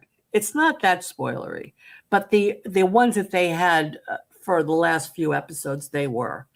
But I think Donna dying is going to be horrible for everybody. Yeah. She is the one that holds that place together. She and Boyd. And if she's gone, it's going to be chaos in Colony House. And Boyd is going to have to be there, be in the town. Kenny's going to have to help. Maybe Acosta will help. It's going to be a madhouse. And everyone's going to be emotionally falling apart. Kaiser Bull says if Donna dies, I don't think it's the next episode. Well, that's what I thought originally, but there seems to be some thoughts of her dying next episode because of what she said to Tabitha at the lake. And she has some interviews lined up right after the episode. So sometimes when that happens, the actor gives interviews after their character is killed off. So who knows? We'll find out. Yeah, I think so too. The funeral pyre. Yeah, it's sad. I don't want Donna to die. I like Donna very much. I do. I really love her character. Did we see Donna on crutches on something for this season? Somebody mentioned that. I don't remember who. I remember hearing that. I think it was Robert that mentioned it. Robert Saunders that mentioned it. It was in one of their the images that they released on IDBM. I think. That's what I had heard. That's why I didn't think she died. I thought she just gets injured. That's what I thought originally. I think she's definitely going to get hurt in next episode, but she might succumb to her injuries in a future episode and still die. Interesting. Maybe. Where is Boyd going? Oh, Boyd is staying at Colony House now. He's sleeping there. He's living there right now. I mean, I don't know though. They have to, because there's not going to be an episode next week after this episode. We're going to have a week off with no episode because it's Memorial Day weekend. Right. So we have to wait another week to find out what's going to happen. Right. So I do think we're going to have a major death. They have to have a major death because they have to start killing people off, Right. And I think more than one person will die in that scene. I mean, who's to say? It could be Donna and a few other people. Who knows? Yeah. We have a couple of extras there, right? That we got that guy who pulled the rope out of the water. Roger. Yeah. So I don't want Donna to die. I mean, I'm kind of upset about it. I'll be honest with you. I really don't want that, but we'll see what happens. What could we do about it? They are giving Roger the proper hero send-off. Yeah. You see, he shouldn't. Just like the man in yellow said to Jim, your wife shouldn't have been digging that hole. Well, Roger, you should not have pulled that rope out of the water. There you go. Good, because knowledge comes at a cost. You unveiled those scarecrows, so now you will die. Right? That makes sense. They are setting up Donna sacrificing for Tabby. That's right. Yeah. This will push Tabitha's character to hopefully go from full on no, I can't to yes, you're damn right I will. I hope so. I like that. I like that, Maze. I think Tabitha is gonna lose it though for a bit. I mean, first Jim, now Donna, right? Her support system is She does not have time to lose her shit. I'm sorry. You have not have time to lose your shit. Get your shit together. The reason why all these people are dying is because you keep saying no. I would say not great. Get your shit together. My God. She has to say yes. If your daughter can figure out a way to start making moves and story walking, then you need to pull your memories together and cooey and do something. Yeah. They gave us a halftime show of 2 weeks. Yeah. Yeah, they're gonna make us wait. I do think though that Tabitha does need a little time to process. Okay. Maybe not a lot of time, maybe just for half an episode or something. She has to process this. Okay. She has to process the fact that Jim died for her and Donna died for her. So she's got to do something to make up for that. She could have her 2-minute one last cry and then move on. Right. She has to have one last cry. She has to. She will inherit Donna's strength. Yes. She will. She will take on Donna's role. I do believe that. Absolutely. Donna is going to tell Tabitha to spill everything to Henry. Maybe.